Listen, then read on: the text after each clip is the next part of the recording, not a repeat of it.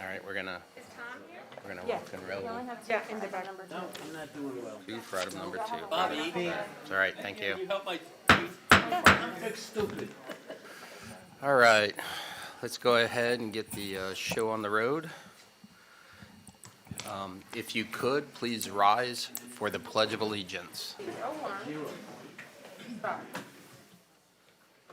Pledge allegiance To the flag United States of America and to the republic for which it stands, one nation, under God, indivisible, with liberty and justice for all. Thank you. All right. I'd like to welcome everybody to the regularly scheduled Planning Commission for April 8th, 2021. Ms. Light, are there any changes to the agenda? Yes, good morning. Minutes for approval related to December 17, 2020, advertised public hearing. Number 1, Plan Amendment 1803, Ordinance 2117, text amendment and map amendment for Gamble Creek Village. There is a letter to chair. Applicant requests an additional presentation time.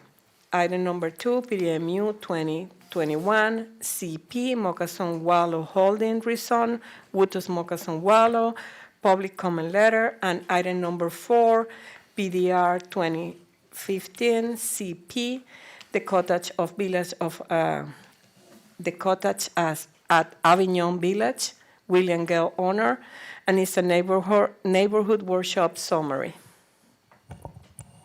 Thank you. Ms. Schenk, anything from the county attorney's office? Nothing, only that number 1, we opened both items together, the text amendment and the map. Yes, ma'am. Item number 1, got it. All right, the next item we have on the agenda are the minutes for approval. The December 17th, 2020 minutes has the board had an opportunity? I'd make a motion to approve. Motion to approve.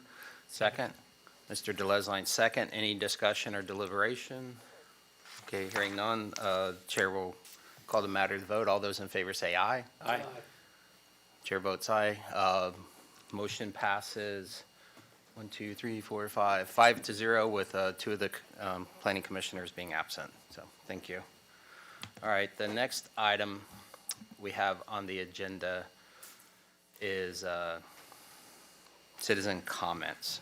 So this is an opportunity to speak on items that are not on today's agenda. When an application on today's agenda is being heard, you'll have a time then to speak to that specific item. But again, this is an opportunity to speak on items that are not on today's agenda. Is there anybody who wishes to come forward? Okay, seeing no one come forward, no one's on Zoom, so we'll go ahead and go on to, it says consent, but I don't think we have any, no consent items. So the next item is the first, item number 1, which is a legislative matter. So there's no need to be sworn in, and there are no ex parte issues related to this.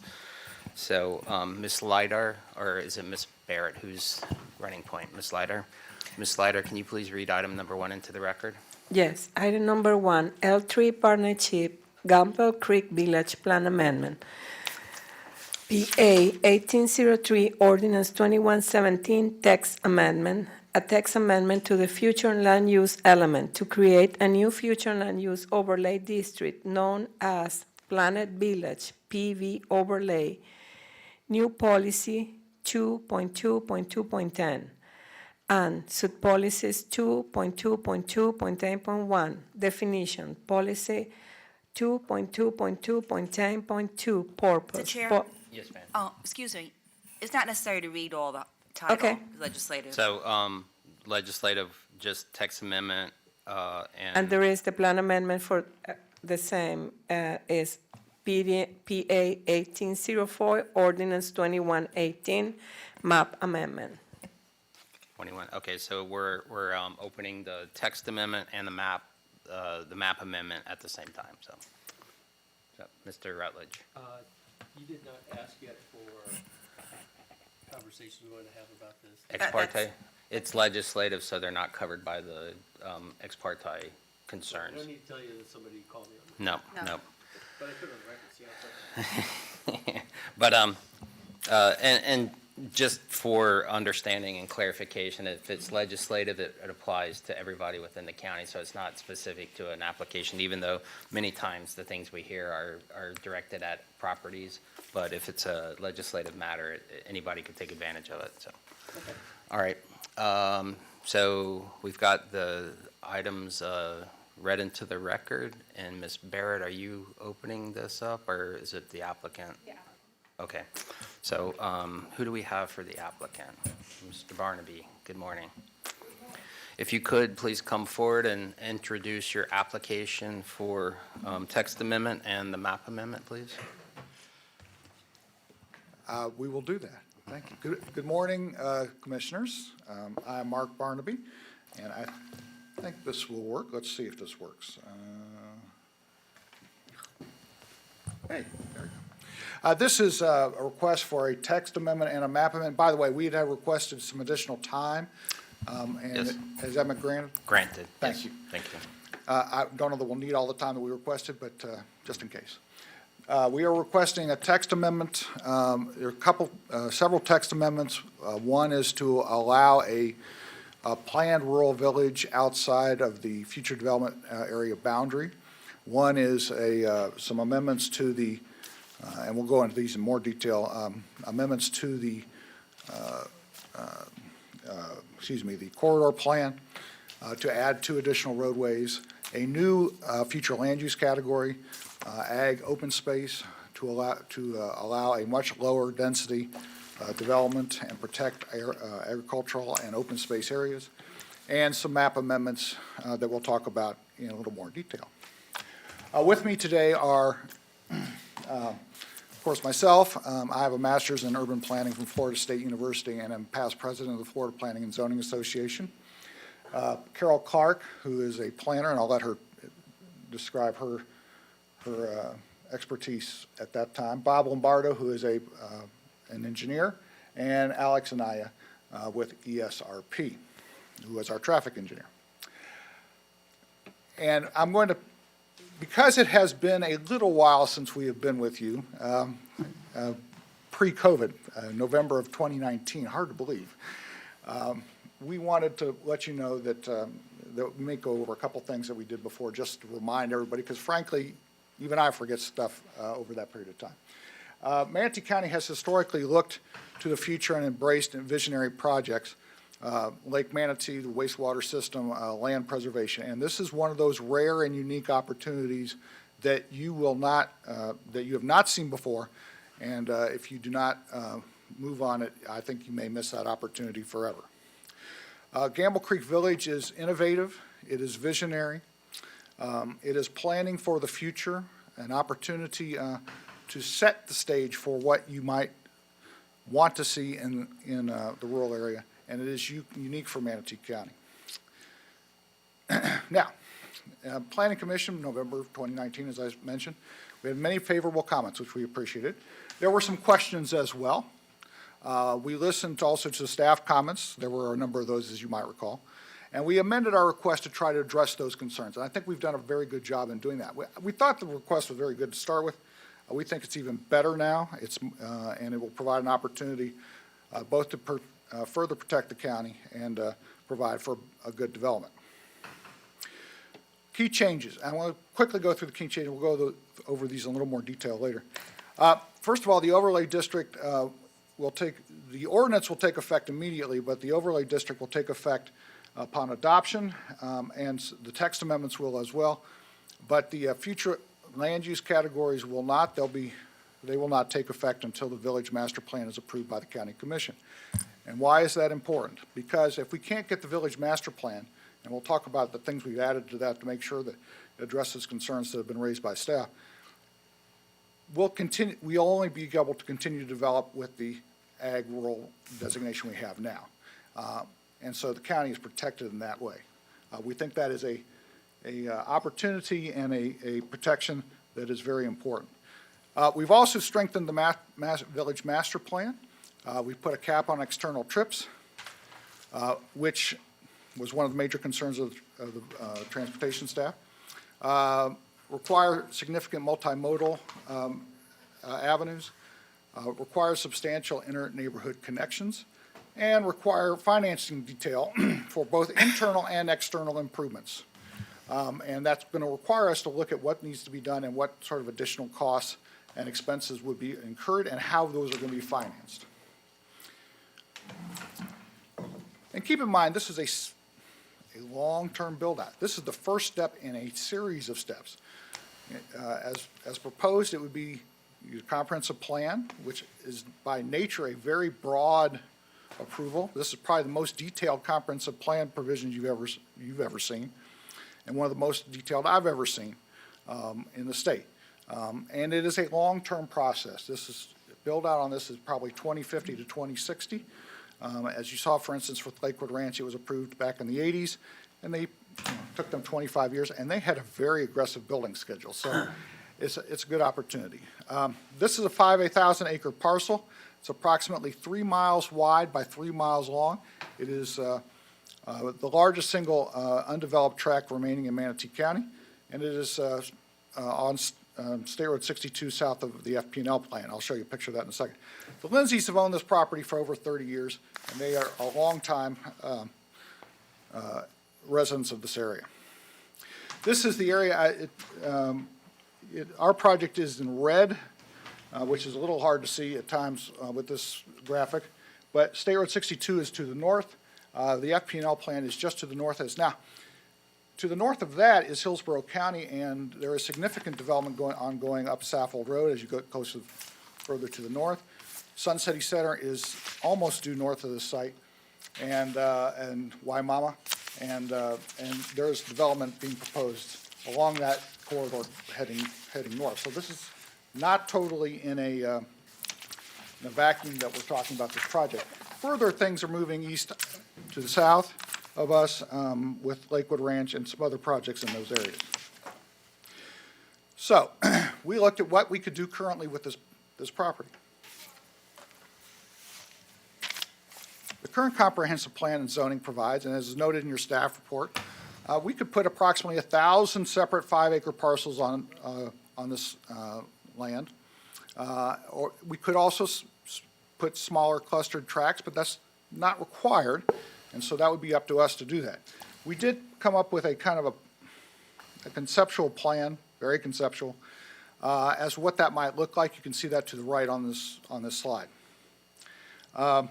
It is not very well organized. Each of those lots, if we developed it that way, would have septic tanks and individual wells, and we would have less protection for wetlands, and we would have individual driveways directly on all of our roads, including collector roads that go through this area. We thought that was not particularly desirable from a planning standpoint. It is piecemeal development and urban sprawl. Those of you who are familiar with the county, and you all I think are, will note that this would result in haphazard planning similar to Pomelo Park and the Waterbury Grapefruit Tract. And I will tell you that those have been pains in the county side for decades. It was one of the most the Waterbury Grapefruit Tract project property and Pomelo Park both, the development of those piecemeal over time caused major problems when I was a county attorney here back in the 90s. And it was very challenging. You would have miles of 5 and 10 acre parcels with septic tanks and wells. You would have limited environmental protections, and you would have virtually no services, requiring driving needed for virtually everything that you need for your daily living needs. Schools, retail, doctors, restaurants, all of those things. So we looked at some of the things we think the county was trying to accomplish in the comprehensive plan. It would be good planning, master plan communities, activity centers, long-term preservation of large areas of open space and agricultural areas, removal of properties off of individual septic tanks and wells, minimizing trips, and development compatible to agricultural uses. And we think we've had an opportunity to accomplish all of those. We also looked at some other projects that were studied, and one that's not on here is Lakewood Ranch. Serenbe outside of Atlanta, Babcock Ranch in Charlotte County, Ave Maria in Collier County, Fishhawk Ranch in Hillsborough County. Each of those had aspects of them that we thought were good and some aspects that we thought could be better. And all of them, when they were originally developed, were all in very rural areas, including Lakewood Ranch. So, but it is hard. Last time we were here, we showed you some pictures. We had been to Serenbe, thought it was a good project, and probably the most compatible project with what we were talking about trying to propose here, and something that you had not seen. I'm going to show you a short video, which I think better gives you a flavor of what we're trying to do here. And you will note this is from Sunday Today, the Today program, their Sunday edition. And this is Willie Geist who will be talking. Even as you sit at home this morning, perhaps in a traditionally urban or suburban neighborhood, there are people dreaming up a different way of American living. Their vision in the not-so-distant future is of traffic-free cities full of green space, where the only cars are the self-driving fleet carrying us from place to place. We're not there yet, of course, but there is at least one town outside Atlanta whose designers and residents are giving us a peek into the communities of the future. Dylan paid a visit for our Sunday Spotlight. Impossibly pristine pastures, obscenely scenic neighborhoods, friendly folks that smile and wave. It may sound like the Truman Show. Morning! Oh, and in case I don't see you, good afternoon, good evening, and good night. But it's real. Welcome to Serenbe, a planned community with modern homes nestled into perennial forests. Everything is carefully designed to reconnect its 700 residents with nature and each other. Founder Steve Nygren and his daughter Garni are surprised by the impression that it's too good to be true. I didn't really know what to expect. And if I'm being honest, I'm like, okay, is this some sort of La La Land? I mean, what is this place? What amazes me is many people have the same reaction. Is this real? How could you do this? And how sad it is that this has become unusual. Serenbe, with its 300 homes and 30 businesses, is an experiment in new urbanism, a new model for development blending conservation with urban convenience. Where did this whole idea come from? This is a reaction to urban sprawl, actually. This utopia sits on the outskirts of sprawling Atlanta. Garni and I were on a run one morning in early 2000. And as we came over the small hill, there was a bulldozer clearing the forest next to us. And he said, we've just been hired to clear the trees. I guess they're putting houses here. That's what always happens. So Steve set out on a mission. This is the bulldozer moment. Your life changing right here if you didn't do something about it. Exactly. This field is part of our 700 acres of permanently protected green space. When my grandchildren are living here 100 years from now, this will always be here. Wow. A mission to stave off development became an ambitious effort to develop differently. There was no perception that we would be doing something in the woods that would become a model for how we can disrupt the way we build places today. By replacing private yards with shared forest and clustering homes closer together, Serenbe's model disturbs more than 60% less land than conventional development, while providing 25% more homes. I haven't seen a single car. I haven't been on blacktop. I've been hearing the sounds of nature, and all of a sudden we're up against some homes. Serenbe's winding paths reveal its unique design. Now, we're back in civilization. Yeah, civilization, and headed to get a cup of coffee at the Blue Eye Daisy. Often we think we have to choose living in the middle of the country or living in the middle of the city.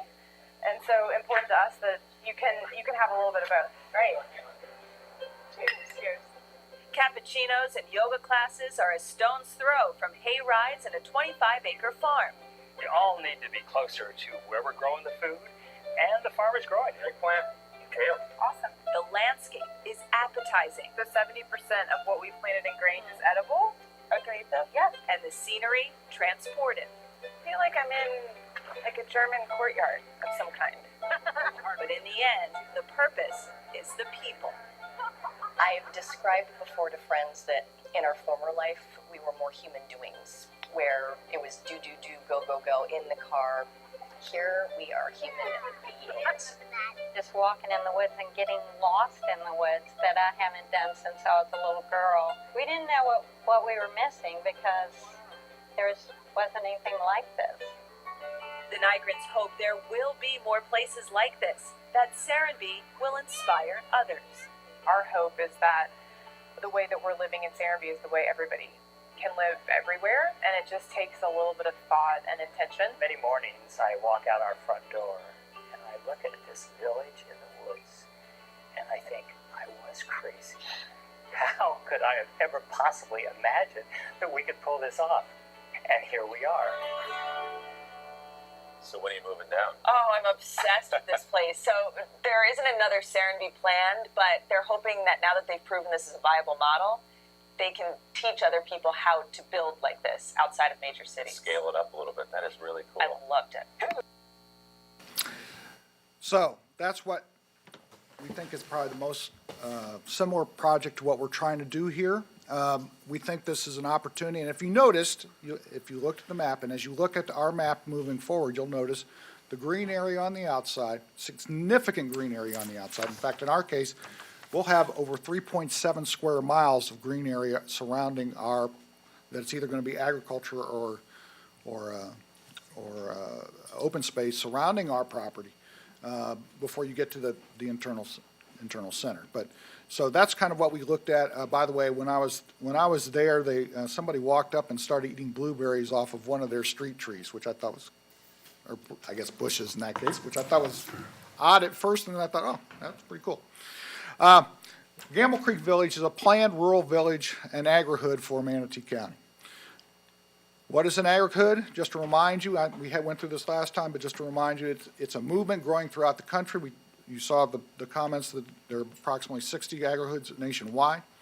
The Urban Land Institute defines AgriHoods as a single-family, multifamily, or mixed-use community built with a working farm or community garden as a focus. And we are going to have working farms surrounding our property and community gardens as part of our focus within our neighborhoods. Paul Habibi, a professor of real estate at UCLA, has stated that AgriHoods present a confluence of economic profits, environmental good, and social benefits, and which are especially attractive offers to millennials.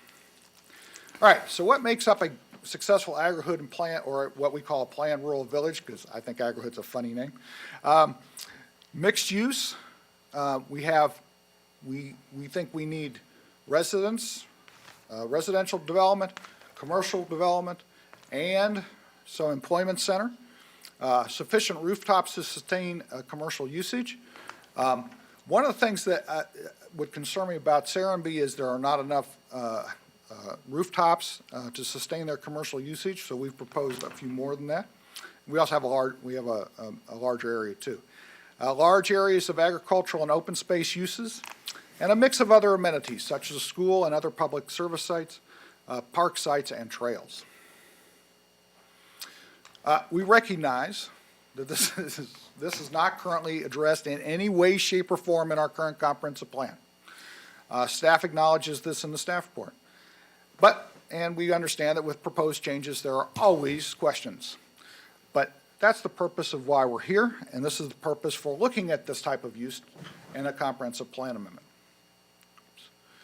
So the Gamble Creek Village proposal, we are proposing, as I mentioned before, text amendments, map amendments, for a master plan community with about a 2050 to 2060 build-out.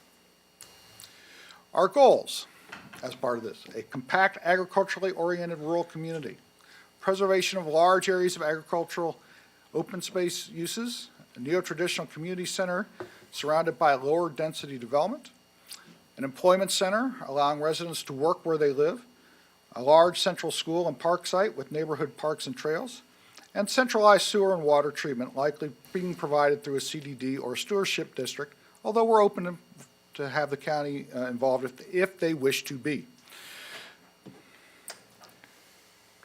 And with that, we have the proposed amendments. We've talked about those amendments already, so I'm not going to go into those in great detail. And with that, I'm going to turn it over to Carol Clark to go in a little more detail about the site plan again.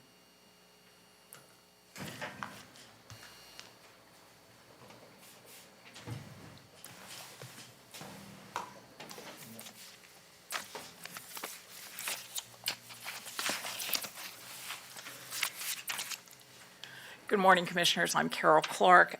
It is a pleasure to be back here with you to talk about this innovative and exciting project. Just for the record, I've been a planner in the Bay Area for 42 years. Kind of surprises me. I'm a member of the American Institute of Certified Planners. I have a master's degree from the University of Pennsylvania in planning. And like Mark, I was also president of the Florida Planning and Zoning Association, the statewide organization. We talked about there being, can we go back to the slideshow, the overlay, and the planned village overlay applies to this entire area. And I want to reiterate how large an area it is, because when you look at the map, it's hard to remember what that size is. It's about 3 miles by a little less than 3 miles. It is about the same size as the city of Palmetto. And the overlay district establishes the project framework. If Carol, with her master's degree, could figure out how to do this. So it establishes the development totals. Over 3.7 square miles of it will be agriculture or open space. Establishes the number of dwelling units maxed at 7,200, 10% of which will be affordable. Commercial at 2 million square feet and light industrial at 1.8 million square feet. The overlay district also establishes the requirements for the village master plan, and Mark is going to go into that in more detail, but that master plan is the bridge between the comprehensive plan and the regulatory zoning stage. That is the stage that answers a lot of the questions that were asked when we were last time. The details about how is it going to be financed, how are you going to make this work? So it is important to do this, that we have a mix of uses and sustainability. And we, as I said, this is about going to be the size of the city of Palmetto, and we kind of envision it as a modern Mayberry. The first thing that we are doing is creating, in addition to the overlay itself, which is a new category in the comprehensive plan, an agriculture open space future land use category. This will be applied to, again, the 3.7 acres. It is limited to 1 dwelling unit per 80 acres, which, other than conservation, is the most preservation-oriented category in the comprehensive plan. We look at ag rural right now, and that's 1 dwelling unit per 5 acres. 1 dwelling unit per 5 acres is not really farming. It's having a big lot and being able to have horses. You need something a little bit more than that. So this would be a maximum of 29 units on that portion of the area, and light recreation. And this is the area in the dark green that surrounds the edge of the project. It is, in the smallest location, it's about 300 feet, and it goes up to 3/4 of a mile from the center edge. The next area that we have is a future land use amendments to mixed use. That is the deep blue there. The large arrow points to the central village, which is going to be the focus of the community. The narrow arrow points to where we've identified a location for a school and park. We also have 3 other mixed-use areas on the edges, not the edges of the community, but move further out from the central mixed-use area. The next category that we're proposing for future land use is Res 3. It is the light green that surrounds the mixed-use area, and it has the same requirements that Res 3 does in every place else in the county. Light industrial, which is located to the south of the central village. There's a limitation on the amount of square footage that can be there, which is somewhat less than this would be elsewhere in the county. And we also have ROR located on State Road 62 at the intersection of the proposed thoroughfares that we are proposing to be added to the thoroughfare map. One is the easternmost one is the extension of Saffold Road, which dead ends right now at 62. We're proposing that it goes south, and the other is about 3/4 of a mile to the west of that. And we also have a public, semi-public location for the water treatment plant and sewer treatment plant and any other activities that of that sort. It is surrounded by ag open space.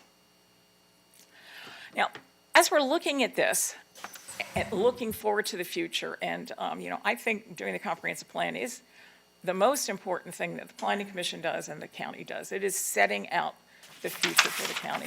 And as you look at this area, I think there are 3 options, and I said this before, and I still think it. One is, what can be done with the existing regulations? Since this project was first brought forward, 1,000 acres of it has been reduced and sold off to somebody else. So that could be broken up. It could be 5-acre parcels. Some might be farmed, some might not. So that's one option that exists.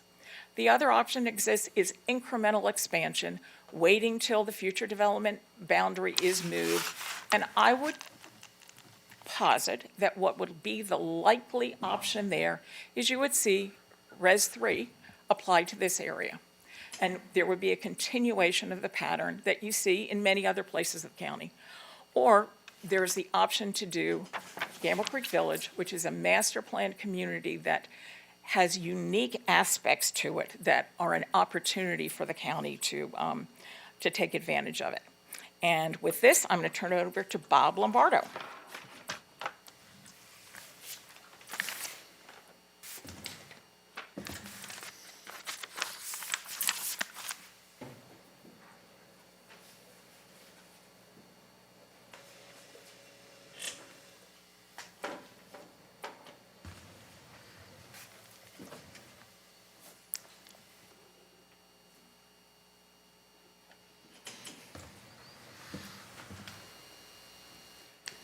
Good morning, Commissioners.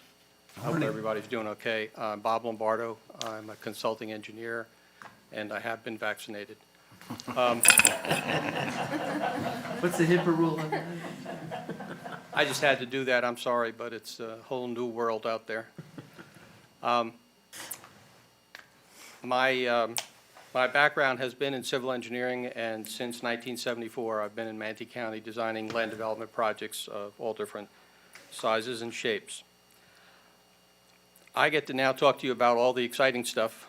First, we'll start off with the sewer plant. It's important to note that the wastewater treatment facility is a non-county maintained and non-county owned wastewater facility. In other words, it's planned to be private. As Mark said before, there's a possibility in the future that it could become a county facility if the county wanted it to be. The key aspect here is that the wastewater treatment facility on this development eliminates the use of septic tanks.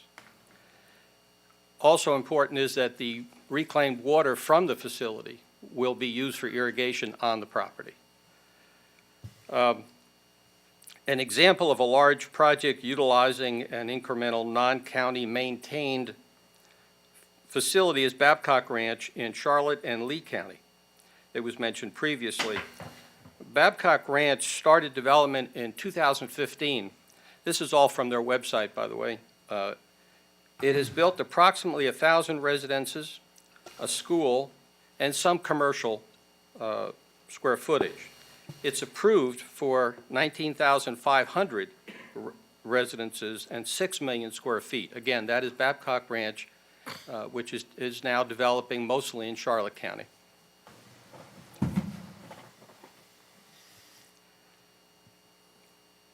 The wastewater treatment facility for Gamble Creek Village has to be designed to be expanded over time. But it's important to note that the standards for the design of that facility can meet local standards and must meet state and federal standards.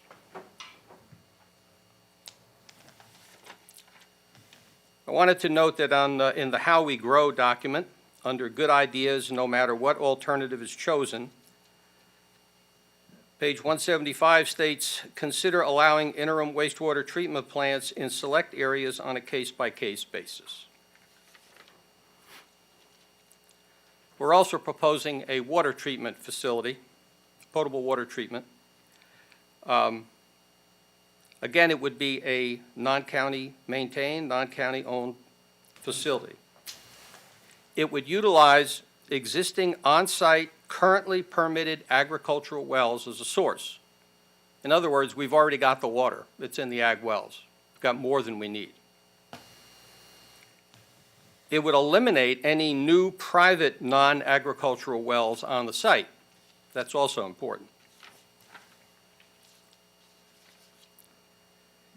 It's anticipated that the funding for all infrastructure will be accomplished with a combined private funding and the formation of a special district such as a Community Development District, CDDs, which I know you are familiar with. We have several of them in Manatee County. They're all over the state of Florida.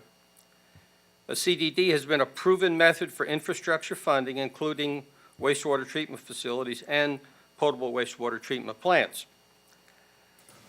This is the method that Babcock Ranch is using to develop their infrastructure.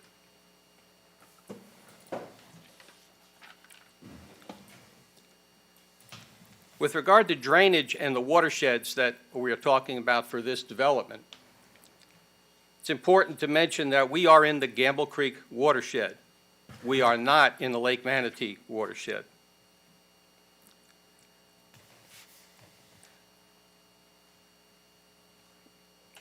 The 100-year floodplain is shown on one of the exhibits that was submitted with the project.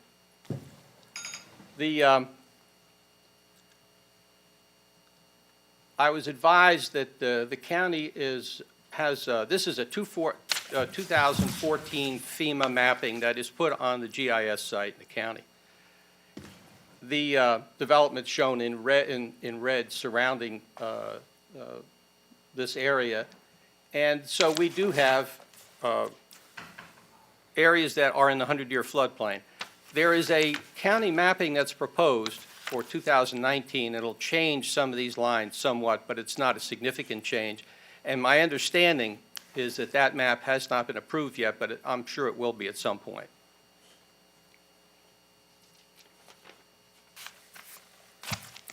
The important fact about the design of this type of project is that we can do a lot for floodplain protection.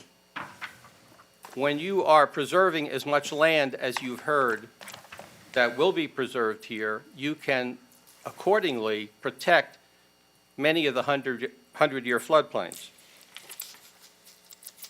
I'm not sure if you can see this here, but if you remember, the 100-year floodplains were in those darker green areas, which of course is significant vegetation on the site. If you note, in a lot of those ag open space proposed areas, you will see 100-year floodplain, meaning that those 100-year floodplains are not going to be impacted.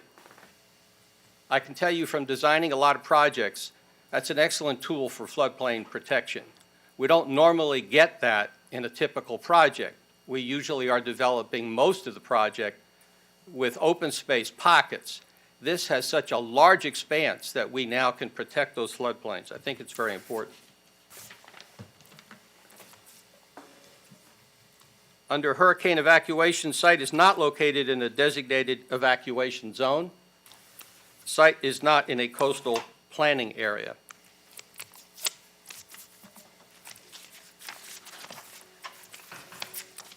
We are proposing a central parcel to be reserved for school site. The amount of the parcel is a typical combined elementary, middle school site with a community park in the center.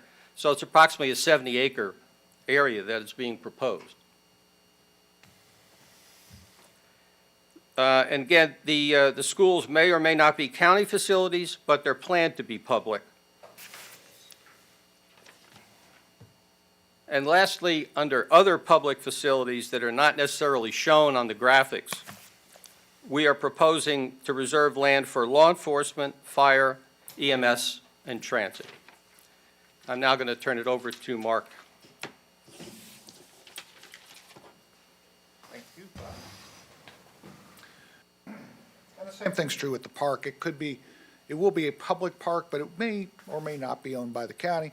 It's up to the county. We'll have an open public park regardless. Impact fees, we currently, we have looked at the impact fees in regard to improvements, this is just for your information. Currently, we would expect impact fees, transportation impact fees at build out for this project based on current dollars at $64 million. The total impact fees are estimated at over $119 million. The county is looking at increasing those impact fees, and it would increase those numbers by at least $20 million total if they adopted the ones that currently are in front of them. All right, transportation. All collectors shown on this map, and I'm just showing you the current county future thoroughfare map in this area. All the collectors that you see on this map are currently on the county's thoroughfare map, with the exception of two north-south collectors that are in the middle of the project. One is what we call the Gamble Creek Village collector, which is the one just south of that little 62 up there, and the one that extends Saffold Road. We propose those because they make sense. They're, by the way, it's hard to tell on this map, but they're about a mile apart. And that gives you a mile spacing for those roads. We did a traffic analysis, Manatee County and L3. Alex did a great job working with the county. We agreed on the methodology to perform the traffic analysis for both the midterm and long-term scenarios. We started this project 5 years ago, so it had probably a little shorter time frame than it currently would be now. But that traffic analysis was accepted, and the report was accepted. It did raise. What was interesting to me was that there were only about 5 segment improvements for the project, assuming that the major roads are put in place, as shown on that map. There were not a lot of improvements to be done. Obviously, as we go through the process, we're required to do a much more detailed plan, and in fact, we would update this plan as part of the village master plan, our traffic analysis, to update it to reflect, to make sure that we've reflected what we're likely to do. The comprehensive plan amendment addresses transportation staff concerns through various mechanisms, most of which are implemented through the village master plan. Those critical elements are, we are proposing to put a cap on external trips, which would ensure that the proposed internal trip capture rates are being achieved through the mixed use. Early in this project, we're not going to have a lot of internal trips because you've got to have the ability to put some houses on the site, and then, you have to have rooftops in order for commercial to work and in order to have other things. But over time, we do expect the internal capture rates to be done, and we are putting this in the village master plan to make sure that that will happen. We are also requiring significant multimodal elements and initiatives. Probably the most extensive set of multimodal elements and initiatives that have ever been put in our comprehensive plan. We're proposing a pedestrian and bike-friendly environment, wide shared paths and mid-block pedestrian shortcuts, walkways and bicycle facilities to improve connectivity, particularly at cul-de-sac locations, limiting our use of cul-de-sacs as much as we can. We have a couple rivers running through or creeks running through our project, so we might have a couple. Restricting maximum block length, which will be set forth in the village master plan. Limiting the maximum spacing between pedestrian and bicycle connections. We are also proposing public transit. We are proposing public transit within our own project internally. But we are also making our transit center available to the county if they ever want to use it. In the public transit, we might be looking at our internal streetcar trolley or similar bus or similar system, something that would allow people within the development to be able to take transit. One of the advantages we have here is we're starting fresh. We don't have some of the issues that existing developments have, and so it's a lot cheaper to put some of these initiatives in rather than other cities. We are also proposing dynamic parking systems. You've probably seen them in some places where they show where parking spaces are available through lighting and other systems. Transportation demand management. We're going to work with our developers and our folks within this community, perhaps with peak hour transportation, working schedules, shifting those, and some other things along that way, and also working with charging stations for electric vehicles, because electric vehicles we think are coming very soon, and I think Alex told me there are 500,000 that they're trying to put in place within the next 10 years. Changes since the Planning Commission hearing. There have been a number of them. We've hit on some of those, but I want to go through them really quickly. The effective date of the future land use area, village master plan, financial components, and the village master plan design principles. So let's talk about effective dates for a second. The text changes are effective immediately. The overlay districts are effective immediately. The underlying map categories, the MU, Res 3, IL, PSB, ROR, and Ag open space categories are effective with the approval of the master plan, village master plan, which will be approved by the county commission. If we don't get a master plan approved, we are limited to Ag rural. We think we can get that done. We think we can address the concerns staff has. We normally would have many of these things done as part of a DRI, but of course the DRIs are gone now. And so this is kind of that interim step. Village master plan requires detailed financial strategy, analysis of public improvement capital costs inside and outside of the project, analysis of public facility operating costs, that'll also be part of what we're going to look at, and identification of financial plan and required regulatory steps to achieve the plan. And there are a number of things we've talked about looking at. We may have special impact fees for this area. Maybe, I think might be very much appropriate. We may have overlay and special districts, which would require additional funding for public improvements. We also have, as part of the village master plan, design principles requiring maximizing neighborhood interaction, establishing neighborhood forms, including building height, lot configuration, block characteristics we talked about, landscaping and open space, and design. We are designing our transportation principles to build a community, providing for parks, plazas, and trails. We are trying to encourage physical activity, outdoor time, the ability to walk to school, walk to your work, without having to get on the roadway. We are trying to limit cul-de-sacs and block sizes. We are going to update our traffic study as part of our village master plan, set maximum external trips, and establish mechanisms for monitoring those trips. We also have added some additional guiding principles for the project just because they make sense, and to have a better project. One is to require affordable workforce housing. After the first 1,000 units, 10% of our housing will be workforce or affordable housing. Limits commercial uses to neighborhood serving, community serving, or agricultural commercial uses, which makes sense. We will not have heavy commercial uses in this area or regional type of serving uses. There will be smaller commercial uses. Reserves lands for law enforcement, EMS, fire, and library services, in addition to the school and community park as discussed by Bob. Requires community gardens as appropriate for the neighborhood. And the neighborhoods may be different from one to the other. I mean, we will have different designs and different concepts for each of those.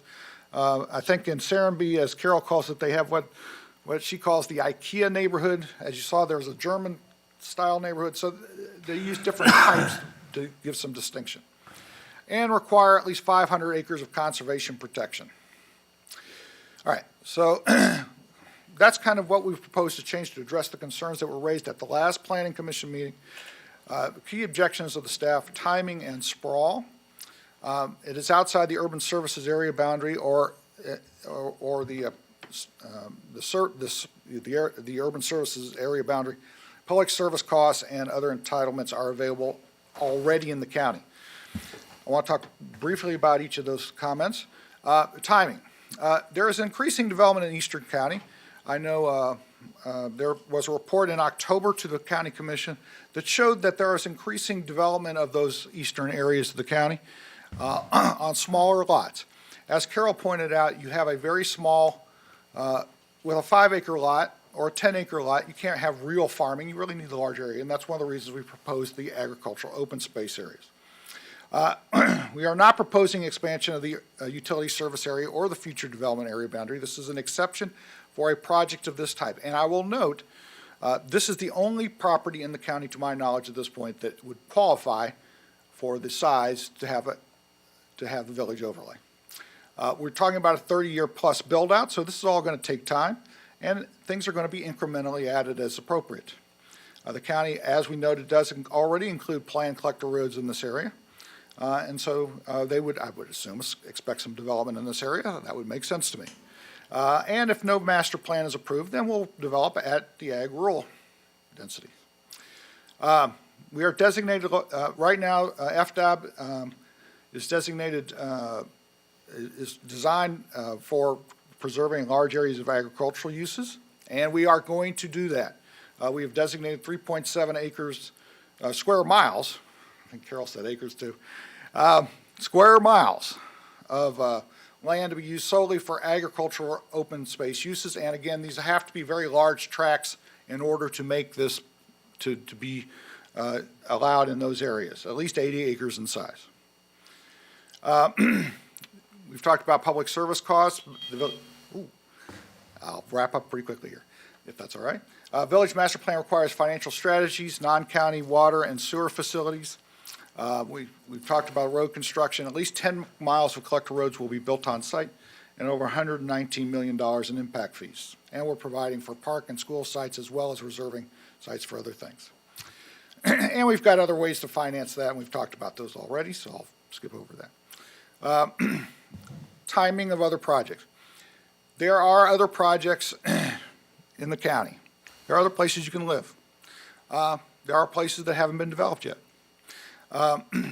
Timing and the nature of projects, as I think all of you are aware, and where people live and what they buy, depends on personal tastes, location, things like that. We believe this is truly unique. It is in, excuse me, in the agricultural areas, And it is a project that will have its own certain residents that want this type of development. They can't get it anywhere else in the county. And I will note that, look, under this argument, you know, if you had a steakhouse or a restaurant and you want to put a different restaurant, they'd say, well, we've already got a restaurant. We've already got places for a couple restaurants. This is anti-competitive. This is a unique situation, and it should be something you consider. Now, they also mentioned the urban sprawl matters. This is not urban sprawl. I'm going to just go why it's not urban sprawl. It's low. It's a village center with over 7 units per acre. It is centralized kind of town. You have reduced auto dependence, land use functionality, public services that we're providing. And we're not extending county services. And we have an urban-rural separation.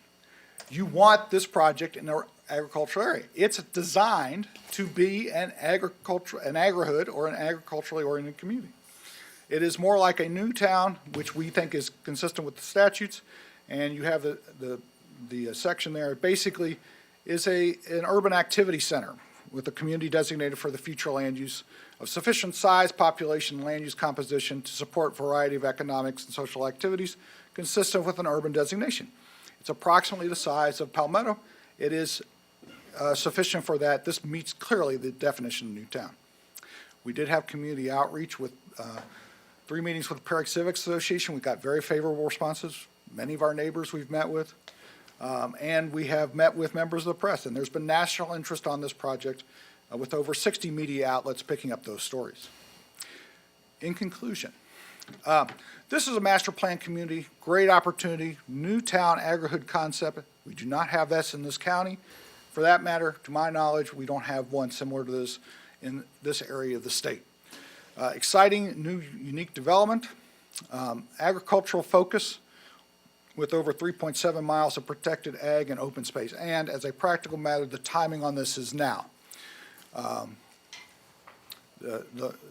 We need to decide whether or not the county's interested in moving forward with this or not. If not, the property's likely to get broken up. But we think this is a much, much better concept and what you should be looking for in that area of the county. And with that, I'll be happy to answer any questions. Thank you. Thank you, and I think this is an important discussion. As you admitted, it's something that's going to be discussed and potentially impacting the community for many, many years. So I think it's important we have the full information to discuss.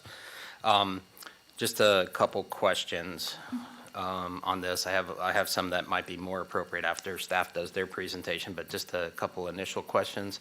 There was a mention on caps of traffic. Yep. How is that going to be enforced, and how do you see that being beneficial? I've actually, well, I think it's important because staff has raised a question, and I think it's a legitimate question. Right. Hey, can you make the internal capture on this, therefore limiting the external trips, make it make sense? How it will be done, how we will do this is we will set forth a cap number, probably in stages, saying we have to have so much internal traffic before any further development gets approved. If additional development doesn't get, if it doesn't meet that, then we've got to make some adjustments in how the project's being developed. I've had projects similar to this that University Grows, for example, where we had a cap on the number of external trips, and if we hit that cap, then we stop development. But the intention is to make sure that we have a appropriate amount of internal capture with the project as the stages go. Early in the project, we'll probably have less. Later in the project, we'll have much more internal capture, and we expect to be able to meet that. So just to restate and clarify, the intent would be that you would have thresholds that would be, that potentially could be met and then require off-site improvements? We would have thresholds to be met, and if we can't meet those, we may have to stop the project altogether. There will also be thresholds that will have to be met for certain off-site improvements. Early on in the project, for example, we likely will not need significant improvements other than State Road 62. But as the project goes along, there will be a need for making sure that the roadway system is expanded in various areas. And right now, much of that, not much, if not all of that improvements would be ours. Kind of depends on what the county does over time. If they expand, if they move that future development boundary line, it may be less our issue than other people's issue. It may get built by other people, but it's a long-term project, so we don't know. Okay. All right. There were some examples given where, of similar projects. I know Babcock was one. Serenbe, of course, was one. There were a couple others. Are any of those incorporated as a city, I don't believe any of those are incorporated as of right now. Serenbe, I heard, might be a village in Georgia at this point, but I don't think it was originally set out that way. And also, somewhat related to that, are any of those that were mentioned or used as in examples, are they outside in Florida, I know we're going to have the urban service boundary or something equivalent. I don't know if other states have that, but are they outside like an urban area designated for development? I think when all of those projects were designed, they were well outside what you would consider an urban area.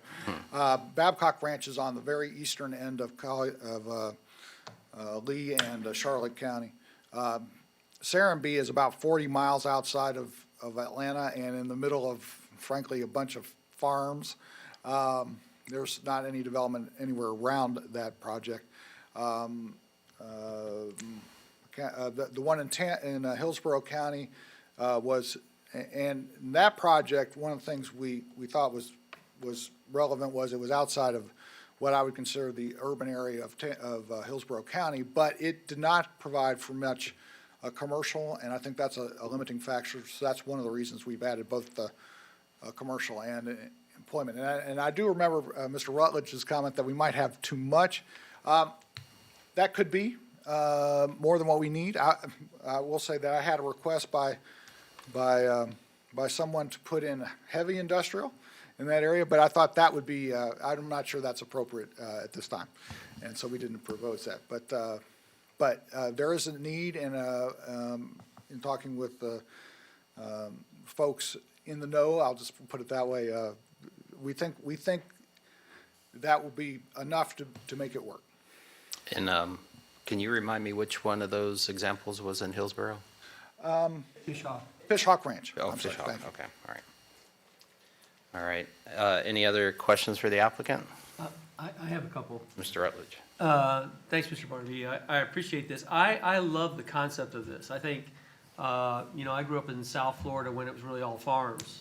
It's not quite that anymore. But the couple of things I just kind of would throw out to you, have you respond to. One of them is this intersection, because of the adjacency to 75, is what I would see as a hub kind of location for commercial or industrial. I see you have a lot of that.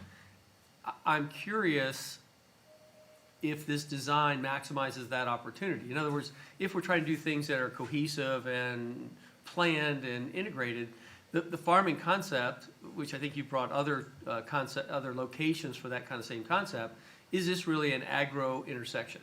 Secondly, when I look at the allocation, and I had the good fortune of working at Lakewood Ranch where we did Main Street very early on when there were, a few thousand families. The population requirement is significant for commercial success, or you basically have a transit location that draws from outside of that. So your concept of allocation of uses and then internal capture and so forth, I'm not smart enough to figure it out. So my question for you is, are 7,200 residents there enough to have internal capture, or will 1 million or 2 million square feet of industrial or 2 million square feet of retail, which is the same as Benderson's developed down there in the Sarasota side of the city, 2 million square feet. I'm curious whether the agro neighborhood is the description for this. I'm not necessarily opposed to the concept, but my question is it really agro? Because when I look at the percentage, you have 38% of green space. That's not unusual. We get a lot of great presentations that have the required 30 or more. And so for an agro community to be at 38%, all this stuff seems a little hard for me to assimilate. The agricultural numbers that you have, the ag open space area is actually 47% all by itself. That doesn't include all of the other open space that will be within within the other categories. By itself, 47% of the site will be ag open space. So, and there will be big farm areas. So you are looking at, you know, and as we all know, when we're looking at open space calculations, you add the parks. I didn't include, that number does not include, for instance, the community park, any of the other parks, the neighborhood parks, all the other things that come into that calculation. So I think that number will be much, much higher than that. Now, your comment in regard to the community, I mean, what this area might be. It might, at some point way down the road, yes, it might be utilized for it might be more urban.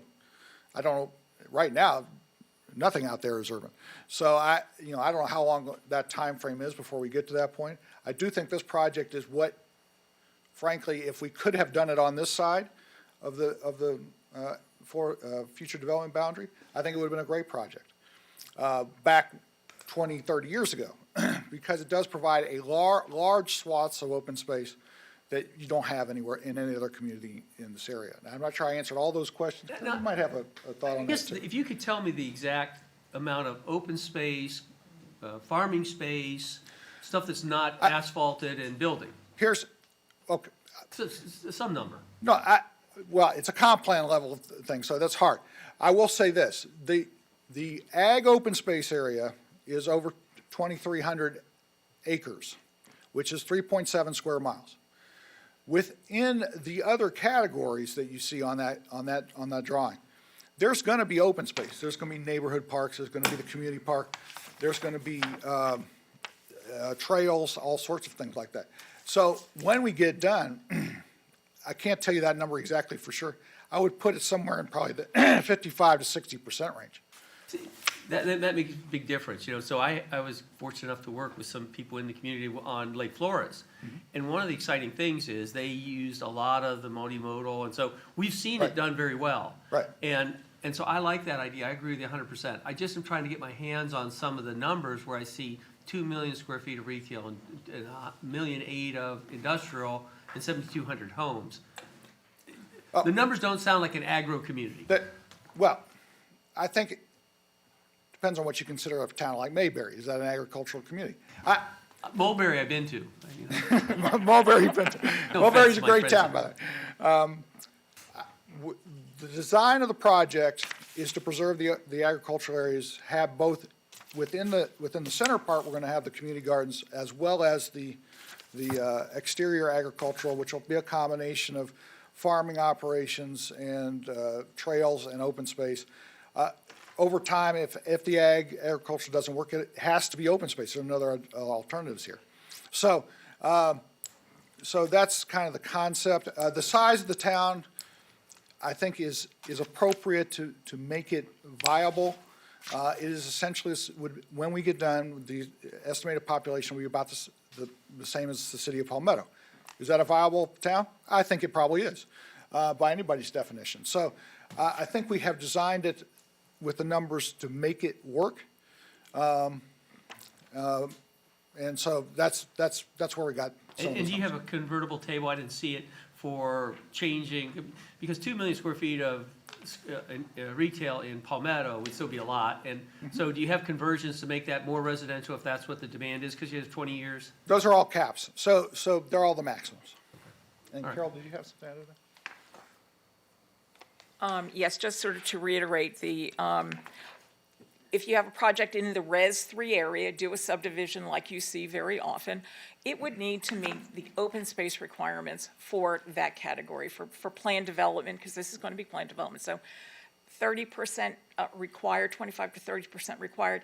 Generally, it comes above that because you have stormwater ponds, parks, open space that carry into that. So the general open space requirements that you see elsewhere as the county develops would be in addition to the large areas that are open. In looking at the location, this is really 11 miles, I think, from I-75. So it is not at a juncture of I-75. It's, so it is sort of set and removed from that sphere of influence. And again, I'm just trying to educate myself, because I do think that I like the concept. I don't really know this agro-neighborhood as a defined thing. I can tell you what a community center is, I can tell you what a real large industrial site is, but, you know, when I see the numbers, I just am curious. And when you say you want to come to the community, and I want a special designation to solve these problems, I also want to think, is that a fair model to take to the next 5,000 acres or the next 2,500 acres? And that's a little bit of my sensitivity, is trying to understand how this, as a community model, is appropriate to change zoning for that, or change the judicial design. Well, and realistically, I think this is the piece of property in the county where this will work. Isn't that surprising? It's yours. Imagine that. Understood. Imagine that. Yeah. And I think it's probably fair to say that as this process was going on, the term agrihood was discovered into the process. And it's like, you know what? This is a real thing. ULI has done studies on this. It is a real thing that is happening. And Mark hates the term. He hates the term because it's just a goofy name, but it is what these are called, and it is seen as a new way of creating community. And having been to Serenbe, and I told you the last time I was here, is that I was there on a Tuesday, which is the day that the residents go to the farm and get their allotments for the week. You know, and find out, oh, I wish you had grown this much of this. I can't use all of this in a week. So it's just incredibly interesting, the mix of urban and rural and how it works. And I might add, when I was there on a Sunday night at 6 o'clock. They had 3 restaurants open, their bookstore was open, and their general store was just closing. So I think it is designed in order to have a working community. I think in the long run, they should have more rooftops, frankly. But at that point, they had about 1,000 houses at that point, and it was working fairly well. Yes, Mr. Smock. Yeah, I may have been reading and not paying attention when you might have addressed the idea of hospital facilities for the community. Is that a consideration? What kind of facilities? Medical facilities. We are certainly open. I think that's an excellent idea, yes. Only because when you say you're 11 miles from the interstate, that means you're another 8 miles from another facility. So ambulance time, you'd be talking. Well, we clearly have EMS facility. We are providing, we are making property available for EMS. But yes, hospital, obviously, anything an urgent care type. Yes. That would make plan. sense. And we'd be. All right. I was for that. I was a proponent of this the last time you presented. I'm still a proponent of it, and I wish you well in the process. So. Thank you. Any additional questions for staff, for the applicant before we go to staff comment, or staff presentation? Can I ask one other question? No. Just, do you think that the agro section that you will save will be significant to the wildlife that's been identified out there? Because again, like, we know there's transition, they move around, but, you know, I see the scrub jays in there, and I have kind of a soft, I don't know why, I like scrub jays, and they're endangered, they're difficult. Do you think that this will provide habitat for them and the bald eagles and all the stuff that's out there? And not that you shouldn't develop your property, and I'm a developer by nature, I have an evil side, so. I think that's a fair question. Large parts of the project, and obviously we've got 2 fairly significant creeks that run through the project, east to west. Those areas largely will be preserved. We'll probably have paths, walking paths through those areas, which makes sense. Those will be preserved. I will tell you that a large portion of the project property currently is farmed. Mm-hmm. Very much, a very large portion of the project is farmed. And so to that extent, there are, outside of what I would call the stream or creek areas, there is not a huge amount of natural habitat still left on the site. All right, very good. Anything further? Great. Thank you. Thank you. All right, we're going to go to staff's presentation. Ms. Barrett.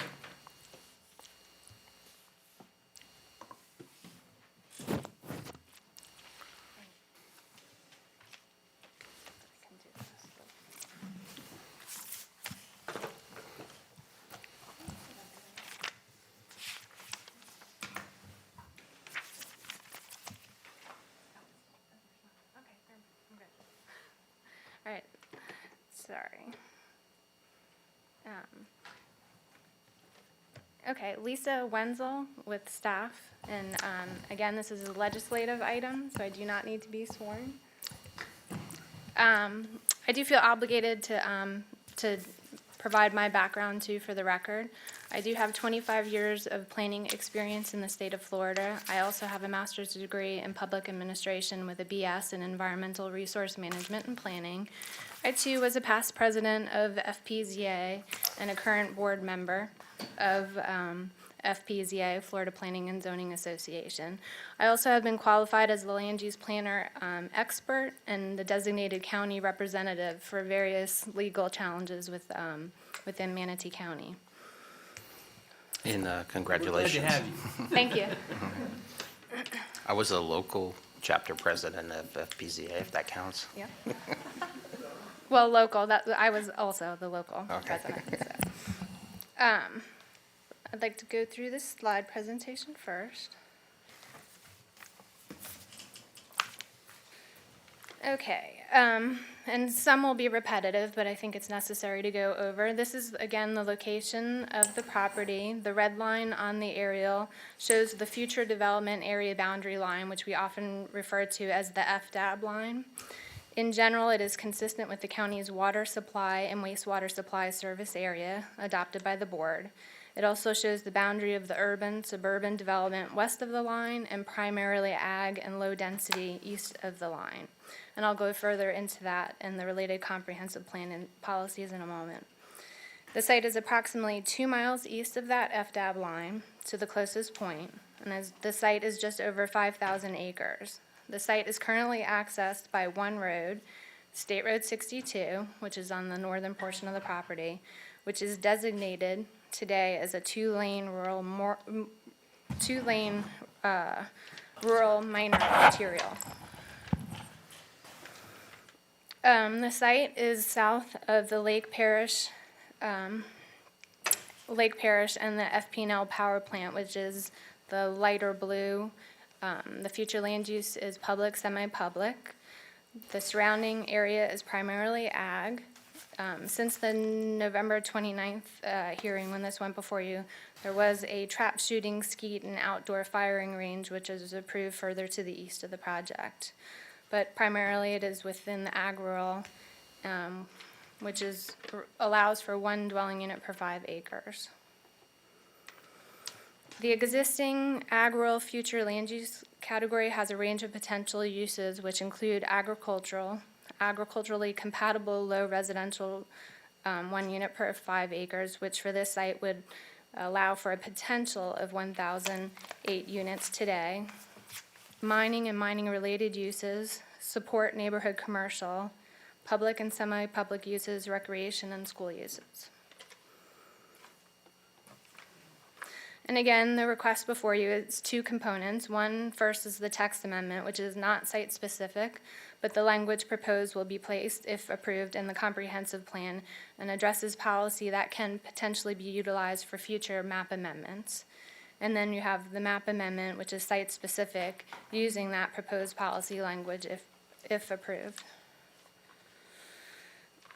And the text amendment, the applicant is proposing a new future land use category, the ag open space, which is proposed at a very low density, 1 unit per 80 acres, and this is different than what we have today in our comprehensive plan.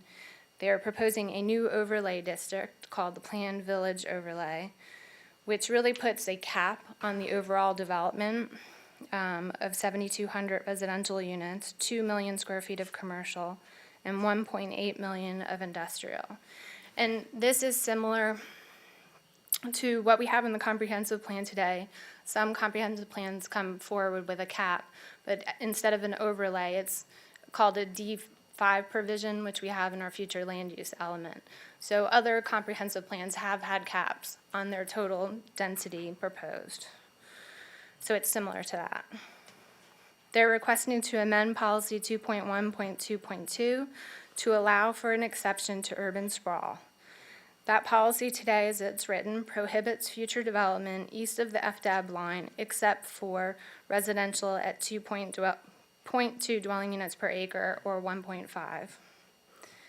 They're also requesting to amend policy 5.3.1.4 to eliminate the ROR and MU to be adjacent to a functionally classified roadway, classified as an arterial or higher in the new overlay district.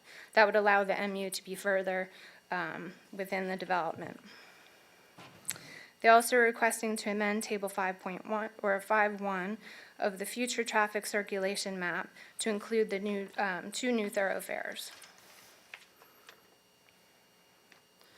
So the second application is the map amendment to apply the proposed policy that they're requesting. Again, to have the PV overlay over the entire site, the new Ag OS future land use to approximately 23 acres, the Res 3 allowing 3 dwelling units per acre to 1,152 acres, the PSP, which would allow for the public, semi-public use, ROR on 88 acres, MU on 1,108 acres, and the light industrial on approximately 212 acres.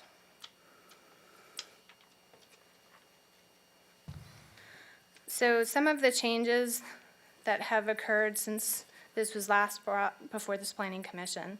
And just a reminder, on 11/14/19, by a vote of 4-3, this Planning Commission recommended denial to transmit both the text and the map amendment. After that time, the applicant requested a continuance, so this application has not yet been heard by the Board of County Commissioners. And since November 19, the applicant did make 2 more submittals through the process, through the DRC. And I'm just going to highlight some of the changes as Mr. Barnaby went through as well. Overall, the request is still the same. They are proposing language that allows for 10% of the units to be considered for affordable housing or workforce housing after that initial 1,000 units. So one of the concerns with this is just it's still not providing for that straight out commitment for affordable housing. It would allow for those units to be built at workforce housing.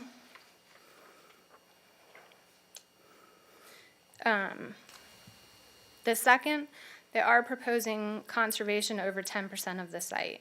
And this is a positive since this was last heard before the Planning Commission. But just one concern at this stage is it's difficult to determine if those conservation areas will be, and this is a legal concern as well, roughly proportional or rational nexus to the impact of the development. And in addition, as some of this has already been discussed, there's 21% of wetland acreage on the site. So regardless, most likely, that area will have to be preserved with future development in the future, except for possibly like roadway crossings. The third, they're asking for a provision to clarify, I guess, the effective date of that future land use category. They're asking that the language for the overlay be effective immediately, but delaying the effective date of the underlying future land use category, which would come at the time of that village master plan. And that village master plan is similar to what we call our GDP or general development plan that would come in the future that would be approved by the board. The county attorney's office did raise concerns with this language as it's not consistent with the Florida statutes and which implements how a future land use category becomes effective. The fourth change is that they did expand on the proposed design of the principles for the village master plan, which would come with the future site plan submittals. Again, this language is very general, which at this stage, because it's a comprehensive plan amendment. The village master plan is essentially the same as our GDP that we have with plan development standards today. And it's also very similar to an existing comprehensive plan category that we have, which is called MUC, that has been used for SMR in Lake Flores. And the fifth change, the language that has been added to address the requirement for future financial strategy for lands inside and outside of the proposed development. And this too will come with the future village master plan.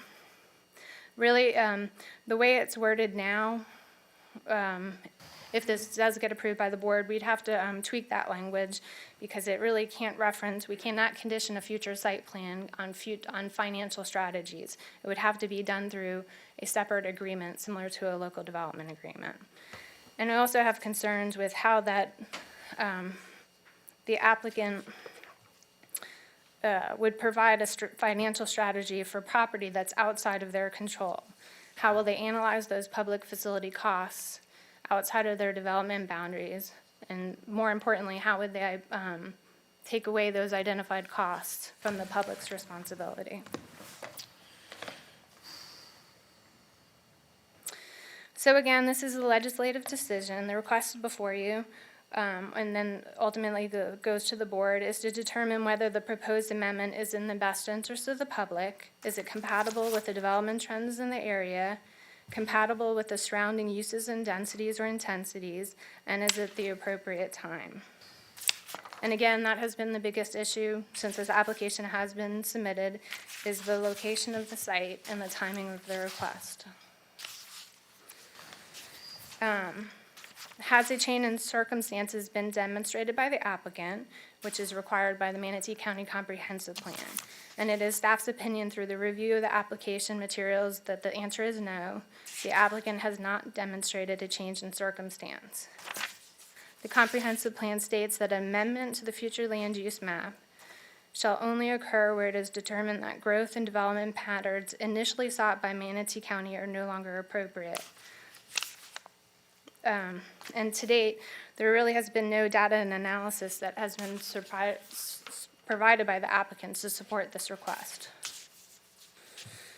And again, the timing, the location of the development and the timing is not appropriate.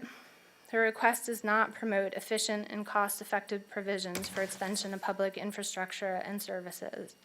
Development, as outlined in our comprehensive plan, should generally grow from the west to east direction. And this is not the case if this application is approved. For projects proposed outside of the potable water and sanitary sewer service area, those areas in Manatee County have not been historically planned for growth. That's not to say that growth cannot occur outside of the service area at some point in the future. However, for the county to effectively serve new growth and development, those infrastructure and services must be extended incrementally without leapfrogging large distances, which would have to occur to serve the site. Growth and density and intensity east of the potable water sanitary sewer service area is not reflected in the comprehensive plan or any other county plans related to infrastructure, facilities, and services. And then just go into some of the Florida statutes and the comprehensive plan policies that are applicable to this request. Urban sprawl, as defined by the Community Planning Act, means a development pattern characterized by low-density, automobile-dependent development with either a single use or multiple uses that are not functionally related, requiring the extension of public facilities and services in an inefficient manner and failing to provide a clear separation between urban and rural uses. Even with the proposed private utility system, there will still be inefficient use to the county's other infrastructures and services. There are very limited roadways to the site. State Road 62 is the only access as a two-lane rural roadway. You still have the public safety, fire, EMS, and public that would be required to serve this area. In addition, you have the operational and maintenance costs of the roadways, schools, parks, transit, and libraries. Florida Statute 163.3177 states that any amendment to the future land use element shall discourage the proliferation of urban sprawl. And that amendment does not do this if it promotes or allows or designates significant amounts of urban development to occur in rural areas at substantial distance from existing urban areas while not using undeveloped lands that are available and suitable for development. If it fails to maximize use of existing public facilities and services, and if it fails or allows for land use patterns or timing which disproportionately increase the cost in time, money, and energy of providing and maintaining facilities and services. And finally, if it fails to provide a clear separation between rural and urban uses. Within the Manatee County Comprehensive Plan, we have that future development area boundary, which essentially is designed to show the location of new residential and non-residential that is consistent with the adopted land use concept map. The lands east of the FDAB are intended to be preserved primarily for agricultural, and that line is intended to serve as a means to provide efficient use of land and public and private investment and to contain urban sprawl. Further, Objective 2.1.2 states the limit urban sprawl by accommodating future development consisted with the adopted land use map, which is map N of our comprehensive plan, and direct to the area west of the future development boundary line, thereby preserving ag as the primary land use east of the FDAB through 2040. And this shows you the most recent map N, which is the land use concept map. And this actually was updated most recently in 2018. It took what was established in 1989 with the future land use concept map and the 1996 residential distribution map, and in combination with the character compatibility map vision, which was adopted in 2005.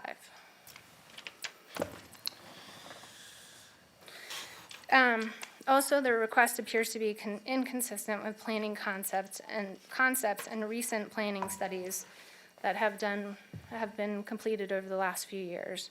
And that includes One Bay, How Will We Grow, Imagine Manatee, the Character Compatibility Study in Urban Corridors, as well as the MPO 2040 Long Range Transportation Plan.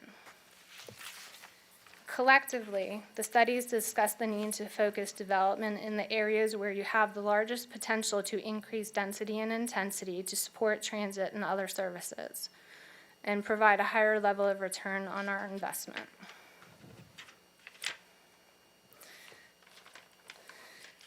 Public facilities, per the Florida statutes, under public facilities, the goal is to have Florida to protect the substantial investments in public facilities that already exist and shall plan for and finance new facilities to serve residents in a timely, orderly, and efficient manner. And the policies that fall within that are to provide incentives for developing land in a way that maximizes the use of those existing public facilities, promote rehabilitation and reuse of existing facilities, structures, and buildings to an alternative to new construction. And again, just to review some of the other public services that would need to be considered, even if the water and sanitary sewer is not a consideration, you have the roads, solid waste, parks and natural resources, stormwater, and libraries. For public schools, again, we are not the school board, but the school does require a significant county infrastructure to support any schools that would be proposed. And school locations and distance for students to travel also affect those traffic congestion countywide. That would be a concern until the schools could be built. Fire and EMS is also a concern. Response and cost of the service of delivery are key considerations. Concentrated population per customers provides more efficiency of service.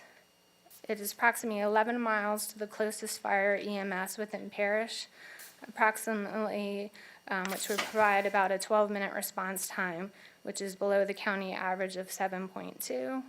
And there are limited services and opportunities for customers outside of the FDAB in this area. The site is approximately, as we said, 2 miles east of the FDAB, the water sewer service area. The nearest transit stop is approximately 12 miles to the west, and the nearest park in Buffalo Creek is about 10 miles, and the nearest public school is about 7 miles to the west.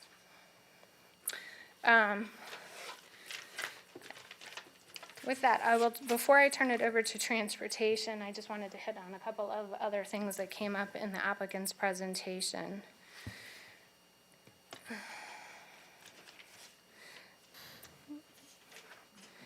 The applicant did show a proposed concept plan that could, and they did provide this in their initial submittal to show how the project could potentially be submitted today. And that staff, even though they weren't proposing that, did look it over to make sure that it is something that would be viable with the current code and comprehensive plan. But and we raised this to the applicant then, there are still a lot of concerns with how that layout is shown. As one, the lots are proposed to go through the Gamble Creek and the tributary system. So the configurations of the lots would have to be looked at to address the impacts to the jurisdictional wetlands, provide floodplain mitigation, and dedication of any drainage easements and conveyance of runoff. They're also showing the lots to be platted through the wetlands and the wetland buffers, which, as defined by the Land Development Code, development includes dividing of land into parcels. So it's unlikely that the project could be developed as they're proposing on that concept plan.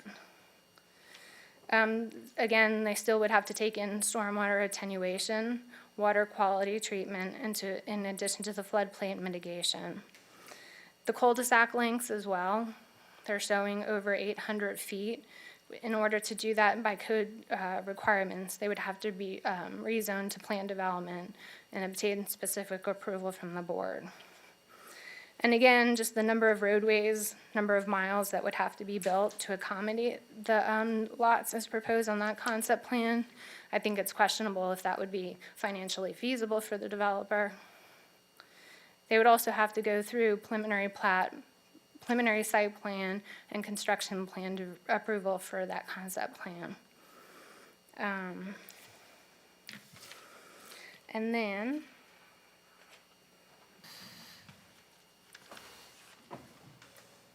I think some of the questions came up on the example communities, and I did do some research, and actually the applicant provided me some information on the AgriHoods in their initial submittals. It's hard to compare every community that has been discussed because of not knowing what the impacts are to their water, wastewater, if they do have that future growth boundary line. And I can look into that further. But for example, the Serenbe community was approved for 1,000 acres with a maximum of 1,200 homes. And I think today they have about 300 homes built. So, and I think it was mentioned, and I saw this in an article, it was mentioned in the video, that was a 25% increase from what they could build today if they had to use their conventional zoning versus how they had it built. So only a 25% increase. In this case, we're looking at a 700% increase in dwelling units. That project also was preserving 70% of ag open space. And then, as I stated, they're approximately 30 miles outside of Atlanta. And in the article that I did read, it did say that a lot of people either regularly commute to Atlanta or some live, work within the Serenbe community. One of the other handouts that I did research is the AgriHood features. And I think it's important to note that a lot of the features may be included within the future in theory. Those do include conservation areas, protected farmland, a grid pattern, and connections to streets outside of the development. But they do focus on permanent protection of the ag open space with easements. And it does have a requirement to direct development to areas where there's existing infrastructure. I did look a little bit into the Babcock Ranch example. And when that was originally approved, they had quite a bit of acreage that was sold to the state for preservation and perpetuity. They had 73,000 acres that were sold to the state, and whereas they could develop on 18,000. through binding agreements. And then looking at the maps, that site is in very close proximity to I-75 and about 25 miles from downtown Fort Myers.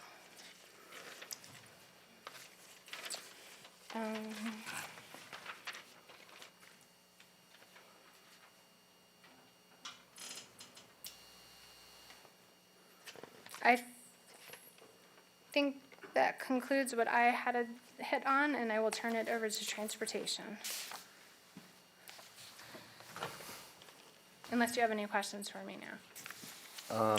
I'll wait till after transportation. Thank you.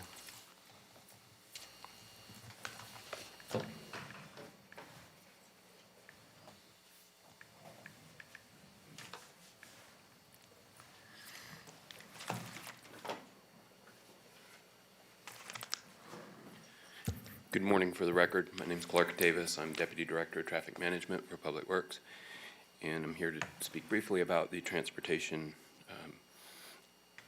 aspects of the project.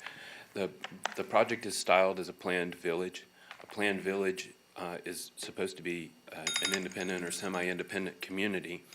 Their characteristics are that they're typically in relative isolation to other areas, and they've got a balance of residential and the jobs and services that are needed so that it is essentially self-sufficient. It's not a bottle that nothing ever gets into or out of, so it still would have net impacts on the external environment, but it's supposed to be relatively minor compared to the same arrangement of uses put in a suburban area. So it does have, as a characteristic, a very high trip capture, and the traffic study was based on this underlying theory. It had a long-term scenario for 2040 and a near-term one for 2022. It was based on 10% of the project getting completed short-term with over 70% capture. To do that, they would have to have a much higher amount of retail and jobs on site to achieve that capture.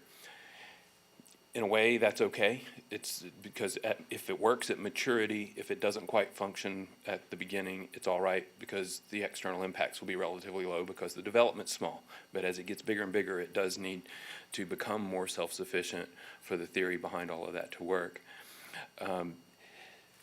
The 40,000 square feet of commercial that had been discussed around the 1,000th unit is probably not enough to do the job to keep all of the trips on site for it to be self-sufficient. And so, like I said, the high short-term internal captures not likely, meaning there'll be more external impacts, but it's at a time when it doesn't create as many vulnerabilities. But for it to then mature and become the development that is more self-sufficient, it needs to become what was reviewed in the study, something that does have those jobs and services on site. And the policy talks about the intent to do that, but it doesn't require the form. It's got relatively low density and intensity, meaning the residential uses are spread out, and there's not a lot of non-residential uses relative to those number of residential units. It allows some region-serving uses. Industrial employment in particular doesn't have high, say, local or internal capture. You know, industrial brings in raw materials or goods from other places, does something with them, and sends them back out again. Those tend not to be local. They tend to be more region-serving. And corporate wholesale and distribution uses tend to have similar characteristics. They tend not to trap their trips locally. And then finally, the infrastructure for the development is not in place today. It will take some time for it to grow. And Lisa addressed some of this in her timing comments on the development. By moving to an area that's at least 3 miles from most of the other development that's occurred in that area, it's kind of jumping over some areas that if you had a more orderly growth pattern would fill in first and you would extend into an area like this. This has the potential to essentially divert capital and operating resources to an area where the county's not really ready to serve those. You know, those resources are better used in the area that's developed and developing rather than to create new development. The thoroughfare network that they propose is largely dependent on one that's been tentatively planned since the mid-2000s when we were experiencing growth in the county similar to what we're seeing today. And there were some thoughts about what might happen in this area. It does require a couple of additional thoroughfares to be introduced in that area. It requires about 22 centerline miles of new road off-site and 10 miles on-site that we do not have any current program for, meaning there's no funding on our 5-year horizon for those roads. And the last bit of this just lists those roads by name and length for the off-site roads, and then for the 10 miles of on-site roads. There are also some concerns about the transit infrastructure and services that are discussed in there, and I think Jonathan's here to cover that.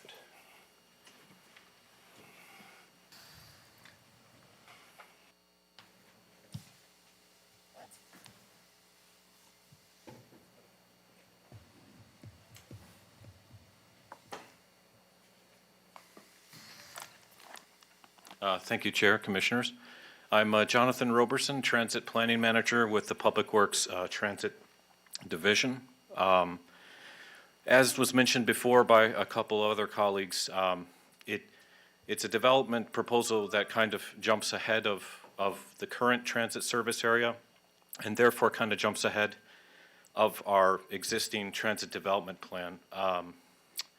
Basically, the current network, core network of the transit system lies west of I-75, kind of our core network.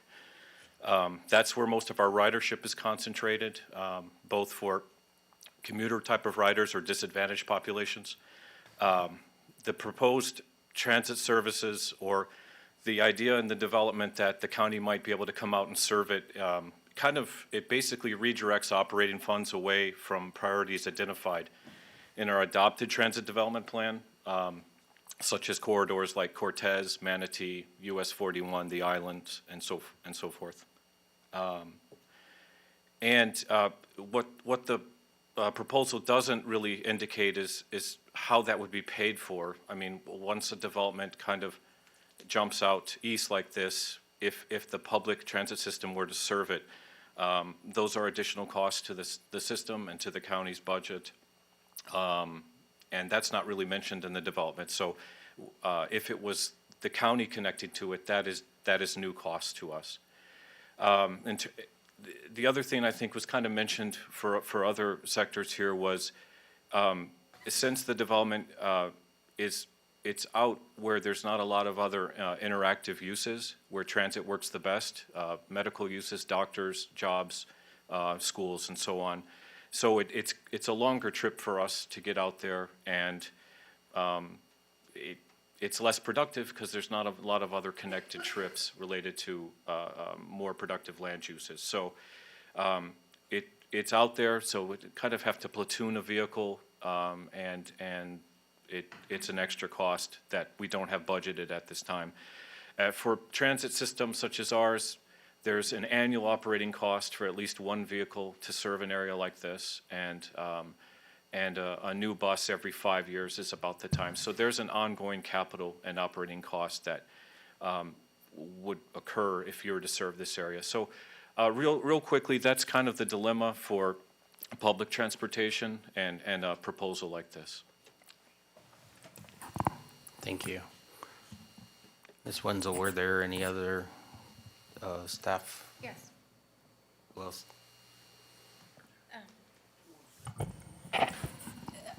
Utilities, I believe Jeff Goodwin is in the back room and will be coming out. he's right here. Or in the back of the room.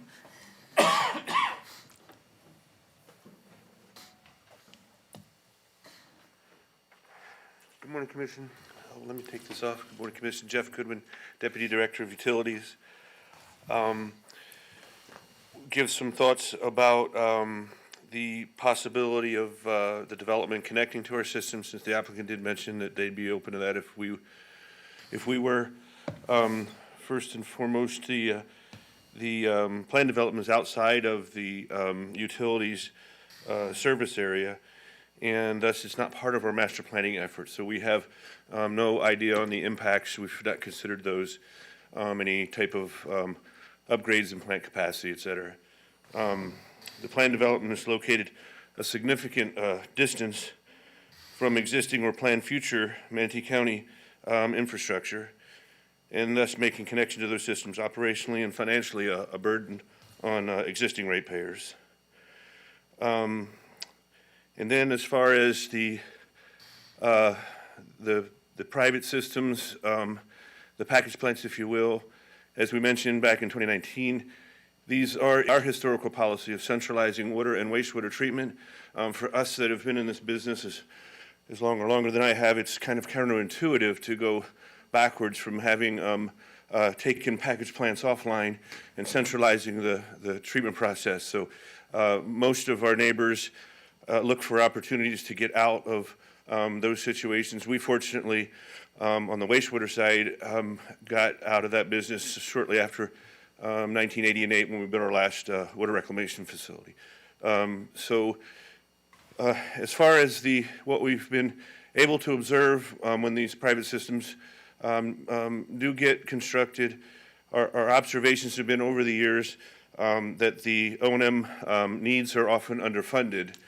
And not to suggest that the applicant wouldn't properly fund the O&M needs, I'm just sharing what we have experienced and observed over the years in that regard. And then most often, when they reach their end of useful life, they're coming to the public utility and saying, hey, can you take this over? So underfunded, they're usually in poor condition.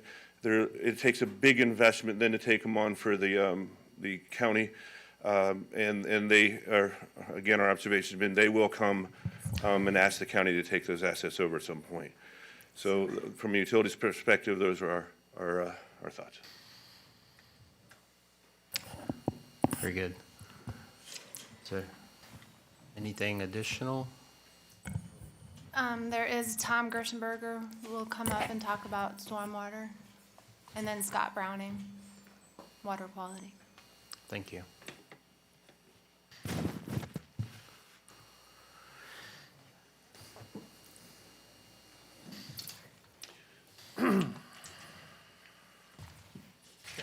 You're all right, no worries. Good morning, Mr. Chair and fellow commissioners. Thomas Gerstenberger, Stormwater Engineering Division Manager, Public Works Department. I'm going to start off with some particulars about this particular project area. The project area itself is located just west of the headwaters of Gamble Creek and tributaries which pass through this project area and flow generally westward and then southward towards the Manatee River. The entirety of the Gamble Creek watershed is a little over 55 square miles. Yet for this project itself, the project area has been identified as approximately 8 square miles, or otherwise a little over 5,000 acres, which is equivalent to 14% of the Gamble Creek watershed. The next couple of slides that I have prepared identify the extent of the Gamble Creek watershed and of this particular project area outlined in yellow. Next slide is a zoomed-in picture of the upper portion of the Gamble Creek watershed with respect to this particular project and the tributary systems and the mainline system of Gamble Creek. Next slide is an intricate web of the Gamble Creek Watershed Management Plan of the node link system that is utilized for the drainage modeling for calculation and for delineation of the floodplain, which I'll identify in a later slide. With respect to Gamble Creek watershed, the floodplain delineation is presently through the 2014 FEMA flood insurance rate maps. The county is in the process of amending the flood insurance rate map panels associated with Gamble Creek watershed in conjunction with the coastal flood zones that are also being amended. This particular map amendment, which includes Gamble Creek, is scheduled to become effective through FEMA on August 10th of 2021. 100-year floodplain delineation is being revised based upon the best available information that is provided from the Gamble Creek Watershed Management Plan. And that particular watershed management plan became effective June 26th of 2012. On the next two slides I have, and I'll cycle back and forth. This particular slide here is of the present 2014 effective flood insurance rate maps. And the next slide is of the, what at the time, this particular slide being utilized from the first presentation, is of the floodplain delineation that will become effective in August this year with the firm map amendment. So just to quickly pan back and forth between those two slides, and I think even Mr. Lombardo brought this up, there is a great deal of similarities in the floodplain delineation between the 2014 present effective maps and those maps that are scheduled to become effective in August, obviously utilizing the Gamble Creek Watershed Management Plan. In particular, with respect to stormwater requirements, in particular for this project being in Gamble Creek Watershed, the county does require 50% reduction in the allowable pre-development rate of discharge. The project would be required to provide floodplain mitigation for any impacts such as fill within those areas that are identified as 100-year floodplain pursuant to either the present effective flood insurance rate maps or the Gamble Creek Watershed Management Plan. In addition, as of late, county does require drainage modeling of a gauntlet of different storm events which are identified on this particular slide, whether it be for the 10, 25, 50, 100-year, one-day storm frequency events, in addition to the 100-year, three-day storm event. And as has been identified already with Gamble Creek and the other numerous tributaries of Gamble Creek that drain and flow through this particular project area, the county would require dedication of either drainage easements for such as Gamble Creek or flowage easements for any conveyance systems which either exist today or would be proposed through the development, which would convey runoff from either public right-of-way or any public infrastructure that is located within the project limits. With respect to water quality, and I think Scott will also touch on this as well, portions of Gamble Creek watershed are classified as impaired waters due to fecal coliform. The impairment extends from the headwaters of Gamble Creek down to the confluence with the Manatee River. Use of septic systems or wastewater treatment facilities would require further analysis and obviously permitting through either the Department of Health or the Department of Environmental Protection for analysis of pollutant loading, such as nutrients for nitrogen and phosphorus and other pathogens. The project area itself is predominantly comprised of soils with a relatively shallow depth to the seasonal high water table. And I'll go through a couple maps to identify those features. The first map is of the impaired classification of Gamble Creek within the project limits itself. And then this next slide that I have prepared essentially to hone upon those areas, which is the vast majority of this project area that is identified in turquoise, which are those areas of this project where the seasonal high water table is within 1 foot of existing grade. So at this time, I will turn it over to Scott for natural resource analysis.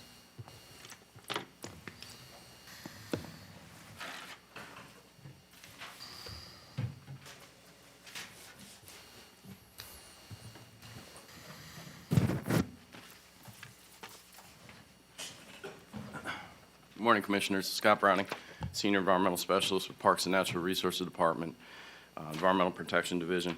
Just a few comments on the pollution prevention aspects of the project. As Tom mentioned, well, we'll start with the MPDS permit. The county's MPDS stormwater permit has a stormwater management plan boundary, which was established under the permit. The boundary is defined by the census-determined urban areas of the county within the county conducts inspection programs within that boundary as required under the permit.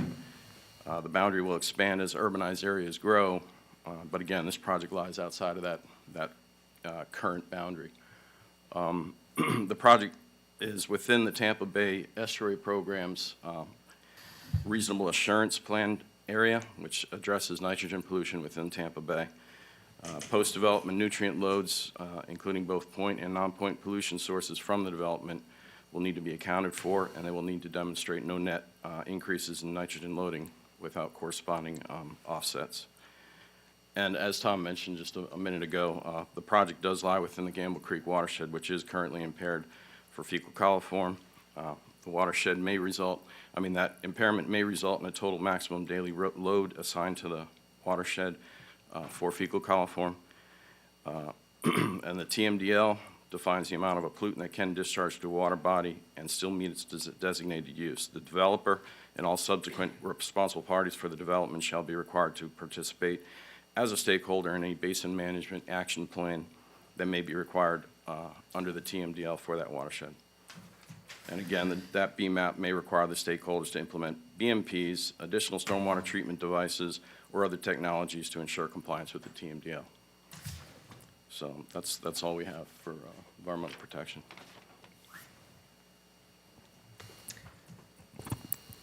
Very good. Anything further? One more slide on environmental from Gary Race. Okay.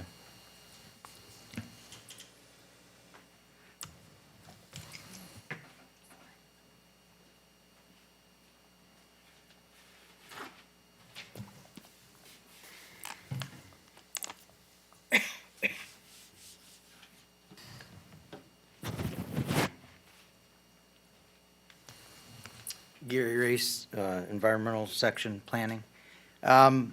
Basically, you heard, the other restraints on this project. I don't think environmental is the driving factor on this one, because as it was alluded to, this has been agriculture for as long as I can go back on aerials and see it, one type or another. The corridors that go through that are really consist of the floodplains, the creek system that goes through there.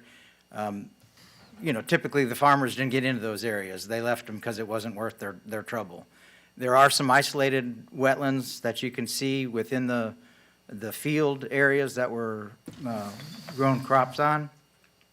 Those actually probably have been impacted just as the typical farming practices where they rim ditch them, they don't do anything to keep the exotics out of it. I imagine this project will come in and want to do some impacts for those isolated systems. I think the main focus is to keep these corridors intact, and that includes for the road crossings that they're proposing. There's no sense in having a corridor and then having a 4-lane road go across it. So those roads would have to be constructed in a way that allowed for, a corridor, wildlife corridor, either elevated roads, culverts that consisted of more than just the wet area. There are some areas that are uplands that have been avoided through the agriculture. There's some sand pine scrub areas. And typically those dry areas are exactly where we see the most chance of occurrence of listed species, like the scrub jays. There's probably gopher tortoises in any number of places along the edge of these fields where it goes in. And those things can all be looked at and dealt with, and they are regularly on a lot of the projects. I think this project would require what we call an ecosystem management plan, which looks at the whole project and sets aside some of these areas. On some of what they've got, the proposed things does show like residential areas over some of these, native habitat areas. So a lot of these things would have to be looked at a later date. At this point in the game for what the applicant is proposing, we just can't look at the specifics yet. But, there are some environmental constraints, particularly trying to preserve these corridors that run through this property and have been in existence for as long as it's been farmed. Very good, thank you. That concludes our presentation. Okay. All right, Ms. Acevedo, do you need a break? Okay. All right, do we have anybody on the line for public comment? Okay. All right, here's what I'm gonna do. I'm gonna go ahead and call a break for 10 minutes, and then we're gonna come back. We're gonna open it up for public comment, and then we're gonna go to some discussions with staff and possibly the applicant. So we're gonna go ahead and call a break. We'll say 11:15, we'll reconvene. Thank you.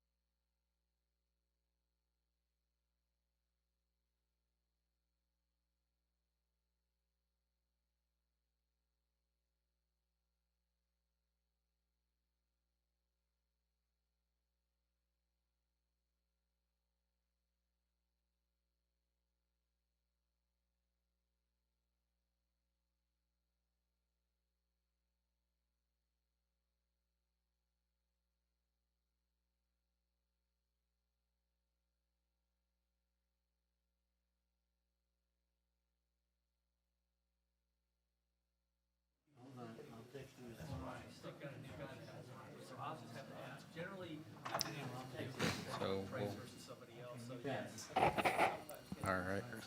All right. All right, let's go ahead and call the meeting back to order. I believe we were at the point where I was going to ask for citizen comments. So, again, is there anybody on the phone? Okay, very good. Is there anybody in the audience who wishes to come forward and make a comment regarding this application? Is there anyone at all?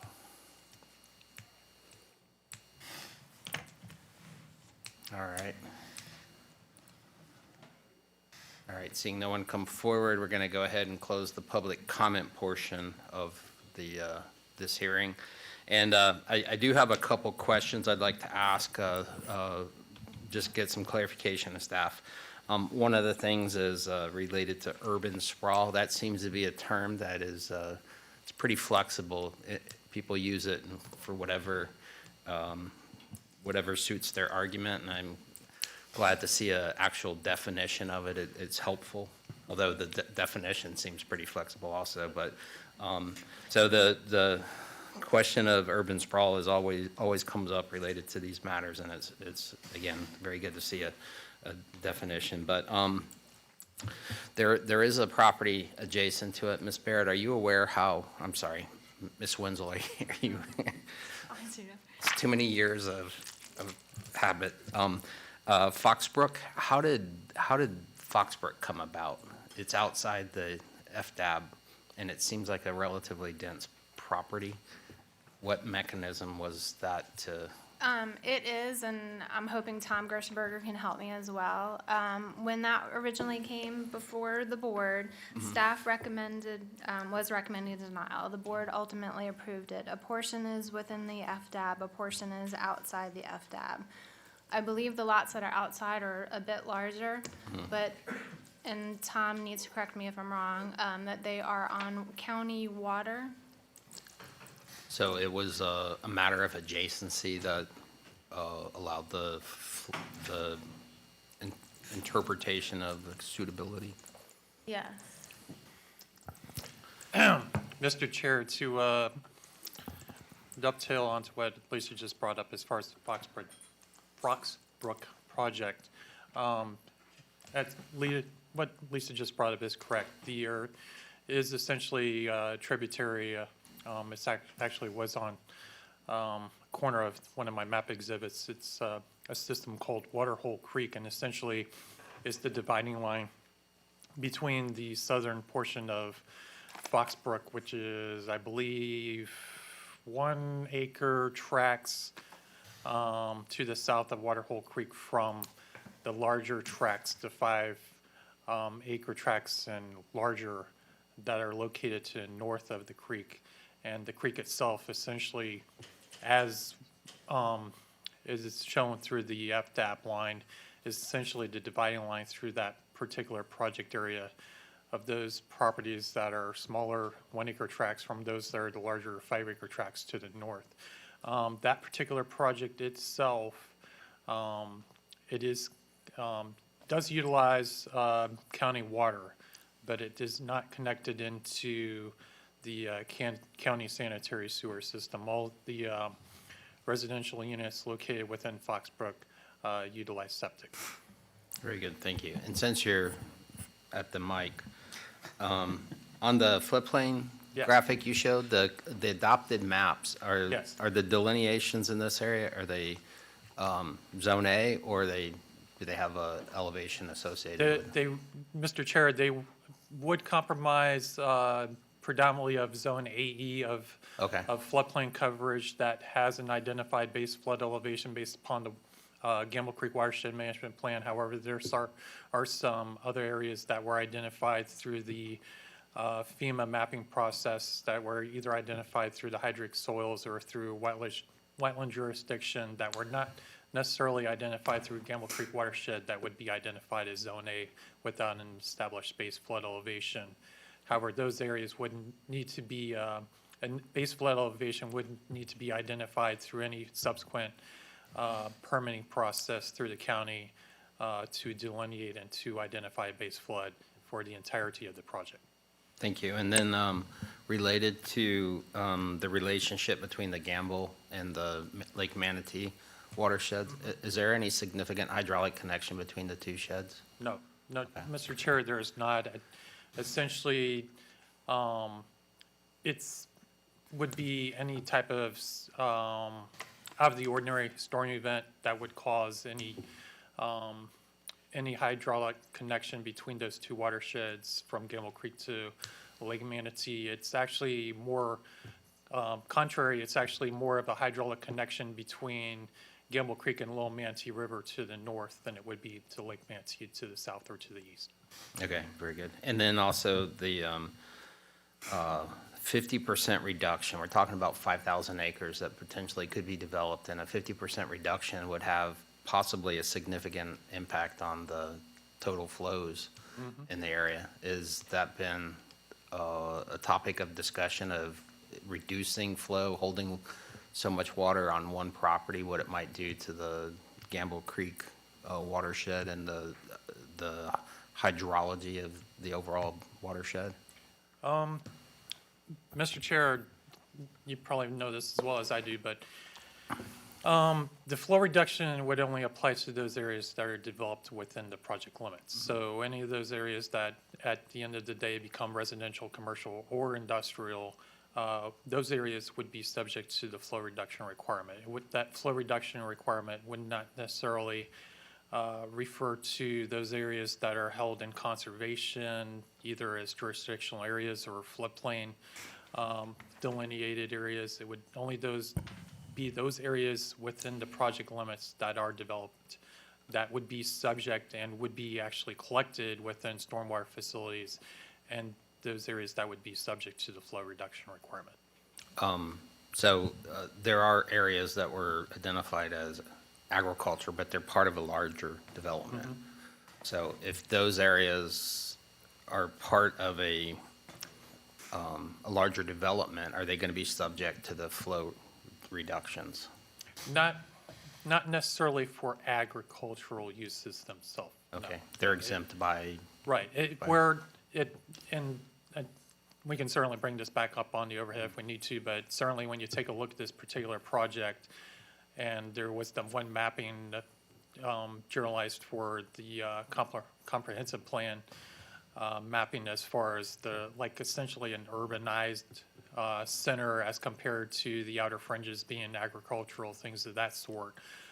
You can certainly relate that any of those areas that are more centralized are more developed per se with either intensity or density, that those areas would be subject to the stormwater flow reduction and attenuation requirements, whereas those on the perimeter, which are being utilized specifically for agricultural, those areas would not be subject to the flow requirement. And do you think the same would be true with regard to the net reduction for the constituents, what is it called, impaired water bodies? As far as the impairments or the nutrient loading, there are certainly best management practices that apply for agricultural that would still apply, whereas those best management practices that are routine or typical for more urbanized quote-unquote development, essentially for what we see every day within the FDAB as far as any development, whether it be for a residential subdivision or any type of commercial or industrial development, would be subject to the water quality best management practices through not only the county but also through Southwest Florida Water Management District as part of any subsequent environmental resource permitting.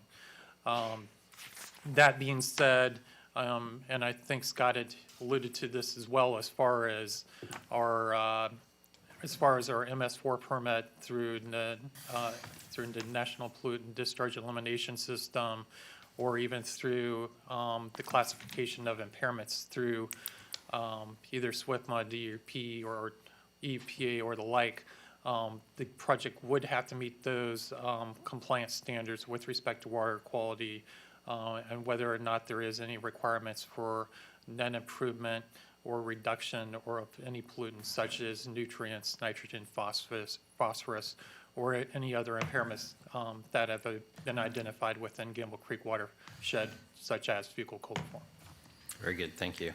Any additional questions for Mr. Gerstenberger? Anything? I do have a couple other questions for Ms. Wenzel. There was a comment regarding, or I think one of the bullet points on your slides that mentioned the conservation areas, roughly 10% of the site. I don't know if that was just a calculation.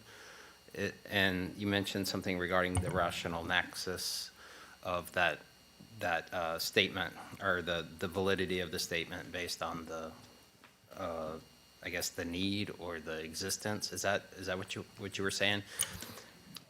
It is. The applicant in their policy language is proposing 10% of conservation area. And at this same time, with the comprehensive plan amendment, we don't have binding agreements or a local development agreement for commitments to that. So I think with any commitments for like a school site, a county park site, or even an EMS station and conservation area, and not being an attorney, I would think though that that you have to have that, or prove that there's a rational nexus between the proposed development and those The need? Needs. Needs, okay. So if the applicant's proffering it, is it viewed differently than when it's required by rule or regulation? Yes, ma'am. Mr. Chair, if I could piggyback. See, this has been hanging around attorneys too long. He's throwing around those legal terms. Yeah, the county attorney's office submitted 5 comments dated March 3rd, and we've been reviewing this as it's going along, and they're not really addressed yet because it's a policy decision of the Board of County Commissioners whether to transmit this document, and we're not writing the text for the applicant at this point. So we'll just sit back and wait and see what the board does. I mean, you know, the board makes this policy decision on whether the text map amendments will wind up in development that's compatible with the surrounding area, and when it's really in the best interest at this time to move forward with that concept. But a lot of the promises in this would have to be fine-tuned because it requires studies done later on in the process. Okay. One of the thoughts I had is if the process dictates that more than 10% would be required, then of course that would be provided. I just wanted to make sure that wasn't the concern, that there's the upper bar is being set. I would think that, again, that's not the concern. It's the ask has to be based on the need is more the appropriate relationship, the rational nexus part of it. So, okay, thank you. And then you made a comment about NUC, and you made reference to Lake Flores and Lakewood Ranch. I'm sorry, what is NUC? MUC is MUC. MUC. It's a general future land use category that exists within the comprehensive plan, and I think it was put in probably 2010. The multi-use commercial? It's multi-use, MUC, but there are subcategories for activity centers, for rural areas. It's just primarily was used for SMR, their northeast expansion area, and then also Lake Flores. Okay. And Mr. Rutledge, did you have? No, go ahead, I don't want to interrupt. Then there was the portion of the discussion related to workforce housing and affordable housing. It would seem just in general, I don't know that it would be, well, you could make 2 arguments, and I'm not sure I have either set in my mind right now, but when you think about affordable housing, you think of it close to work and transportation, more the urban core type of needs is where it might be. So was there significant deliberation or discussion related to what would be asked or required from this project? What was the impetus of discussing or debating amongst staff and the applicant, and not debating, but discussing the workforce and affordable requirements for such a project? That was really a policy change that was provided by the applicant, I think, to help with, provide a positive for their proposal since the November 2019 request came forward. It's just that the language, and I was trying to point out that they're really not committing specifically only to affordable housing. It says affordable housing or workforce housing. And workforce housing, the income limit is just under 100,000. And the maximum sale price is 230,000. So it's just, there's no guarantee that it would be affordable, and that has been one of the big issues and topics with, you know, the county commission lately, so I just wanted to point that out. Okay. No, I like the idea, and I think it's important to try to provide those, but I'm not sure that if, you know, does this project really fit what would be necessary for something like that? It just, you're putting, you know, most of the discussion is it's separated from the typical services, so.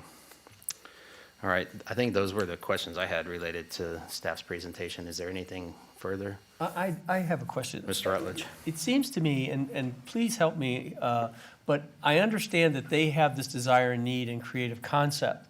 But when we look at changes for this, or we've had changes in our code that you have brought forward, and we have our engineers and our consultants advising us when we want an agro neighborhood, they then address all the things that our staff then brings to us. And they say, well, we did this because other counties do this, and we've seen this, and we do this. And I feel like we're backwards. In other words, we're trying to make this project fit a plan that we're gonna use as a template for everything on that east side, and I think that's backwards. In other words, if this is something that the community wants and needs, which I'm in agreement with, I love the idea, but it shouldn't be so it's designed and dictated by somebody who says, I want to exercise my land rights this way. And that seems backwards to me. In other words, the people that have done our new code and have presented those to us said, look, these are what other people do, this is how we see it, this is how it meets our stuff, and we don't have that here. And so we're trying to say, well, are they going to do this, would they do that, whatever. And we're not setting the standard. They're setting the standard of need as they see it, and we're trying to fit for that. And I know we want to accommodate them, but when they step this far away from what we have available and what we've done in the past, and if it's not matching up to a Lake Flores or a Lakewood Ranch, which we see have been very successful, I just feel like we don't have enough detail. We haven't set out in my own mind what we should or shouldn't have. I can tell you this looks at staff, doesn't look like they've done everything the staff would like to see in this kind of renaming, reclassification, and scripting of the mapping. I feel like it's backwards, and are other people feeling that, or is this just the natural course? Somebody brings it in and we answer questions and see if we can just negotiate to the end as opposed to setting a plan. We're not deliberating yet, but this absolutely doesn't fit any box that we've ever talked about, so. Mr. Roth? I don't know what the rule is for. On the mic? Well, you gotta put your mic down. Don't be ridiculous. They took that away from you, you know? It was a reason. It was your fault. Yeah. Okay, so here's the scoop. Is there, the reason, I don't understand why this is back to us after 90 days or whatever it is, with basically the same problems we had before, and the fact that we're further reaching than whatever we can reach Right. with our utilities and so forth. Mr. Schenk, is there a reason for this? Could I understand that? None. Just part of the parcel. I don't really understand your question. What? Planning Commission sits as local planning agency, and you're required to hold public hearings that comes to plan amendments. Okay, That's and why you're af- hearing that comes to plan amendment. I got it. And after it's turned down and it comes back, is Well, there, is, it was never turned down by the board. The Planning Commission recommended denial back in November 2019, as Lisa Wenzel noted, but then they paused the amendment. Ms. What didn't vote on it. Ms. Schenk, is it most appropriate to describe this, that it was continued and the applicant changed the application, so it's back to us to? It was driven by the applicants Yeah. prior to initiating. So, Mr. Roth, it might be best for the applicant to maybe summarize when they have an opportunity to speak again, highlight the things. I think they did in the presentation, but maybe just a bullet point difference. I guess it's Yeah. beyond me. Could I ask my question a different way then to the staff? Would you prefer on these situations where we have very unique kind of the agro neighborhood, to have prepared a plan of what the community, the county wants, understanding cost, because there's a lot of statements that, well, we don't know what the cost is, but we know we don't have that. Would you feel better bringing forward a program like this if you'd had at least a template of something like this that you've reviewed with your professionals and said, these are the things we think are the standard, and then study, instead of just looking online for fish hawk and some of these, and saying, this is the template it should fit in if they want to do something like that? Yes, and I think that's the point that we tried to make in our presentation and in our staff report. And it is a policy decision of the board, but the way and based on our comprehensive plan as written today, adopted in '89, but updated through the process, this is inconsistent with that. So ideally, if the board is in favor of looking at development further east outside of the FDAB, then it might make sense to do more of a comprehensive review with all our master planning, not just water, sewer, but parks, everything. Well, because once you do this for this group, and I'm not saying they shouldn't get this, or whatever they think they can do, but then there's a ton of land out there, and everybody's gonna be saying, hey, the value of this land's gone from separate farmers to mixed-use, industrial, commercial values. We'll then have a floodgate and say, well, we already did this one, like you're comparing the one that kind of borders in on the east and west side of that. Then we've got a floodgate of issues that I think are problematic because our program doesn't address that. If we want to do that, and I think there's some argument to do that, I think we ought to set the standard and not have it driven by someone that, I'd like to have this. That concerns me. I agree, and that's the point that we tried to make, and especially, I don't think you can look at this one as an isolated situation, like you just said. You Right. definitely, or the board would definitely have to look at that area in between, because if this was approved by the board, whether they're on the area in between on our water or sewer or a private utility system, that's something somebody has to take into consideration.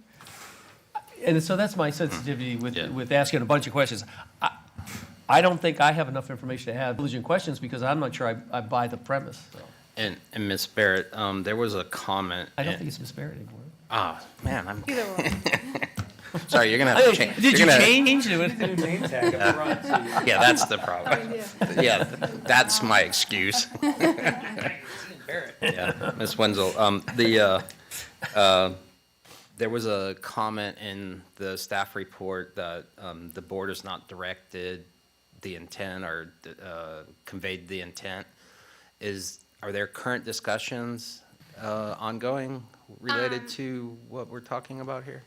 I believe there have been. I think this will obviously bring it to the highlight of especially the current board's mind. And this isn't an isolated application. As before you a couple weeks ago, we had the Northeast expansion. And they also are asking a policy change to expand essentially development east of the FDAB. But Right. some of we have less concern with that because it is more in compliance with the comprehensive plan, extending services and infrastructure that already exist within the county closer to the FDAB line, so. And I think there was a graphic that was shown that showed I don't remember the designation, but like the suburban, I guess, or agricultural, that went across from east to west, or west to east. And there was an area of future development, I believe, but it was more toward the north part of the county, not necessarily east-west. It's in the comprehensive plan. Well, the Urbans- future development boundary line, the FDAB Not the line? FDAB, the areas of designation. I don't know. For services. Yeah. It's, the FDAB line is the same line as your It water. wasn't the FDAB. It had future development or future. Oh, the map N? Yes. Which, yes. Yes. That's basically follows where the FDAB is too. And what was the date that was last updated? It was updated in 2018. Basically, the consultant that we had at the time looked at the 89 map, I think it was, and the 1996 residential distribution map that was in the comprehensive plan, and then another map from 2005. Right.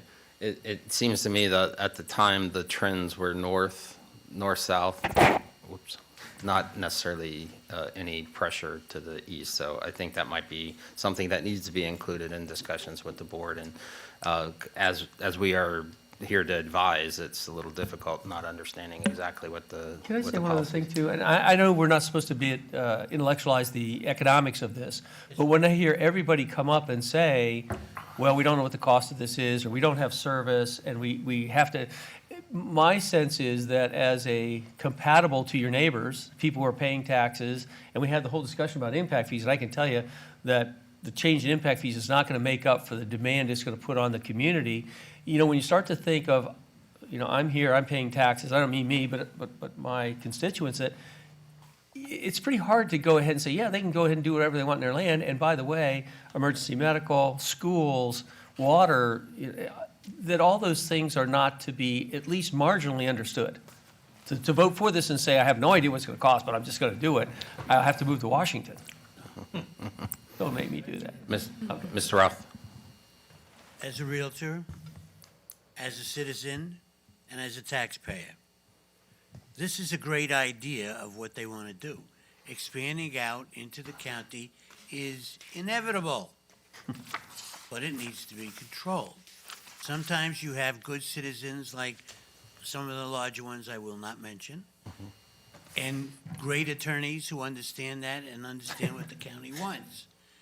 Something like this is going to happen momentarily. That's why they're here the second time.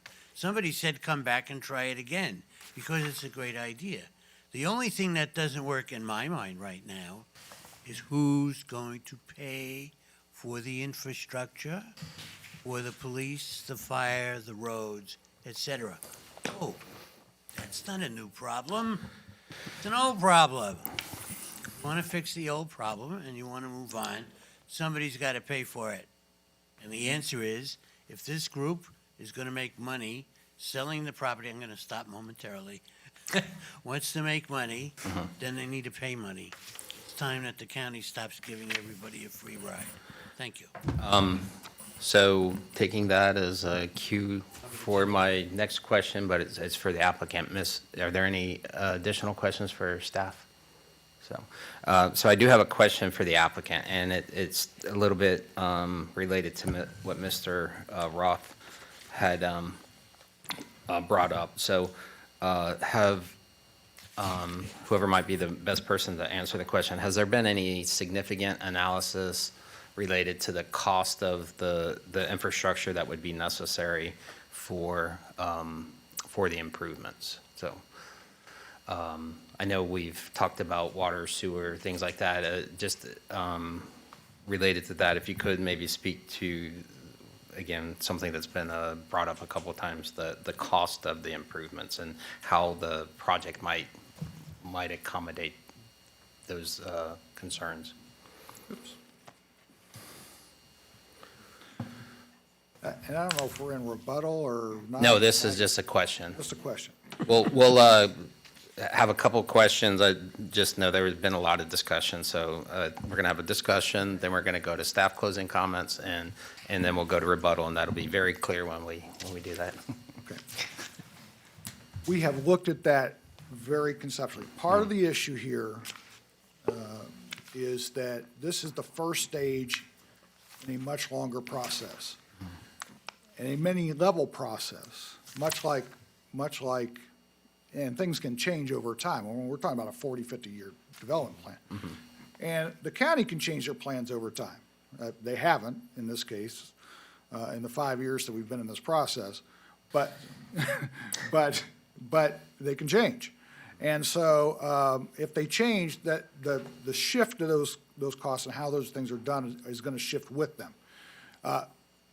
The village master plan provisions that we've put in the code will require us to look at those issues specifically, and that's the appropriate time, frankly, to look at those issues, as we look at where things are actually going on the site and how much we actually can develop on the site. And that's where that should be addressed, in my opinion. Somewhat related to that, here's where I'm having concerns related to process. You look at the final product, and you have a very good vision, and I like that vision, and then you look at, what it is today and what it's going to take to get to that point. I know from experience that when you build a wastewater treatment plant or water treatment plant or roadways, it's very expensive. So if the intent is to finance those through a CDD or improvement district, you have to have houses or residents or somebody's going to be paying those assessments on the bonds that are We're going to have issued. to bond it, probably. Right. To get to the point where the first house could come out of the ground, is there going to be a wastewater treatment plant constructed? Or is it, who's going to pay those initial investments? It seems like that's the part that's missing is This is not like most other large projects. You're going to have to bond a lot of those costs. We're through CDDs or through a stewardship district, something like that. That's not unusual, and normally that is done before you have a house on the site. So it is not out of the ordinary at all for that to happen, and I would expect that to happen in this case. Can I ask one other question? So one of the things that comes to my mind, and I can't tell you how much I am enthusiastic about the idea of the project, because I think this is the wave of the future. I think people want communities, and they can build them this way. But having had the experience of being in South Florida, where once somebody gets an approval for a condo on the beach, 10 of them go up. And in these cycles, what happens, they all go down. So my thought is, what happens if we approve this, and the next 2,000-acre site comes in, and the next 11,000-acre site comes in? They all come in, because you've actually presented another site similar to this with a whole kind of similar concept. And I think that I'm concerned about, is this the model that's most appropriate? And I think you are trying to answer a bunch of questions that we should know for ourselves. If this is a new urban model that we want, just like the corridor designs that we've developed because certain corridors needed enhancement, tax incentives, higher densities, we set out a plan and said, okay, it's available to all you people in our community with these expectations.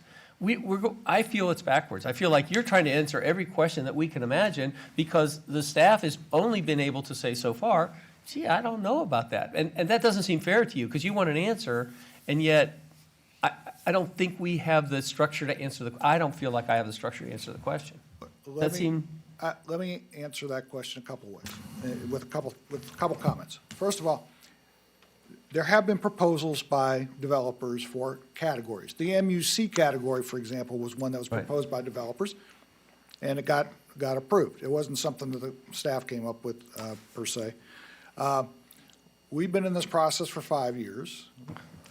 All right, we've been proposing this project moving forward. I don't know that's been with the county that long, but it's been there a long time. I think that's a fair statement. And in fact, we had proposed an MUC type of category at that time, and we were told they didn't like that. So we proposed an alternative to that. And that, our first proposal was actually kind of an MUC kind of proposal, and staff said they didn't like that. So I don't know the answer to that question, how to get there, but I will tell you, first of all, I think this project and this proposal is an excellent one for this area. It is limited to 5,000-acre parcels or more. There are one of those in the entire county on this side of the line that are not owned by other people. No one else could apply for it. It's possible somebody could aggregate it and do it, but they just can't do it. So, and there's no one all that close, frankly. So, I think that answers the question. And I feel, because I think that your statement's 100% correct. If we don't have a solution, and you brought a solution, you're entitled to hear some response to that. I hear that 100%. In 5 years, this is why I got out of the development business. God bless you. And all you who suffer in this fantasy of this is fun. So, but I don't know that makes it the best solution. So I do think then that's incumbent on somebody, and maybe I'm told often I don't have the authority to ask these questions, but somebody's got to come up with a solution and say, okay, when we have things on that side, how is it done? What's the best way to do it? And if there's this in front of us, let us, instead of just your presentation, let us set the parameters and say, work inside this as best you can. And I'm not saying you didn't do that. I'm just saying that's the challenge as opposed to just keep submitting. And that's, I hear Dr. Roth, but I just feel like, how else do you do it? I don't know. One of the challenges with the system, and I'm not blaming anybody, I'm just No, saying what it it is. is this does not exist in the plan. We talked to the county about what they're doing. They said, well, submit a proposal. We did. Yeah. And they basically have taken the position, we're not gonna plan your plan. So Yeah, I guess. it's a challenge, and it's just, So you have a feel for the pioneers, huh? I do. This is a unique proposal. I think it's a great concept. I think it's exactly what ought to be going on that side of the line. It is, as I noted, I don't think this opportunity will be here in a year. I don't know this opportunity will be here in 6 months, frankly. So, Mr. Roth. About a week ago, or the last session we had, which was a month ago, one of our famous developers said, if the county would let us, we could make some things happen. Well, here's what needs to happen. The staff needs to be the regulatory area with the county commissioners, but the geniuses are the developers. That's what they do to make a living. In order to make a living, in this particular case, because the county does not have the availability or the financial ability to put this together, where you would tax taxpayers to make the money to get all of these things in line, you work it out with the owners of the property and the developers. If it's feasible and it's gonna work for the developers, you can be goddamn sure it'll work. Excuse me. Thank you. Gol darn. Mr. Chairman, can I just sort of kind of answer that question in the earlier question as to Yes, what just- it will cost? Just don't use any profanity. I'll try not to. That really was not in my mind at all. Carol Clark, again, for the record. Thank you. There's a question about what the cost is, and there's a question of how do you know this is going to work? This is unique for Manatee County, but it is not totally unique. We looked at those projects, and frankly, we borrowed heavily from them, and some that are not on there. We borrowed from Lake Flores, the design principles and how that is to be laid out, and what you have to have in the village master plan as you move forward. How do you pay for it? Well, when I worked in Pasco County, there was a huge project called the Villages of Pasadena Hills. And it was a project that had a 50-year or more build-out and was seen as it is moving way out, and how do you do this, and how do you... And what was done was they put together, the developers, and in this case, it was a bunch of property owners, which makes that way more complicated because you have to get a lot of property owners together. And they put together essentially a 50-year capital improvement plan and developed the financing mechanisms for that. So when Mark talks about special impact fees, there was a surcharge in that area for impact fees so that they could pay for the improvements necessary to service that area. And we also borrowed from them a bit in terms of the effective date. So they had the whole area was within the villages of Pasadena Hills, but they had separate villages. And those villages did not appear on the map until a plan was brought in for the village and the plan was approved. So we took that concept and applied that to making the future land use categories are not placed on the property until that village master plan comes in. And so that's where the answers of how are we going to pay for it, what are the specific, okay, I may not swear, but I may not be able to say words either. And we do anticipate that the Planning Commission will be part of that review process for the village master plan.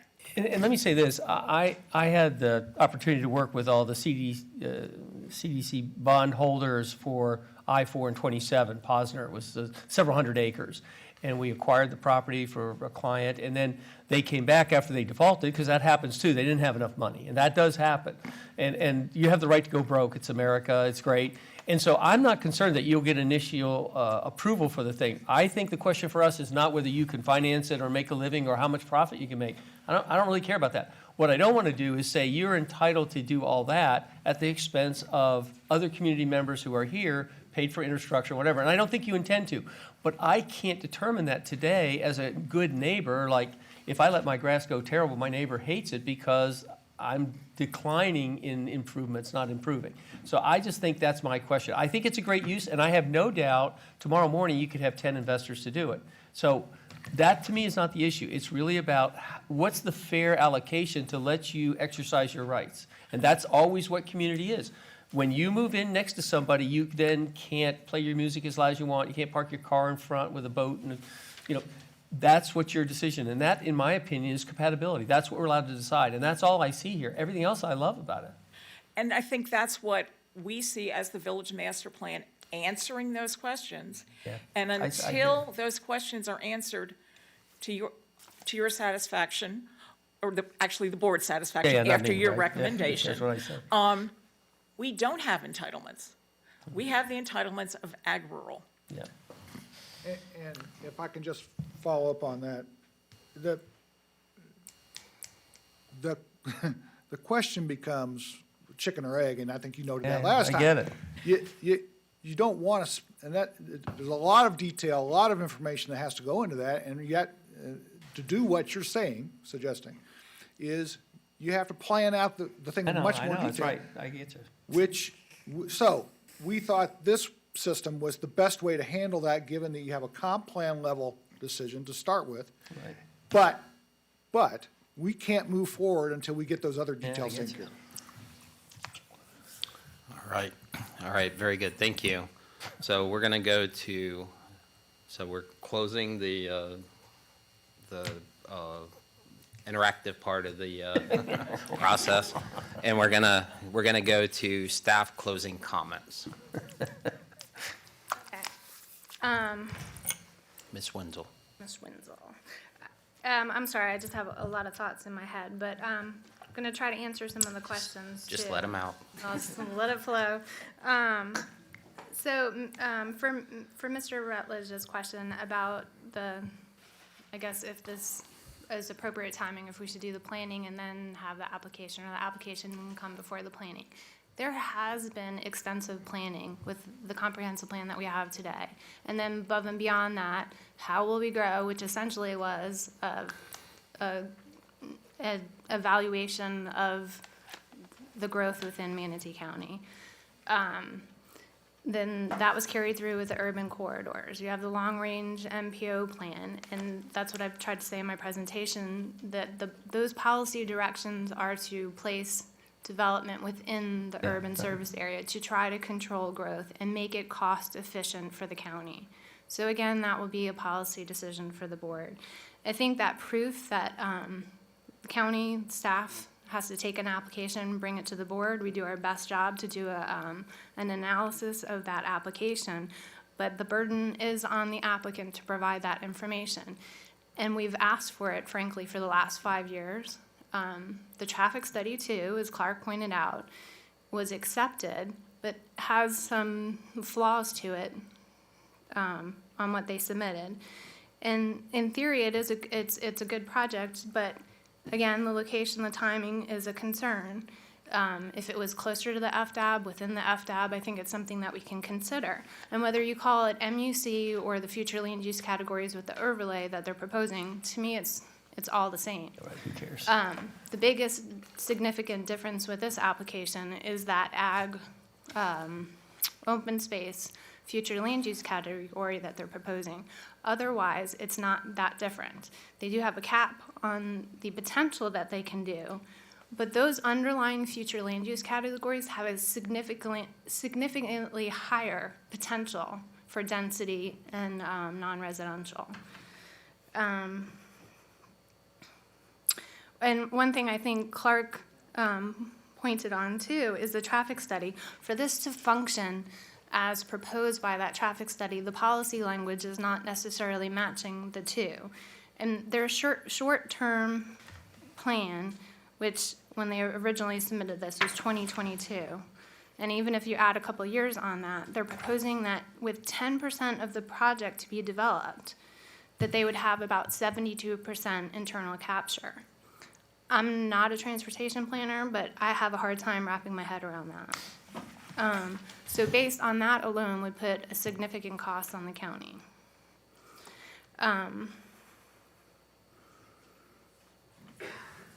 I think that really concludes our presentation. I don't know if anybody else in the staff has anything to add, but.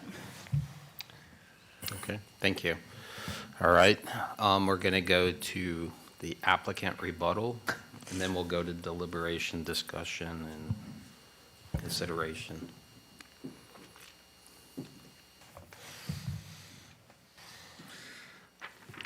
First of all, I have to apologize. In all my excitement for the project, I forgot to introduce the Lindsays who are here, Bob, Ricky, and Rob, and I appreciate that. I will also note, while they are here, you will notice there is no opposition on this project, which is, I think, noteworthy.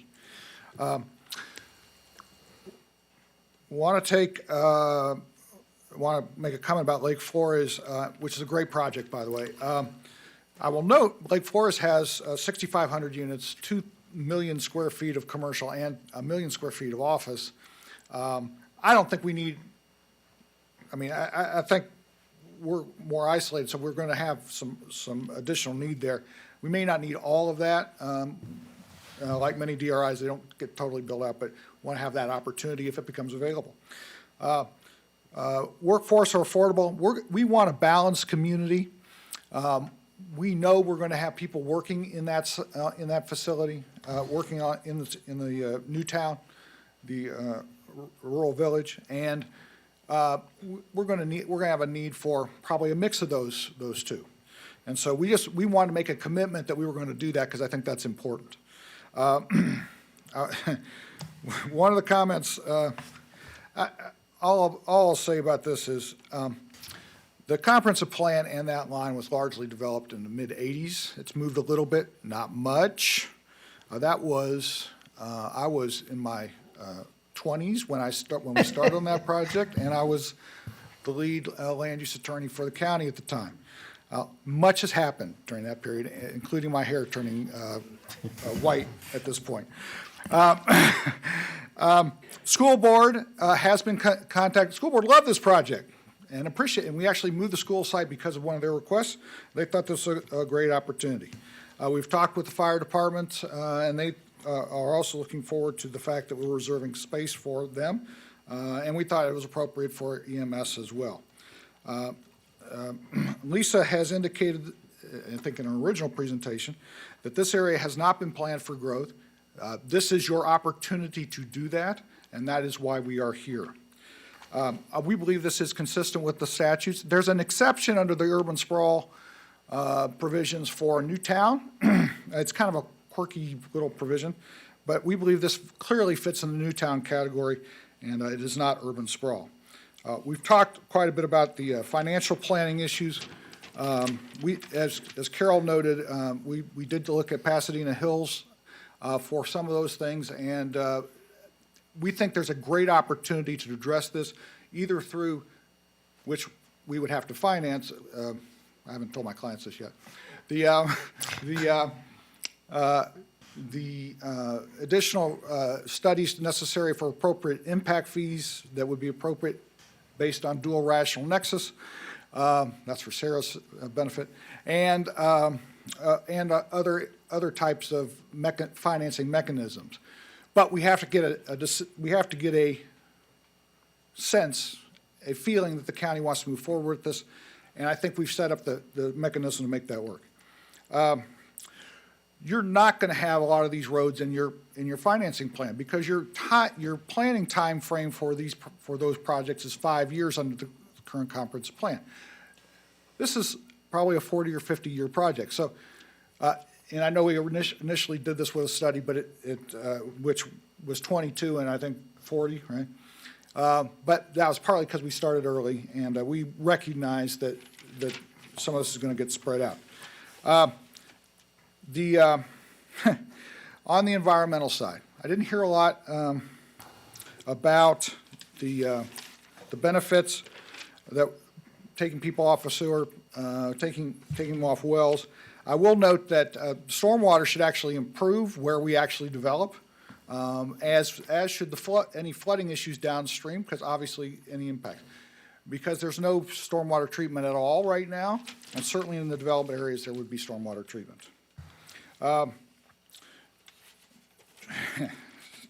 Transit. I do have a comment about transit. Most of the new areas being developed in the county are outside the transit service area. I'm not sure they make this comment on all those projects, but I just think we're not expecting transit in the near future from the county, but we are making it available in the future if it's appropriate. And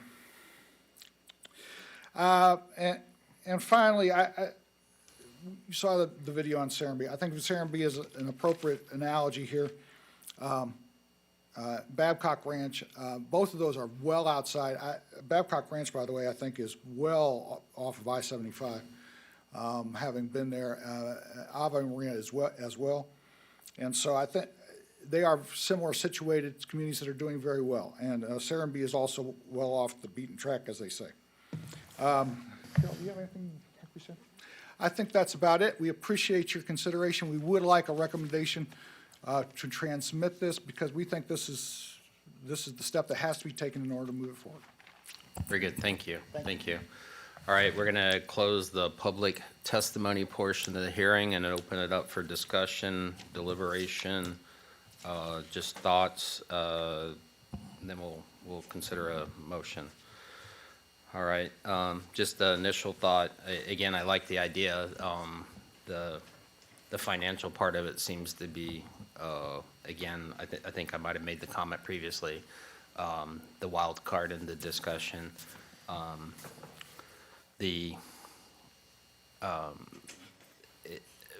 think this property specifically, and there are probably others around it, need to be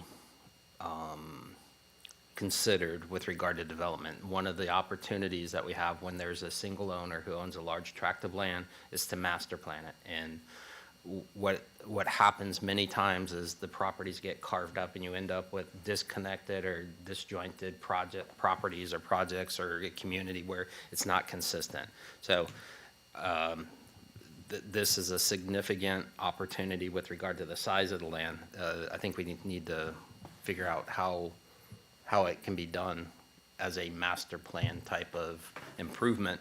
This allows for things such as water, sewer, being done in a manner that provides the benefit, the overall benefit. So there's pros and cons to everything that we're discussing. That's one of the pros, I think, when you talk about master plan. We had some presentations recently where they showed master plan communities that have opportunities to build roadway and infrastructure, things like that support the community. So that's one of the things that I think needs to be considered. So, regardless of what happens with regard to this application, this needs to be a topic of discussion. And I think the board is probably going to be requested, I would think, in the near future to have considerations regarding what's happening to those large properties. There are other properties that have larger properties, not 5,000 acres, but, tracts of land under single ownerships or several ownerships that could be kind of grouped together. But that's just a thought I had, that because this is such a large tract of land, it rises to a higher level of consideration with regard to opportunities for county input with regard to what may happen with it. So, any other thoughts? Anyone? I just like to say, I don't want you to be disappointed, because I think you're trailblazing something that's great. And the punishment for that is suffering, I think. And I have been in that situation. It's not great, but I do think this is the right kind of solution for a lot of these parcels out there, because they will, like you say, they will get developed over 40 or 50 years. And we'll end up in a Pinellas County kind of way where everything's these little small things that they did 50 years ago that don't make sense today. So I'm super empathetic of that. I think you've done a lot of work. I think the sad part of development sometimes, it takes a lot more work than what you would like to be able to do to get to the finish line. And I think that you're entitled to an answer. 5 years is a long time, but maybe not in development. And so what I would think is, staff has come very clearly to me to say, look, we have all these questions. I think it'd be prudent to be able to say, not just for this, but for a 2,000-acre site, 1,500-acre site, and say, look, to be on this other side, this is the cost. If I want to run a bus out there, and I don't know if you need to run a bus, but if you do, it costs this much. The labor to sit in the bus, the repair of the bus, the time. There's an hour travel time cost that they have to absorb because that's what it takes. If you're going to put in private utilities and then you have to monitor those, I had a package plan on a 40,000 square foot shopping center on an island. You can do it. It can be done. And I don't think you ought to say to them, no, you can't do it.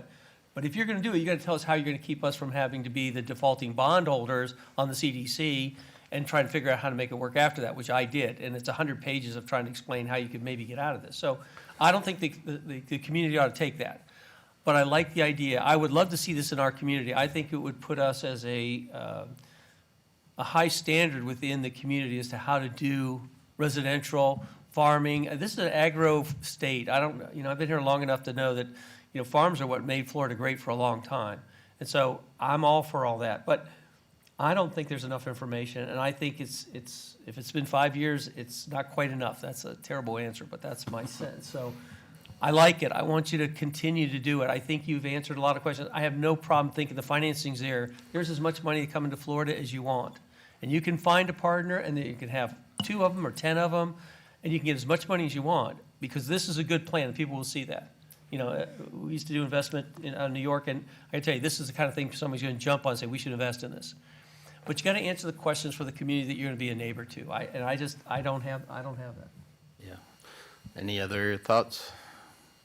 On a 40-year project, I don't know if at the beginning we can expect all the answers. That's true. I mean, they're looking for a definitive, yes, we would like to somewhat move forward, but not necessarily, we're not approving anything today or probably in the next 5 years on this project. So with that, Mr. Chair, I recommend approval of transmittal of Plan Amendment PA 1803, Ordinance 2117. Ms. Shank, do we do both motions at the same time? Well, I think there's 2 separate motions. The 2117 is the text amendment. So he's moved to recommend transmittal of the text amendment. Okay, all right. And I'll second that. we have a motion and a second. Any additional discussion? Okay, the chair's going to call the vote on the text amendment. All those in favor say aye. Aye. Opposed, like sign. The chair votes aye also. And again, this is to move it forward for discussion. I wholly expect that this is going to be a long discussion, and we're not done here. Can you announce the vote? Yes, ma'am. That was 4-1 in favor of transmittal. Mr. Rutledge was the opposing vote, and Mr. Rutledge, I think your position is clear with regard to that, so. All right. We have another Mr. motion. Chair, Yes. I recommend approval of transmittal of Plan Amendment PA 1804, Ordinance 2118. A second.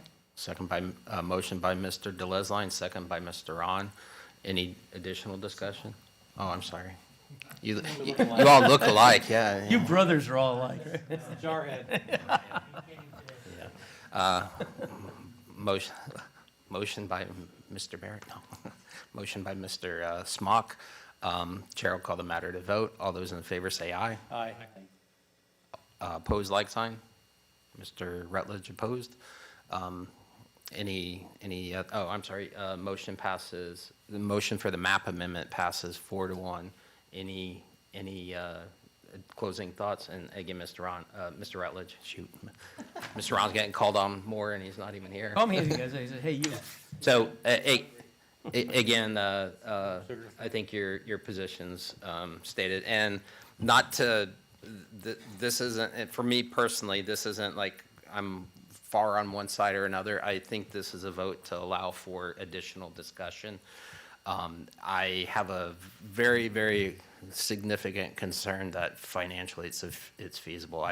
Serving as a district engineer on improvement districts and on CDDs, I have an understanding that the cost to get this, to allow the first house to come out of the ground is significant, and I don't know if it's financially feasible. So that's my opinion, based on my experiences, and we're all a product of our experiences, so. And can I just, one other thing, I want to compliment staff. I think staff did a great job in educating me, and I like I say, I like the project, but I think being cognizant of what you guys and ladies and professionals say to us, very valuable, and I'm really swayed by that. I rarely vote against staff because I just feel like you all do a great job, and we appreciate that. And, you know, our community's got an opportunity to hear it, and I think that's what we need to do, so thanks. And I think the discussion needs to be broadened also, not just limited to this. So with that, I'm going to go ahead and call a break for lunch, call a recess for lunch, and then we'll reconvene at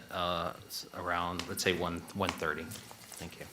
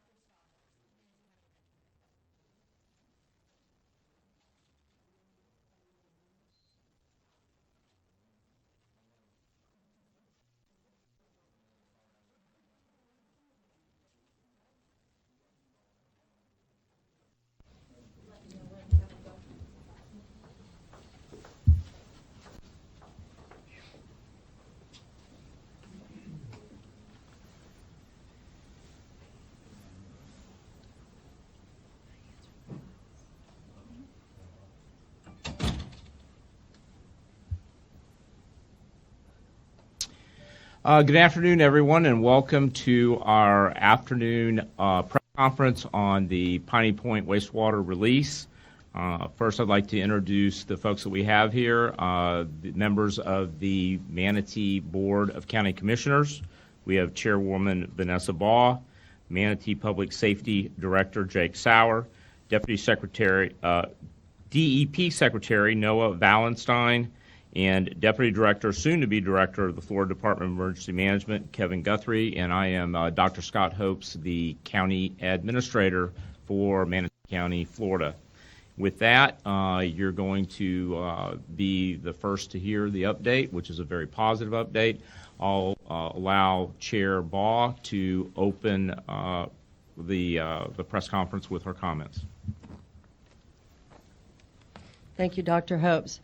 Nice to see you all here again, and we've got great news today. As was said, my name is Vanessa Baugh, Chairman of the Manatee County Commission. On behalf of our board, I want to once again thank each and every person involved in the unprecedented response that we've received with this endeavor. We're now ending our 5th day since learning of a breach at the site, and I'm in awe over the state, federal, and local cooperation to ensure the safety for our residents. I am so pleased that the interruption of life, or to life as usual in North Manatee, is minimal, and that our residents and business owners can return home safely tonight. Earlier today, the board unanimously authorized the use of a deep injection well on county-owned property directly south of the Piney Point site across on Buckeye Road. That action will give this and future county commissioners total control over the well within the guidelines of the EPA and DEP. It also allows us to dictate the quality of the water before it goes into the well. In other words, the residents and business owners of North Manatee can rest assured that the water atop those stacks will be treated before it goes into the well, and then capped to ensure no other water enters that well. As far as the legislature goes, anyone who has followed the Piney Point saga over the last 20 years will know that local government did not create this situation. But I am so proud to see our local government working in tandem with other local, state, and federal agencies on the forefront of the solution. As most of you have heard, we did receive word yesterday from our Senate President and our Senator from the area, Jim Boyd, regarding funding that will be coming to help in this endeavor. I also yesterday spoke with Senator Rubio and Senator Scott and so many people, and as you know, Vern Buchanan was here yesterday. So we have so much help to help us take care and get rid of this terrible situation once and for all. Thank you very much.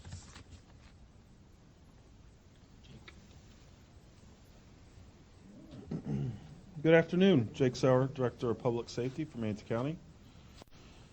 Okay, I'm going to run through a couple slides here, give you a full update of the great work and progress we've made today with the Florida Department of Emergency Management, the Department of Environmental Protection. So all evacuation orders effective immediately will be lifted, and road closures are limited to areas along Buckeye Road from to O'Neill. We decided to keep the Buckeye Road closure for the near future due to concerns. We also have a drone team out there that is working and it's safer for the residents and those that travel through Buckeye Road for the near future. Today, the Army Corps of Engineers produced a new inundation map that included more in-depth data to create a more accurate map for us to use and base our decisions off of. The new map showed much lower flow, both in terms of volume and velocity, and across the entirety of the affected area should a breach occur. As of the last report, approximately 137 people and 36 pets were placed into non-congregate sheltering at local hotels. However, they will be allowed to return to their homes today. We do have 100,000 bottles of water that were delivered to the Braden Area Convention Center through the help of the Florida Department of Emergency Management should the breach occur. We're saving that water for that if we need it in the near future. The leak and containment wall continues at the Piney Point facility, but seepage rates have decreased. A technical working group, including engineers, subject matter experts from the Florida Department of Environmental Protection, Florida Department of Emergency Management, and the Southwest Florida Water Management District, along with the Army Corps of Engineers and additional third-party engineers, are on site today, and they have been, and they'll continue to be on site for the foreseeable future. Members of this work group have stationed pumps and pipes to increase output from the reservoir. And as of the latest report, the levels in the lake decreased to 59.2 feet, which is down significantly from the onset of the incident. This will give you a map here, and I will provide this to you after the press briefing of the points of the road closure. So you can see 31st Street there, next just east of the FedEx facility, Bud Roden Road, and O'Neill Road on Buckeye. This is one of the new maps produced by the Army Corps of Engineers that we worked on with them and our partners behind us today, showing in a new inundation map should a breach occur on the east wall. Can you go back one slide? So you can see here real quickly, and I can speak to you after the press conference if you have future questions on this, but most of the inundation, all of the inundation, less than a foot in those areas, and most of that is farmland, lakes, and low-lying areas that are able to take that water. Okay, so our actions to date: local state of emergency was approved by the Board of County Commissioners on April 1st, and the Governor DeSantis declared a state of emergency for Yates County on April 3rd. Department of Environmental Protection and the Florida Department of Emergency Management have teams co-located here in the Yates County Emergency Operations Center, and they will help to lead the response to the incident. The Yates County Emergency Operations Center remains at a level 1 full activation with all emergency support functions reporting to the Emergency Operations Center. However, as we get into more of Florida Department of Emergency Management and DEP response, that level will probably drop down to a level 2. Florida Department of Emergency Management coordinated the deployment of approximately 26 pumps to help release water from the reservoir, and 2 drone teams are currently operating, flying constantly to give us real-time updates on the site as the engineers are there working. So goals moving forward: ensure safety of the public and the staff working to mediate the situation. Property conservation, finish deploying pumps and other mitigation efforts to remove as much water from the reservoir as possible to avoid structural collapse. And get economic drivers back online. Earlier today, we opened US 41 thoroughfare and businesses impacted by the evacuation order. Remediate any negative environmental impacts due to the release of the water. Continue to assess, berm, and maintain situational awareness on the breach site, and determine and address any unmet needs or equipment that might need to go to the site itself. With that, I will turn it over to Director of Environmental Protection, Mr. Valenstein. Secretary Valenstein. I'll take Director, that's all right. Again, my name's Noah Valenstein. I have the privilege of serving at the Department of Environmental Protection. We appreciate the strong cooperation of the county and the other agencies here, including the Department of Division of Emergency Management. Our focus continues to be assisting on preventing an uncontrolled release of water. Again, our science team has worked nonstop around the clock along with our engineers to ensure that the directed release is going to the area with the least possibility for environmental impact, and that continues to be the case. I also urge you, we have begun putting up water quality information along with our public information on the Piney Point incident. Visit protectingfloridatogether.gov to get information on water quality sampling. Some of those samples will be instantaneous from the field. Others will take time to be processed in the lab, but the sampling points will actually have a map so you can see where they're coming from, including straight from the outflow ditch, so that you'll actually see areas where will have high nutrients and see that dissipate as it's going towards the port, and then you'll be able to see it out into the bay. So one would expect seeing a higher amount, and then as it hits the port again, the idea of having that controlled release is so that it gets out into the deeper water, and by the time it gets into the bay, we have set ourselves up for the best chance to have the least environmental impacts.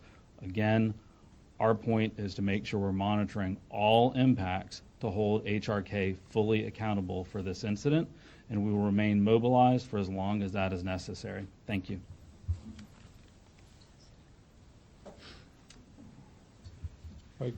Good afternoon. Kevin Guthrie, Deputy Director and State Emergency Response Team Chief for the Florida Division of Emergency Management.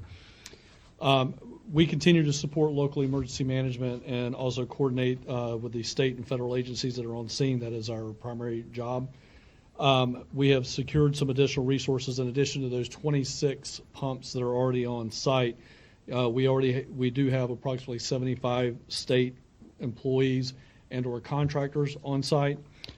We also have, for tomorrow, we're working in the direction of having a couple of contracted crews on site that are going to specifically work on a submersible ROV to attempt to find the actual leak in the liner, and then a potential patchwork that will happen on top of that. That's a temporary solution that will certainly, our goal is to buy the Department of Environmental Protection some time to actually do a more controlled type of situation and be able to treat the water with technology and things like that. So again, we've gone out to secure that resource today. The last resource that we've gone out to secure today, and again, hope to have in place by tomorrow morning, is a bathymetric study. So again, if you may be familiar with LIDAR and the way that topographical type things are done on land, this is similar, so that we can actually look at the bottom of the retention pond and see if if there's any anomalies or anything down there that we should be concerned about. So those are the big updates from us. I do want to thank the Florida Division of Emergency Management and more so the State Emergency Response Team that I represent. A very big footprint of individuals is working back in Tallahassee, and we would not be as successful as we are here on the ground supporting Manatee County Emergency Management if we didn't have that support team back in Tallahassee that includes multiple agencies, probably greater than 20. So again, I want to thank all those folks that are back there, as well as the employees, state agencies, local agencies that have come here. And then last, and Noah mentioned it, but and as well as Dr. Army Corps of Engineers, Jacksonville District, they answered our call and came in very quickly and provided us some very good information to allow us to move from information-based to what I would say is intelligence-based decision-making. So again, want to thank Colonel Kelly and the U.S. Army Corps of Engineers Jacksonville District for their partnership and their continued efforts to help out the Florida Division of Emergency Management and, in this case, Manatee County. Thank you. Thank you, Director Guthrie, and thank you, Secretary Valenstein. For a recap, the mandatory evacuation orders have been discontinued, so both our residents and our businesses can return. In addition to that, earlier today, you're aware that we reopened US 41, which is a major thoroughfare handling a lot of commercial traffic. In addition to that, we have successfully controlled the release of over 180 million gallons out of the southern stack. We started with about 480 million gallons on Thursday. We declared the state of emergency. On Friday, we HLK and the Florida Department of Environmental Protection had a controlled release.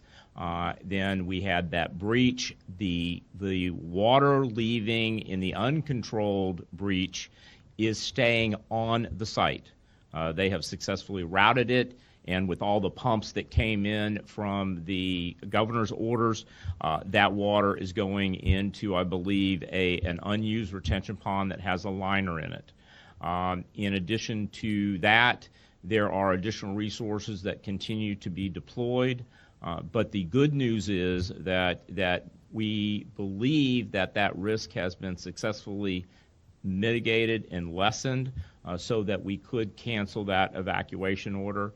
And to the citizens and the residents that did have to evacuate, keep in mind, it's like when we talk about hurricanes.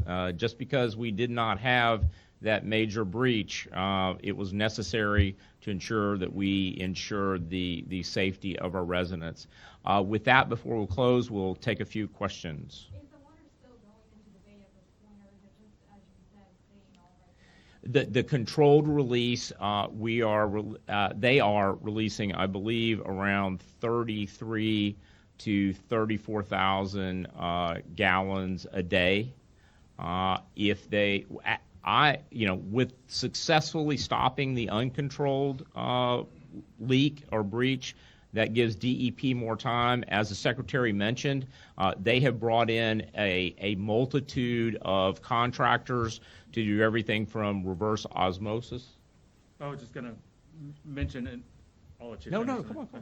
On, if you visit, We're in this again, together. protectingfloridatogether.gov, you can actually see the mapped out of our monitoring, and so that'll give you an idea of where water is flowing. As you just mentioned, we're still at about 33 million gallons a day going through the charge through the port. Regular updates will also be given in narrative form on that website to make sure you can understand what's happening on the ground, but then also look at the data. That you've averted a short-term crisis, right, Emily? Yes. But what about the long-term impact on potentially the aquifers, potentially marine life? I mean, what sort of assurances can you give locals who've been screaming about this issue for, it seems, 2 decades? Well, I think what's important about the question was, what about the long-term effects? What about the aquifer? What about the environment? Successfully brought together not only an interdepartmental collaborative team, but this has been a national, state, and local response, including the myriad of agencies that we talked about. And so the expertise and the manpower and the intellectual capital that has been deployed to Manatee County to address this has really been unprecedented, and the results are showing. The Department of Environmental Protection, under the Secretary's leadership, is very concerned about ensuring that we minimize the amount of water that's flowing into the bay so that the environment can handle it. As you will find when you go to the website, the technologies that are being brought to this problem are all focused on minimizing the impact on our local environment. As you know, we have aquaculture. We have a very robust fishing industry, and we're very focused on that. And right now, the flow appears to be at a rate that it can be diluted and handled in the environment, and we are very, very optimistic that we have been able to successfully minimize the impact. We have time for one more question. In the back.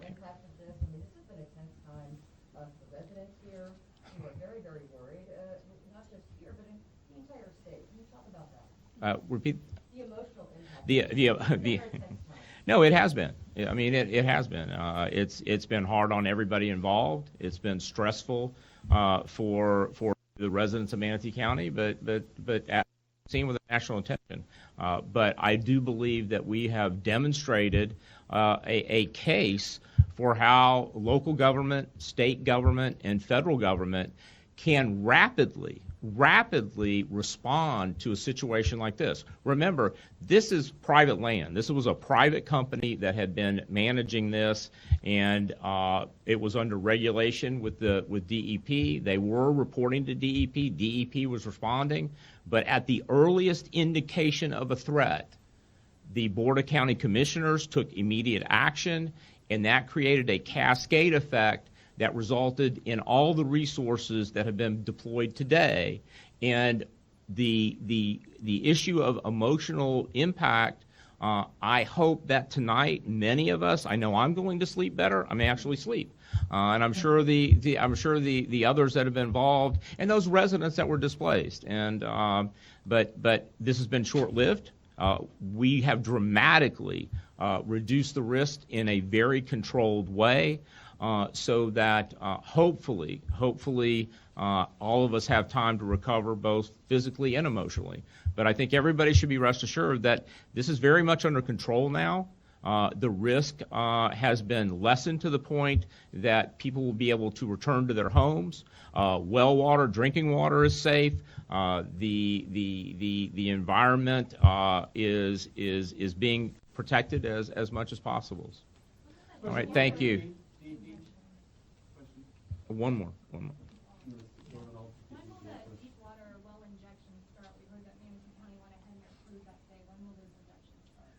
So sure, I will just say I'm glad to hear that the county's looking at that and approved that solution today. My apologies. I think the thing that you've heard from almost everyone is that Piney Point has had decades and decades of histories with a story that just sounds like the same story over and over again. An incident, it not being fully addressed or closed, a reinvention, and then another. I'm excited that the county's committed to making sure this is the last chapter of this story. The department is committed to making sure that this is the last chapter. That is one solution. We would immediately begin working with permitting, would be the first step, engineer, test and design, and then move forward. So normally that takes from beginning of permitting construction to where you can actually start putting water in the ground, between 2 to 3 years. But it's a very good long-term solution. We then obviously work with middle-term solutions on water management. We actually have 2 innovative tech companies. They're on the property, assessing, working how they can then get into the train of water without slowing progress down for life safety. We're excited about those, but we've got a whole team stood up of our scientists looking for any option to make any improvement that we can due to this company's discharge. Well, don't know about the TFRs. There's still a lot of work, a lot of drone work, but you have the websites. If not, the media folks can get the 2 websites to you that you can get constant updates. That's the best way to be updated with that. I thank you all for being here. I thank you for getting the word out, and I don't know that we have any more press conferences planned at this time. Thank you.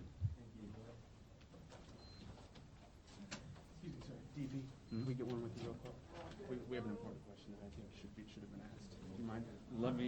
Can we set up I've got to go back.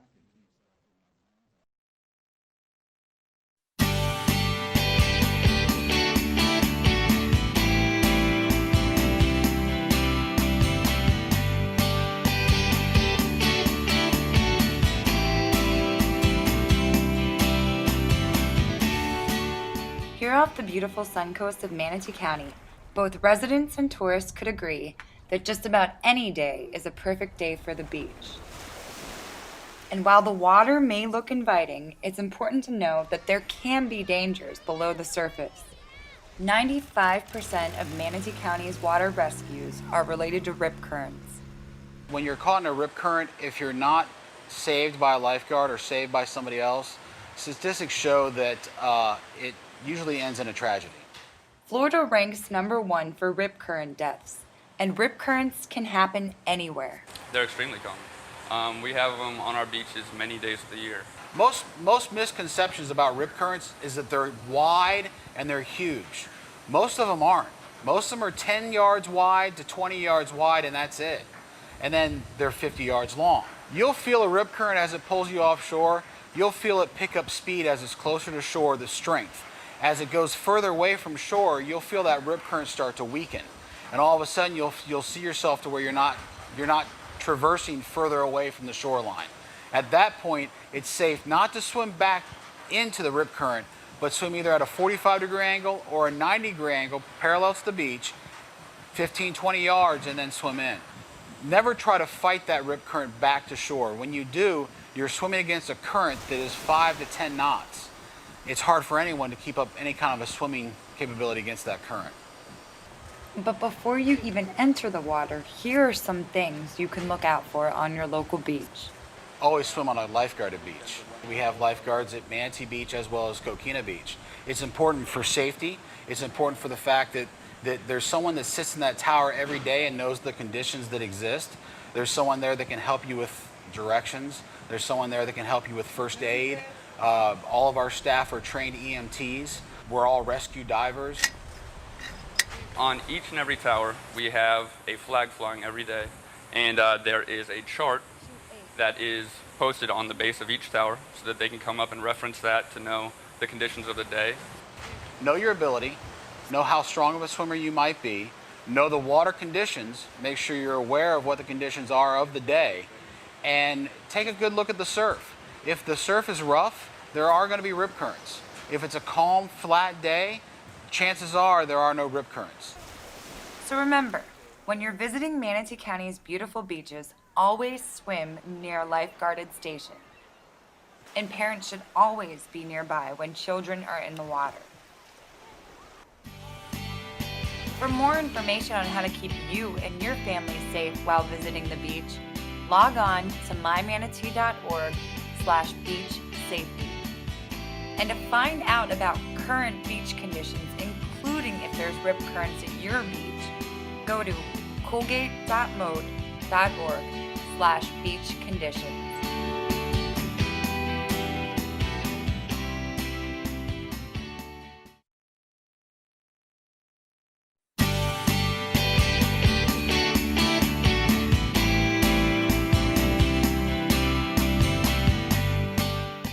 Nowadays, we tend to shop around for the cheapest, lowest prices. One way people think they can save a lot of money is by hiring unlicensed contractors. But keep in mind, that low price can be filled with lots of problems. There can be all kinds of problems, just from poor quality to just to be having a structure that really isn't even approved, and hard to get insurance, hard to get financed. If there's an issue, who's going to take care of it for you? Who's going to cover it for you? Do they have liability insurances? Chances are they don't have liability insurance, because an insurance company is not going to insure somebody who's not properly licensed to do that work. And what happens when there's an accident? What happens if the work they've done causes damage to the home? There's so many different issues that can happen when you have an unlicensed person. These licensed guys, they know what it takes to do that. They know what's required. They call us to go inspect it. We go check it. If the breaker's not correct, they make sure and correct that. CJ Dupre is a building official with Manatee County. He ensures that all licensed contractors are building according to the strict building codes. He has never once been called by an unlicensed contractor to inspect their work, but is very familiar with the final products. I've seen a young couple buy a house that was remodeled by a contractor that the interior wall collapsed because he took out a load-bearing wall. That wouldn't have happened if they would have had somebody that was licensed and it was properly inspected to comply with code. Also the life safety issues for non-conforming work that may cause fire, collapsing of structures.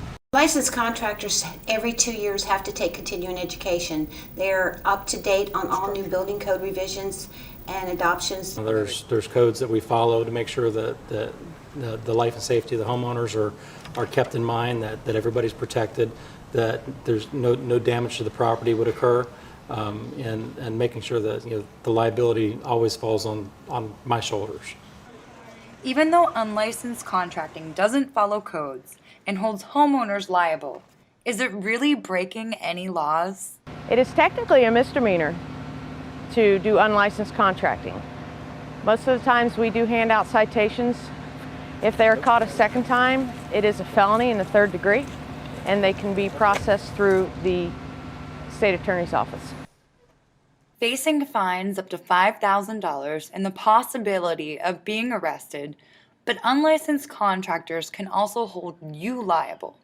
You can be fined and taken to court for aiding and abetting unlicensed activity if you decide to hire one of these individuals. Unfortunately, Manatee County, we cannot assist you in any fraud that you may have come across with hiring one of these people. A contract between an unlicensed individual and an owner is null and void. There's nothing I can do to help you. But before a contract is even written, here are ways to find out if the contractor you're hiring is licensed. Some of the tall tale signs as they pull up in their truck, it doesn't have a state license on it. A state license will start with 3 letters and a series of numbers. A county license will start with 2 letters and a series of numbers. And if they hand you a contract that is hand scratched on a piece of paper, if it does not have their license number on those documents or their business cards, chances are they're not licensed. Before you hire a contractor, if you're not sure, call us. Call us, email us. Doesn't cost you anything. We'll check to make sure that that person that you're getting ready to let in your house and start tearing walls down is properly licensed and insured to work in your home. To check on a contractor before you hire them, call Manatee County at 748-4501 extension 3800. Or to verify a state license or report unlicensed activity, visit www.myfloridalicense.com.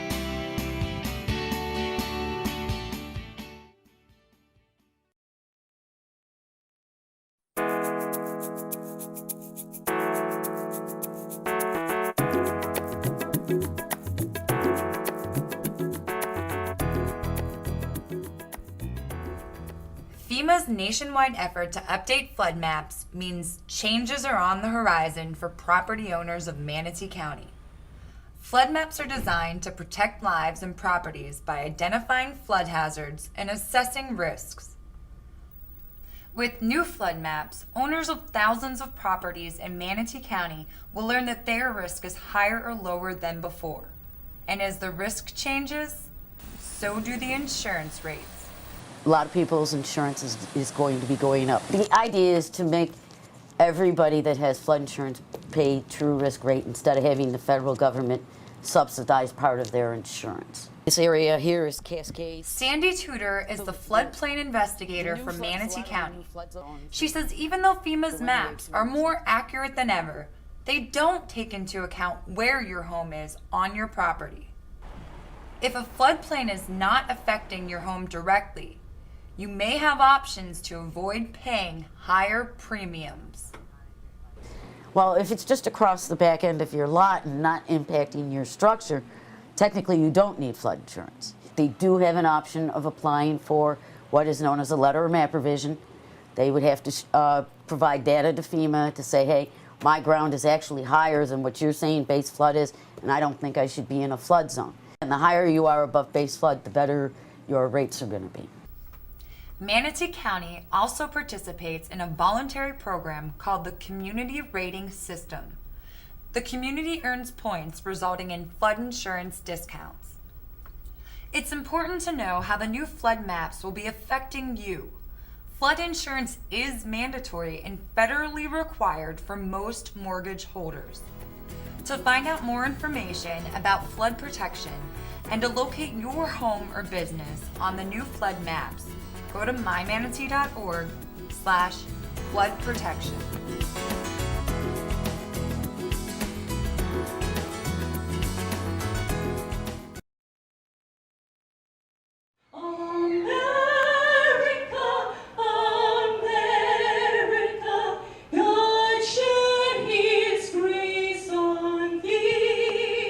America, land of the free and home of the brave.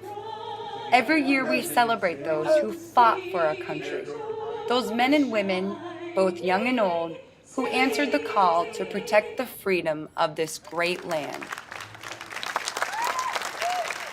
Manatee County's Veterans Services is located on the 3rd floor of the County Administration Building. This division is dedicated to helping veterans and their dependents obtain earned benefits they so greatly deserve.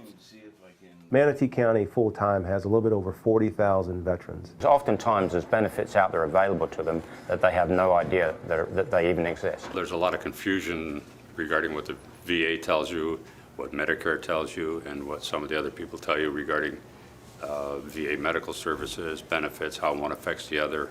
Veterans Services works on an individual basis to clear the confusion. They conduct various outreach programs trying to connect with community vets and dependents to answer any questions they may have. They hold your hand and they make it comfortable for you. And you know when you're asking a question, when you run into a question, you can get an answer. Don Mastropietro's father is a veteran of World War II. He is now suffering from dementia and needs extra care. Since Don has placed him in a nursing home, he has had a constant struggle to obtain the VA benefits his father so greatly needs. It's been a long, drawn-out process. It started out badly, and as it turns out, the services here in Bradenton got me over the hump and got us to where we needed to be. Whether you're 90 years old or, like me, the son of a veteran, they treat you the same. They just treat you just like you're the veteran, and they get the job done for you. There are so many available options for veterans and their dependents. From medical services at the Bradenton VA Outpatient Clinic to interments available along with other services at the Sarasota National Cemetery. Whatever you need, Veteran Services is here to help you. There wasn't help like there is now. I wouldn't have known what to do. He put the effort out to get me into the program. It means a lot to me. They really help their people. And we all take veteran services. It's something near and dear to our heart. We take it extremely serious. Freedom isn't free. And whether it be from those veterans that were drafted by their country or those veterans that currently volunteer on their own today, we can never forget about them. And the things that we're wanting to do for them here in Manatee County, the state and federal, these are benefits that they've truly earned. For more information about services provided, visit mymanatee.org/veterans, or you can call 941-749-3030. Also email lee.washington@mymanatee.org. And for upcoming events and to connect with vets in your area, like us on Facebook.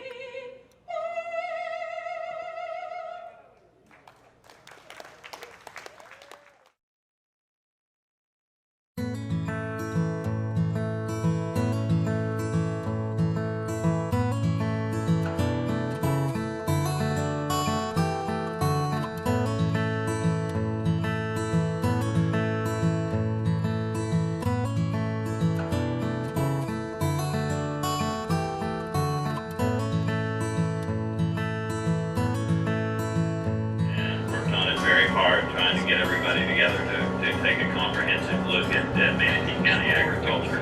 We're going to be looking at development. We're going to be looking at impact. We're going to be looking at heritage, these people and where they came from and where their land is going and how they are going to survive as Manatee County changes. Agriculture in Manatee County is still such a critical part of the economy. We think that the preservation of the respect for agriculture and its collaboration with our local governments, with the regulatory community, all work together to make the state a great place to live.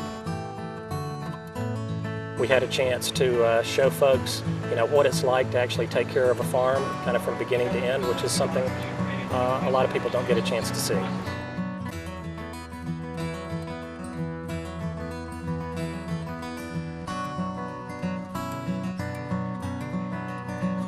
I'm a fourth-generation Florida vegetable grower.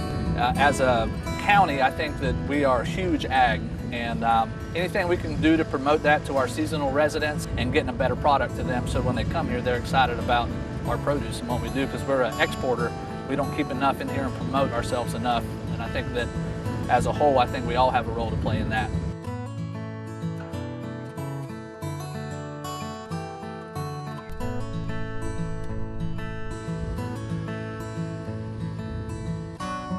I wanted to educate them about exporting livestock because it's a growing business and it's going to continue to get bigger and bigger. A lot of the rest of the world wants good U.S. genetics. We have the most superior dairy cattle in the world, and so that's a business that a lot of people would never imagine cows flying, or the expression when pigs fly, they do fly. I fly pigs on a regular basis.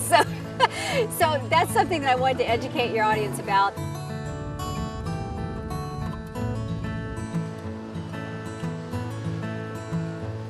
Oh, we're very excited about having the ag workshop with the county commissioner, and we're doing a lot of agriculture in the urban area. And so that we need to learn how to work together and everybody understand where their food comes from, and that everybody out here is really trying to do a phenomenal job through conserving water and using less impacts and following the best management practices that we have developed and are continuing to develop to grow the best quality food and the safest and the least expensive to feed our nation. It's been a fabulous day to learn about our agriculture economy, what some of the issues are, to hear from the farmers themselves, and to have a great display of how agriculture is, why it's the #2 largest industry in our county. I think easily we saw what Manatee County is all about. even to this day, is still about agriculture. And we've seen a fantastic cross-section of the kind of agriculture that exists in Manatee County. We forget that these guys supply the food for all over the world, and these guys are hardworking men. Every day they supply us with our food source. And I just wanted to tell everybody it's an experience. If you ever get a chance to come out to the farms out east, you must take it. This gives all of us a chance to see what a gem we have with our farmers and how we need to always support them and keep them here.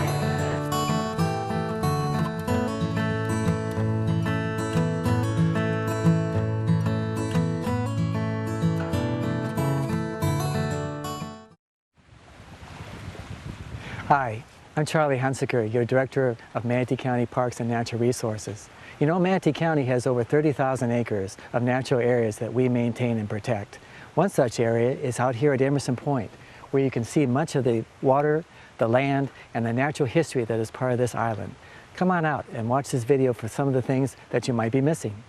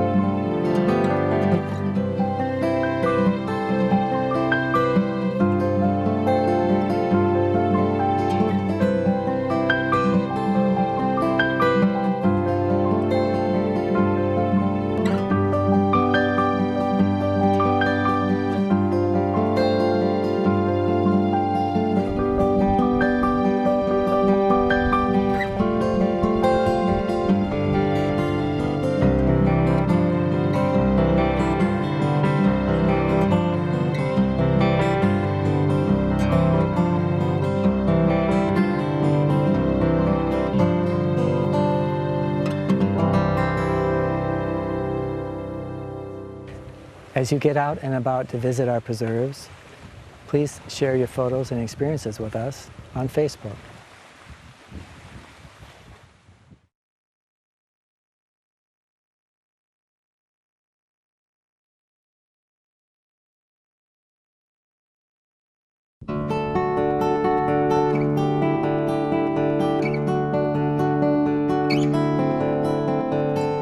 This is the first year we've done a sparrow drive here at Duet Preserve.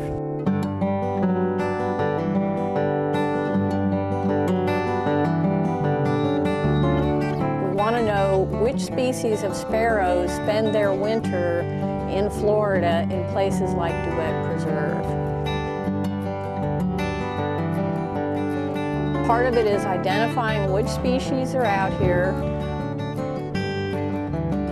We also band the birds.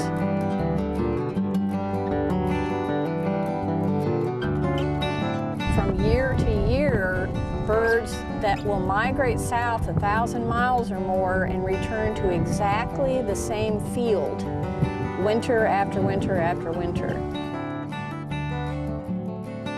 When they're marked with the band, we can tell with certainty that it's the same bird. This is a pleasant time of year for volunteers to be outdoors, so they're getting an enjoyable morning outdoors, and they get to learn something and see beautiful birds up close and personal.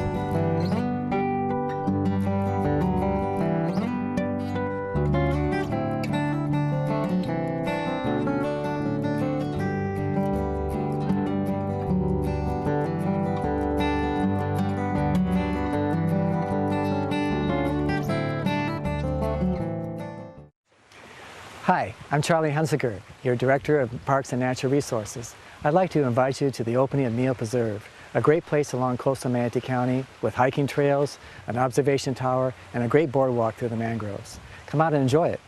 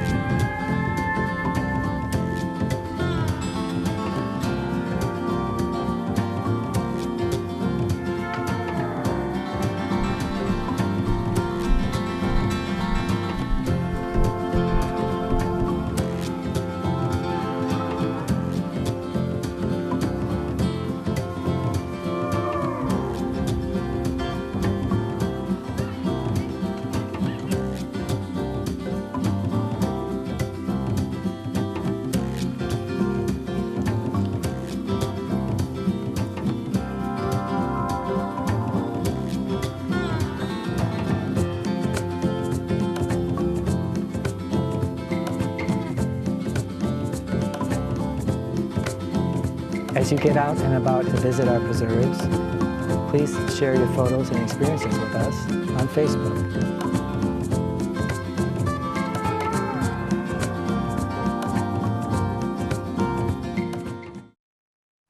Hi, I'm Charlie Hunsaker, your Director of Parks and Natural Resources here in Manatee County. I'd like to invite you out to Riverview Point Preserve, a location in northwest Bradenton along our coastline, managed in partnership with the National Park Service with the DeSoto Memorial area. It's a beautiful place of trails and observation, bird watching, and a great place to experience nature in northwest Bradenton. Come on out and enjoy it.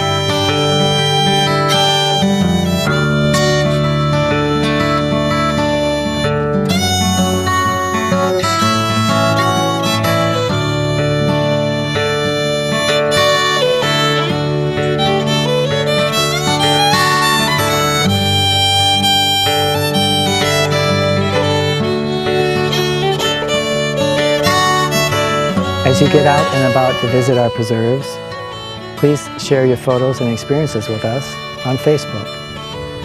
To find more information about our local preserves and parks, visit mymanatee.org and click on Parks and Natural Resources Department.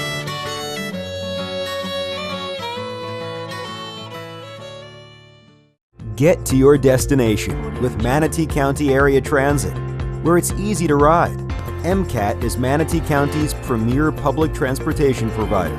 With easy-to-follow routes and schedules, MCAT will get you where you need to go safely and efficiently. All MCAT buses and trolleys are handicapped accessible. Visit www.mcat.org for routes, schedules, and video tutorials on how to ride MCAT. Manatee County Area Transit, where it's easy to ride.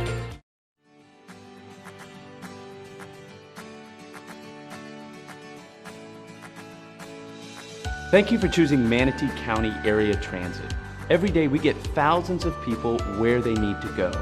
Both weekday and weekend service is provided.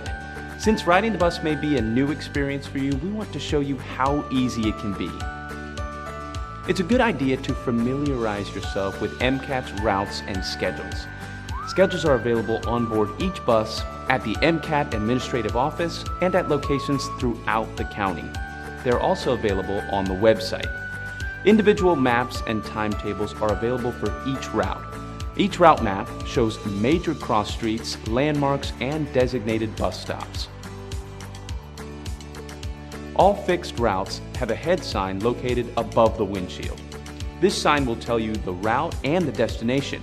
Be sure to check this sign so you don't end up on the wrong bus. Most vehicles have a front door and a back door. Always board through the front door and exit through the back door. The exception would be if you're using a wheelchair or need to retrieve a bike from the bike rack. Fare collection boxes are located in the front of the bus near the driver. This is where you'll pay your fare. Be sure to have your payment ready before you board the bus. It saves time and speeds up the boarding process. If using cash, please have the exact fare. Operators can take change, but they can't make change. The seats located in the front of the bus are reserved for seniors and passengers with disabilities. Don't worry, there are usually plenty of seats toward the back of the bus. If the bus is full, you may have to stand. If so, use the handrail or strap while the bus is in motion.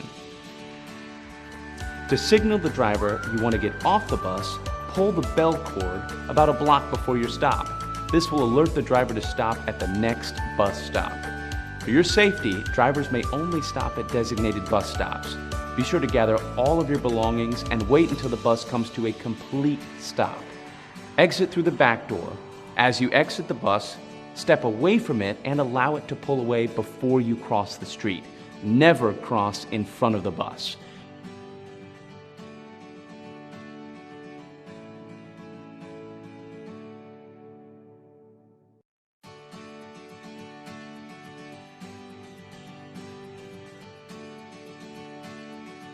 Welcome to MCAT, your premier transportation provider for Manatee County. We invite you to bring your bike as you travel. Bikes ride free with any paying passenger. Buses can hold up to 2 bikes at a time. Racks will not accommodate scooters, mopeds, and tandem bikes. For safety reasons, operators are not able to assist you. So let's take a few minutes to show you how to properly load and unload your bike. Please make sure you are off your bike when waiting at the bus stop. Once the bus comes to a complete stop, let the operator know you are going to load your bike. Move to the bike rack located on the front of the bus. Always load your bike from the curb side, not the street side. To load your bike, first lower the rack. If any other bike is already in position, the rack will already be lowered. Next, place your bike in the rack's wheel well. If yours is the only bike being loaded, place it in the rack nearest to the bus. Swing the bike support arm up. A spring will pull the support arm back and hold your bike securely. Remove any items that could interfere with the operator's visibility, like flags or poles. And that's it. Return to the curb, board the bus, and enjoy your ride. If the rack is full, you will need to wait until the next bus arrives. To unload your bike, please use the front door of the bus to exit. As you exit, let the operator know you will be unloading your bike. remember to unload your bike from the curb side only. To release your bike, simply pull the support arm away from the wheel, drop it down, and lift your bike from the wheel tray. If you are the last person to unload your bike, please return the rack to its upright position.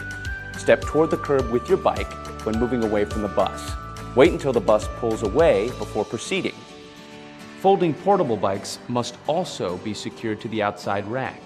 If the rack is full, you may bring the folded bike inside, providing room is available and it can be stowed without blocking the aisle.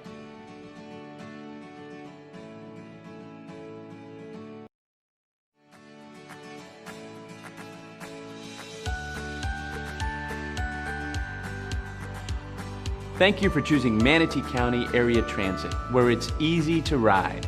At MCAT, we make every effort to meet the transportation needs of all customers. Written schedules are available if requested. The agency also has a TDD telephone service with trained staff ready to assist you. MCAT transit facilities, including stations and bus stops, provide accessible features such as elevators, ramps, and cleared areas and are maintained regularly and properly functioning.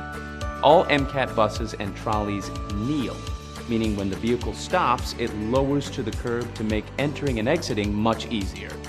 A ramp can also be activated to assist passengers.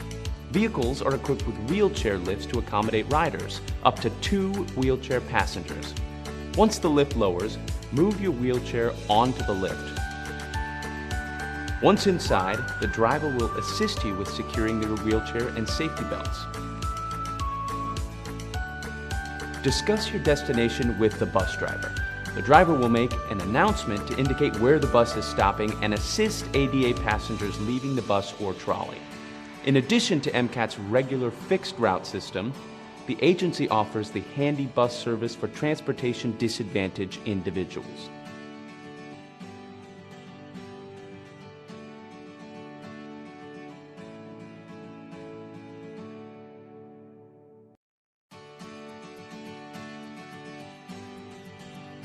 Thank you for choosing Manatee County Area Transit.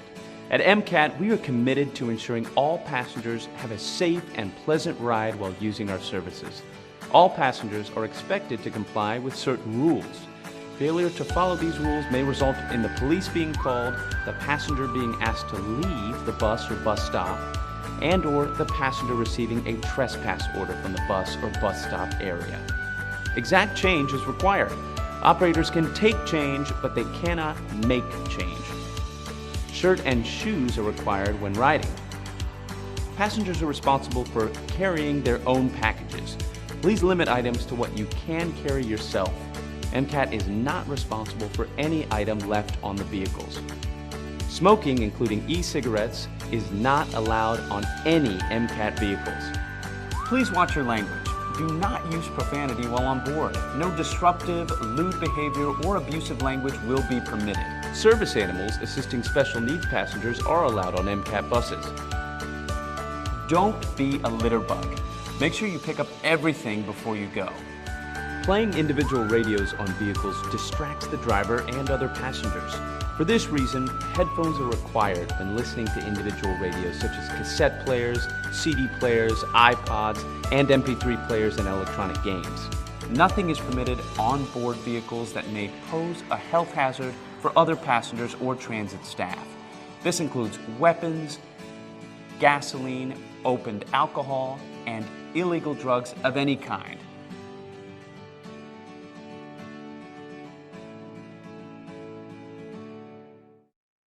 Stop the spread of germs and help prevent the spread of respiratory diseases like COVID-19. Avoid close contact with people who are sick. Cover your cough or sneeze with a tissue, then throw the tissue in the trash. Avoid touching your eyes, nose, and mouth. Clean and disinfect frequently touched objects and surfaces. Stay home when you are sick, except to get medical care.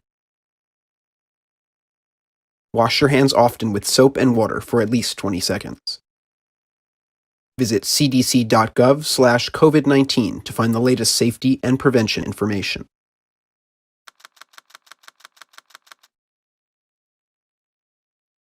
We know that we're asking Americans to do a lot right now.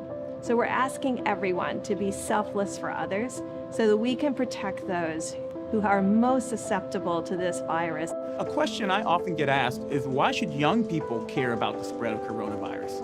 Well, we know that people with underlying medical conditions over the age of 60 are at highest risk, but they've got to get it from somebody. Social distancing is really physical separation of people. It's what we refer to when we ask people to stay at least 6 feet apart. Not going to bars, not going to restaurants, not going to theaters where there are a lot of people. It all just means physical separation so that you have a space between you and others who might actually be infected or infect you. We all have a role to play in preventing person-to-person spread of this disease, which can be deadly for vulnerable groups. For more information on how you can social distance, please go to coronavirus.gov.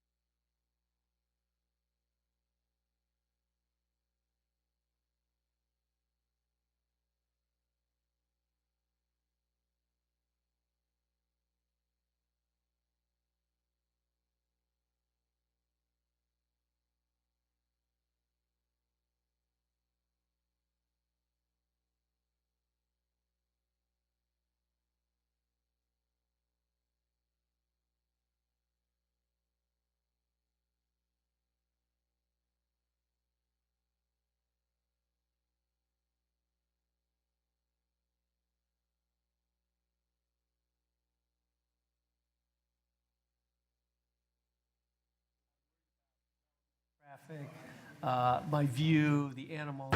Take a card. All right, we're going to call the meeting to order and reconvene. I believe we were up to item number, hold on, let me get my agenda up. 2. Item But number 2. we're going to swear first or no? Let's read it Swearing into the it. record. Mr. Roth already took Okay. care of the swearing. We'll read it into the record and then, Okay. right. Right, you're Item gonna have number to stay. 2, PDMU 9804, CPR9, Moccasin Wallow Holdings LLC rezone, Wood of Moccasin Wallow, revisions.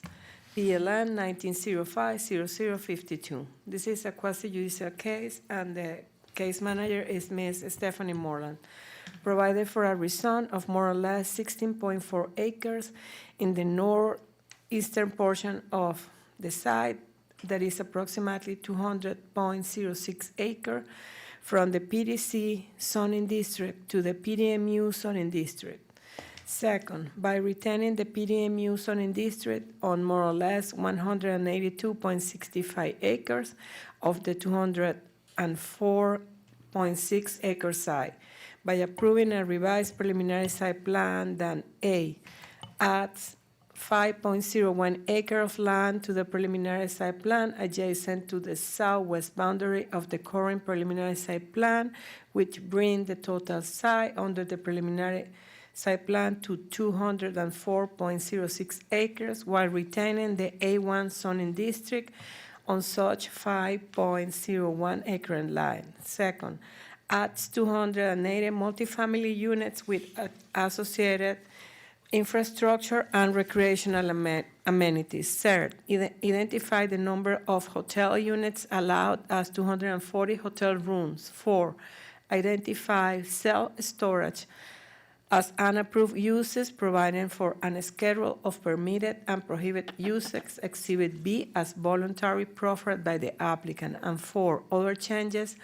to update the ordinance and amending and restating the approved zoning ordinance, all located on the south side of Moccasin Wallow Road and west of I-75, extending south to the I-275. And the applicant, representing the applicant is here, Mr. Caleb Grimes. Very good, thank you. And if there's anybody in the lobby there, if you would, please come in. We're going to be swearing in, so it doesn't appear anybody's coming in, so, all right. Please rise to be sworn in if you intend to speak on any application remaining this afternoon. Do you swear or affirm that the factual statements and factual representations which you are about to present to the Planning Commission will be truthful and accurate? I do. Thank you. I'm sure we'll do it again. Have there been any ex parte communications regarding this application? Mr. Rutledge.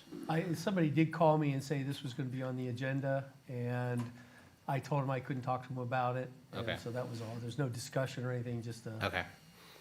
Very good, thank you. Anything further? All right, with that, we'll go to the introduction of the application, and if you would, Mr. Grimes. Good afternoon, Commissioners. I am Caleb Grimes with Grimes Galvano. I have been sworn. Pleased to be here today with you to present this change to a project that actually I worked on in 1999. So I've been following this for quite some time, and I really like what we're doing here today. We have with us from the developer, Primerica, Mr. Lou Fabrizio, if we have a question of him. And our engineer is Clint Cuffle with WRA Engineering, and he will be here to answer questions if we need to get into anything. This really is a pretty simple, and it was a long way of reading out what was being done, but it's pretty simple. What we're here today is we have an existing mixed-use development on Moccasin Wallow Road, adjacent to I-75, where we want to take a commercial site, a site zoned for planned development commercial today, and change it, bring it into PDMU to go along with the rest of the development, and allow for and build multifamily apartment complex on that site, which is consistent with trying to do one of these truly mixed-use developments where we have commercial, residential, and other uses. I want to give you just a little bit of history to help us understand what we're doing, and let you see if we could go to the document camera. If you can see this, you can see I-75 and I-275, and the site in yellow is what we are talking about. So you can see it's right on the south side. This is Moccasin Wallow Road, right on the south side of Moccasin Wallow Road as you get out near the interstate. This is a little bit of a zoomed in portion of this. And what I want to show you right now is a little bit of the history. It was originally zoned in 1999. And this little 5-acre piece down here was not part of it, nor was this piece that appears kind of wooded right here. Neither of those pieces were a part of the original approval. But the original approval had it designed with commercial out front. It had a school approved and basically 117 single-family detached residential units approved. And it was one of our earlier in 1999 truly mixed-use communities that now, as you've seen with some of our changes with our comp plan, we're really trying to push having one where you have your commercial associated with your residential and so forth. In 2008, this site was added to the development. And at the time, and as today, if you look at this, that site was zoned PDC while the rest of it was all PDMU. And so it was brought into the development, but there was no rezoning because it was being planned to continue the commercial development on that site. And so it currently has PDC while the rest of the site has PDMU. And just so you can see, the whole area is zoned, not zoned, comprehensive plan designation is mixed use, MU, mainly because of its location adjacent to I-75 and Moccasin Wallow.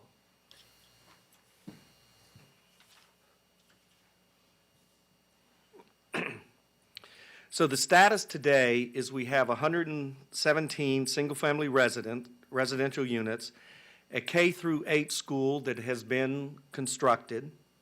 We have a mini storage facility on the site that has been constructed, and we have a commercial center. And the commercial center has various uses, including an orthodontics office, a coffee shop, a nail salon, microbrewery, and restaurant. So it has a variety of uses that take care of and serve the neighborhood, serve the residential that's in that site. So our request today, again, is fairly simple, although there were a lot of things stated in it. It is to change the zoning of this site from PDC to PDMU, and that will be consistent with the rest of the site. And that is because the MU will allow multifamily residential, but the PDC does not. And we want this to expand this idea of a true mixed-use community where we will have single-family detached, we will have multifamily, and we will have the various commercial uses. In addition, we are bringing this 5-acre piece into the preliminary site plan because that is going to be for stormwater and for some minor wetland mitigation that is going on. And so it's not being rezoned because we're not asking for any uses on that. It will just be for a stormwater facility. When the process began, the developer, and Lou especially, met with the neighbors that were already in here with the 117 units that have been developed to discuss what they were planning. And mainly the plan was to change this site into a multifamily residential site. And they had a lot of comments, they had a lot of suggestions, questions, concerns, And so they went back to the drawing board, and to help maintain relations with the residents and to take their comments in stride. I mean, they were very good comments. They went back, Clint worked very hard on it and went back and did some work on the design. This is the current proposed preliminary site plan. And as you can see, it calls for the residential multifamily on that particular site. Can you rotate it, please? I'm sorry? Oh, is it? No, it's the same way the others Okay, were. okay, all right. Moccasin Wallow here, I-75. Got it. And when we were looking at it with them, and this is a blow-up of the 16.4 acre site where the multifamily will be. You can see the various buildings laid out and so forth. The original design had this roadway that comes in, going straight down into the multifamily.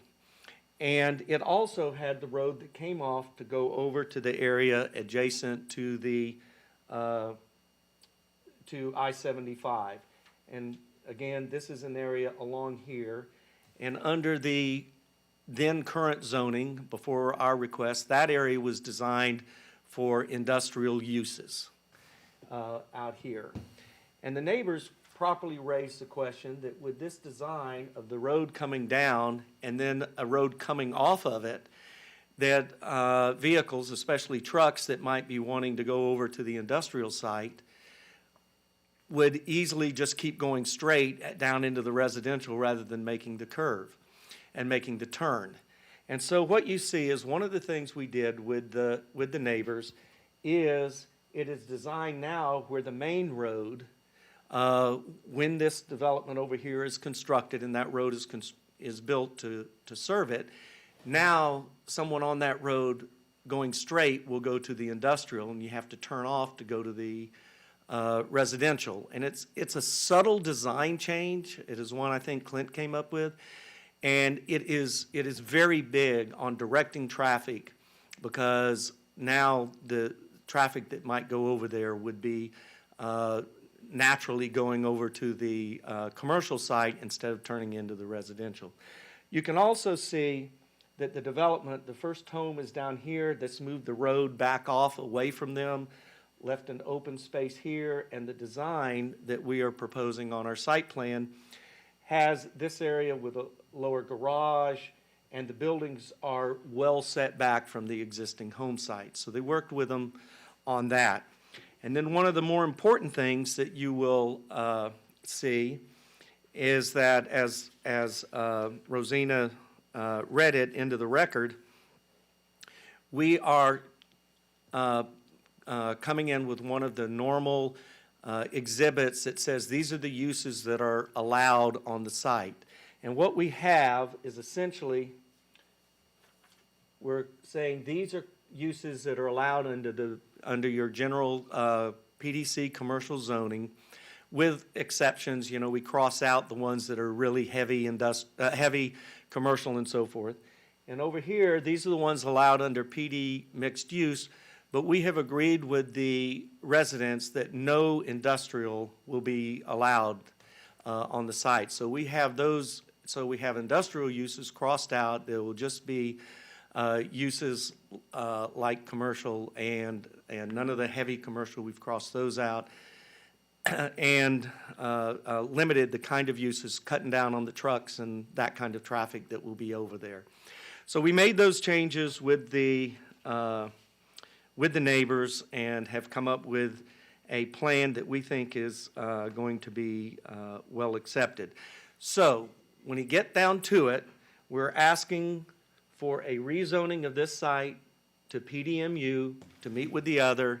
We're bringing the 5-acre site at the bottom with the stormwater into the product mix, and we are adopting a limitation of uses on the site that will assure that there is no industrial that is being built.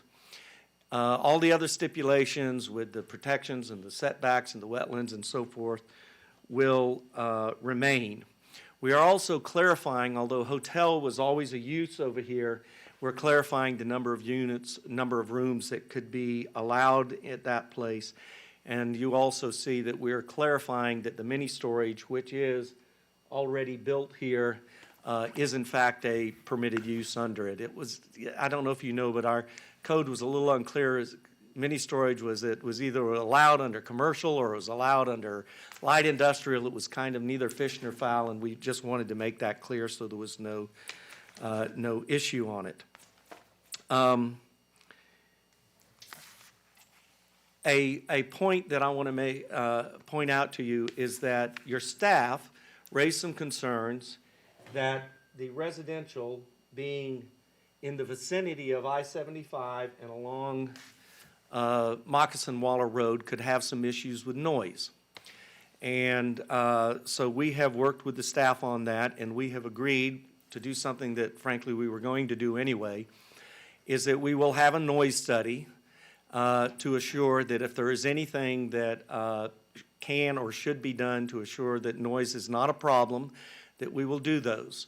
We are expecting your normal things, which is you have certain glass on the windows that face the street.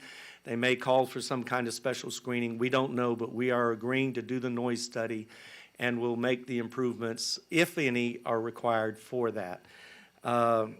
It is something that these developers know. They have built a very similar project, and we know when someone comes to move in here and they see that they're near roads, they want to make sure that they're not going to have a noise issue. So it is something we do anyway.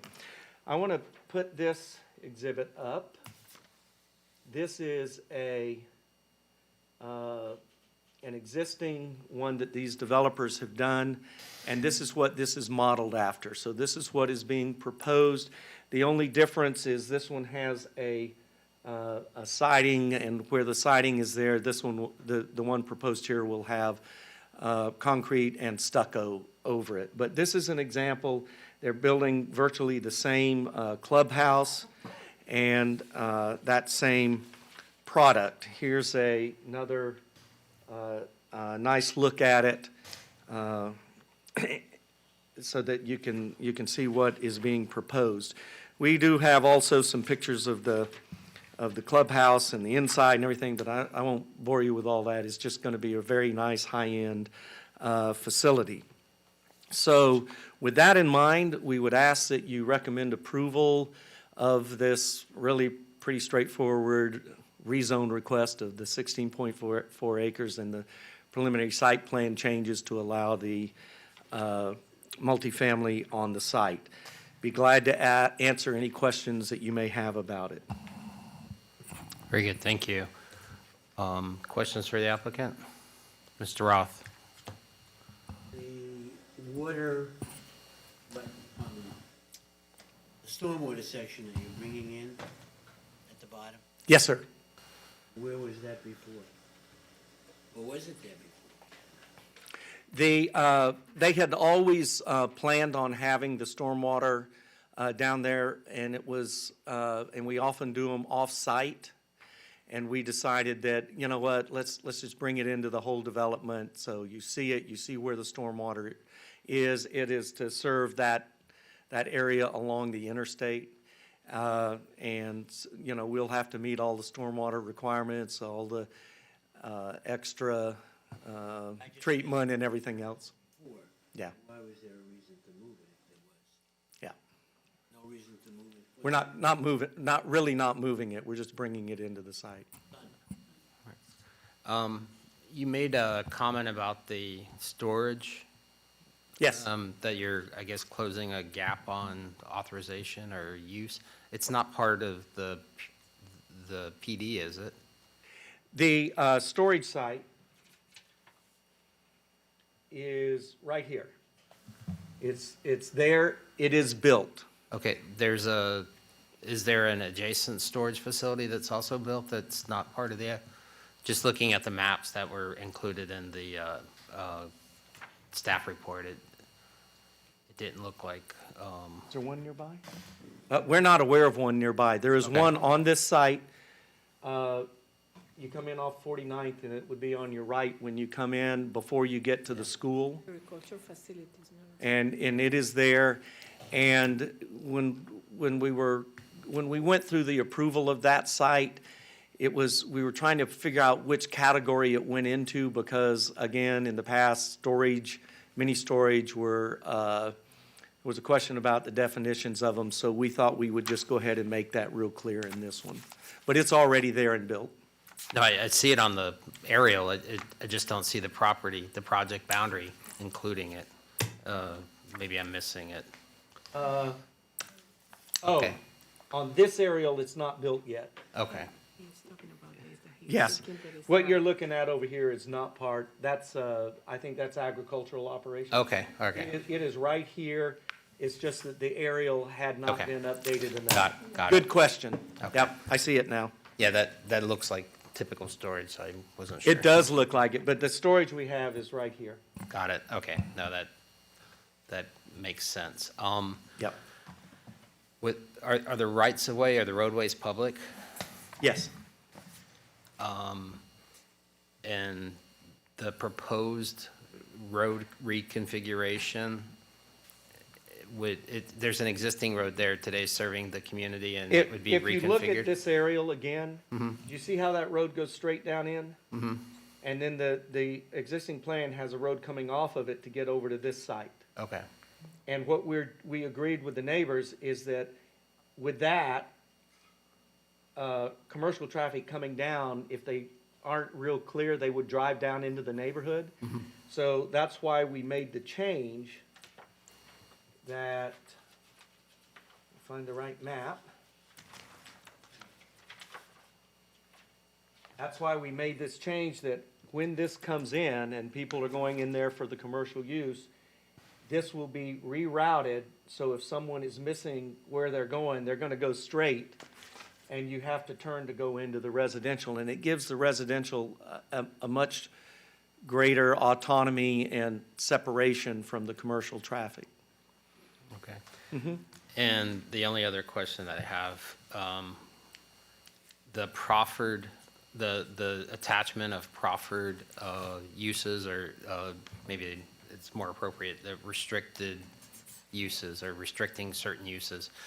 There are two areas highlighted, PDC and PDMU.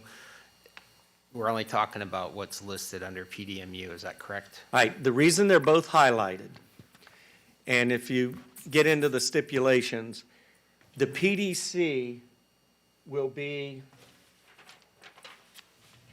in this front area where it's commercial. Okay, all right. Those will be uses allowed under the PDC. Okay. This area out adjacent to the interstate, and I do want to point out, just to make sure you can see it, this is a major drainage facility, and it has a lot of vegetation along it, and it makes a nice separation between the residential and this area along the interstate creates a nice buffer for them. This will be where the PDMU uses, as limited, will be allowed. Okay. That's why each of them are highlighted. Okay. Mhm. Makes sense. Very good. All right, any additional questions for the applicant? Very good, thank you. Thank you very much. All right, we'll go to staff presentation.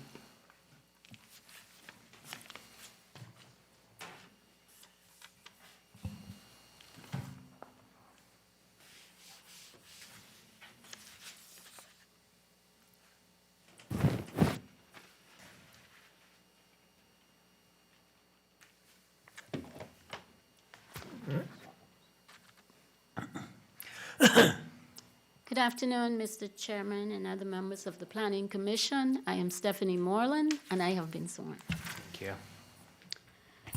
So, the presentation that I have prepared, I'd like to share it with you.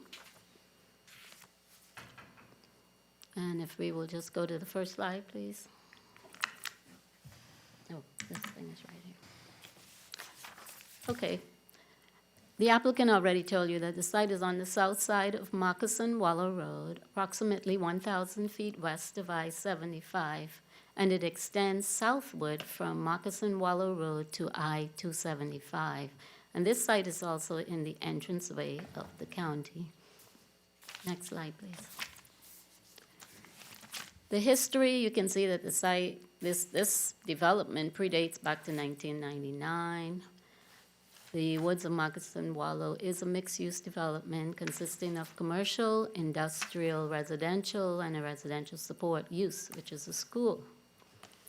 The 16.4 acres that is being added to the preliminary site plan is currently zoned PDC, Planned Development Commercial. The request today is for the rezone of the 16.4 acre site to PDMU, Planned Development Mixed Use, and also to revise the existing preliminary site plan to allow the 280 multifamily unit that the applicant already talked about. It's also to identify the right to construct 240 room hotel, identify the self-storage, add the 5 acres to the southwest boundary of the development. And the development total is, for acreage, is 204.06 acres. And the applicant also went over the Exhibit B, which is the schedule of permitted and prohibited uses. And then there were other updates to the ordinance. Next slide, please. The site is currently in the MU district. The 5 acre site is in the Res 6 future land use category. The maximum potential for the MU future land use category is 30 dwelling units per acre, and the density that is being proposed is 4.3 dwelling units per acre, well below that threshold. The FAR, it's 1.0 for MU, and the proposed is 0.16 for FAR. The site has right now currently 2 zoning districts, PDMU and PDC, and also then the 5 acre parcel is zone A1. And like the applicant explained, the 5 acre parcel will remain A1. The site to the north is being rezoned to PDMU, Planned Development Commercial. So the project is in an entranceway, and it is at the southeast corner of the vacant site, is adjacent to the Cabbage Slough, which traverses the eastern part of the development. It has a flood zone categories of X, A, and AE, and it's partially in the 25-year floodplain.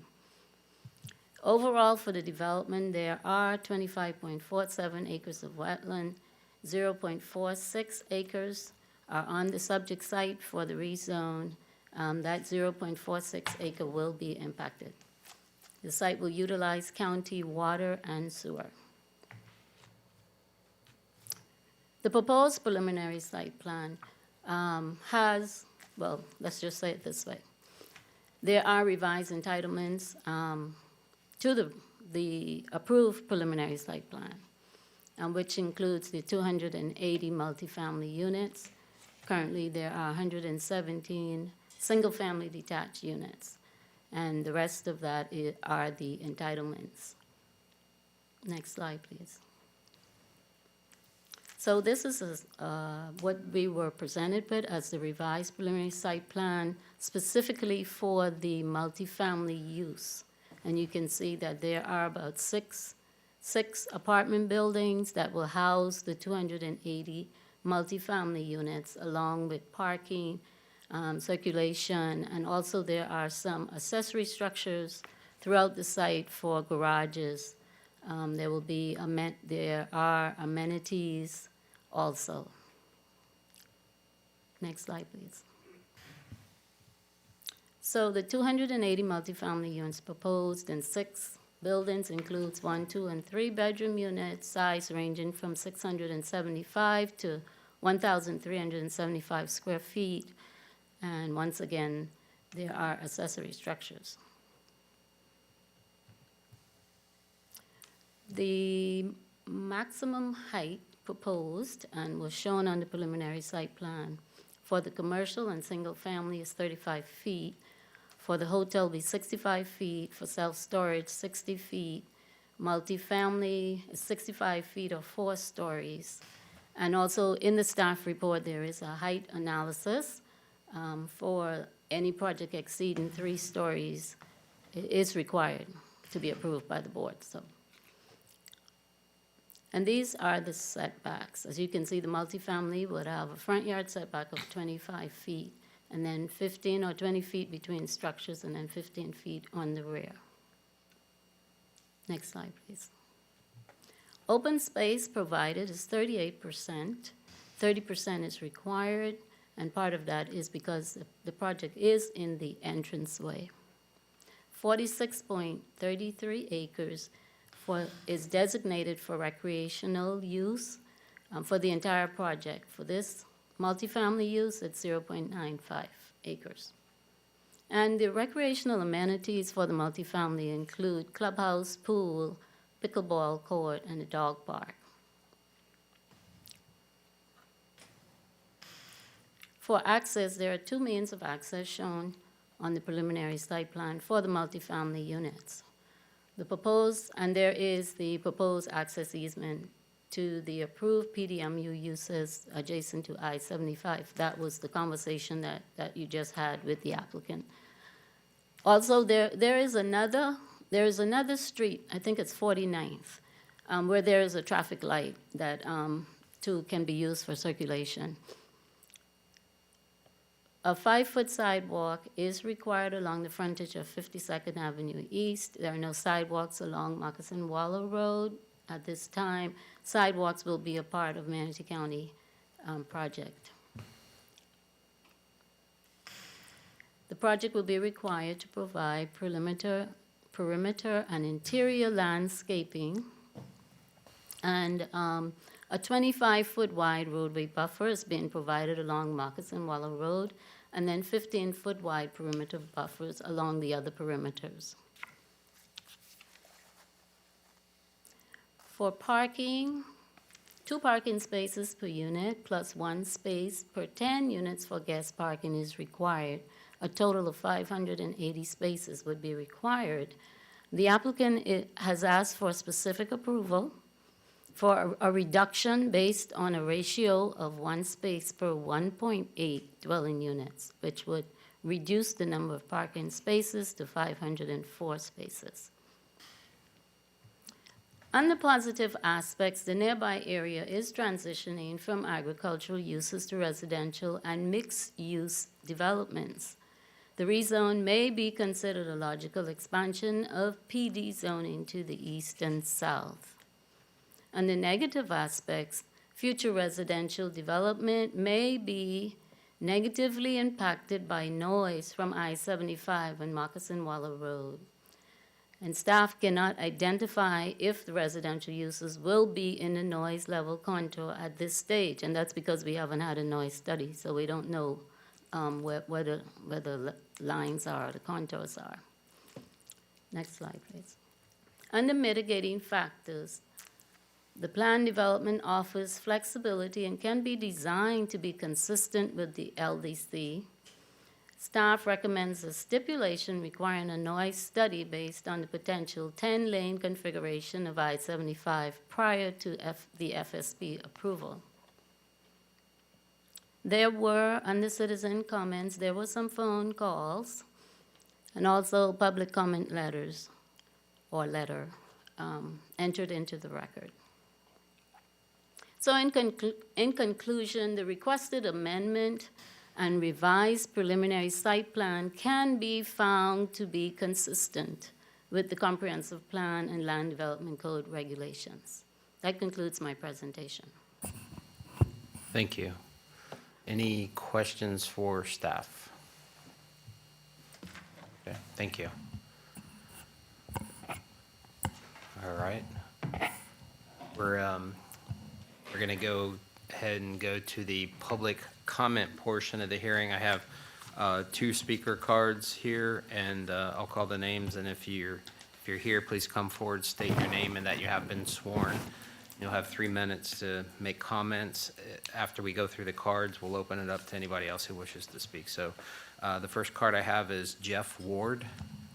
If you would, sir. Again, just state your name and that you have been sworn.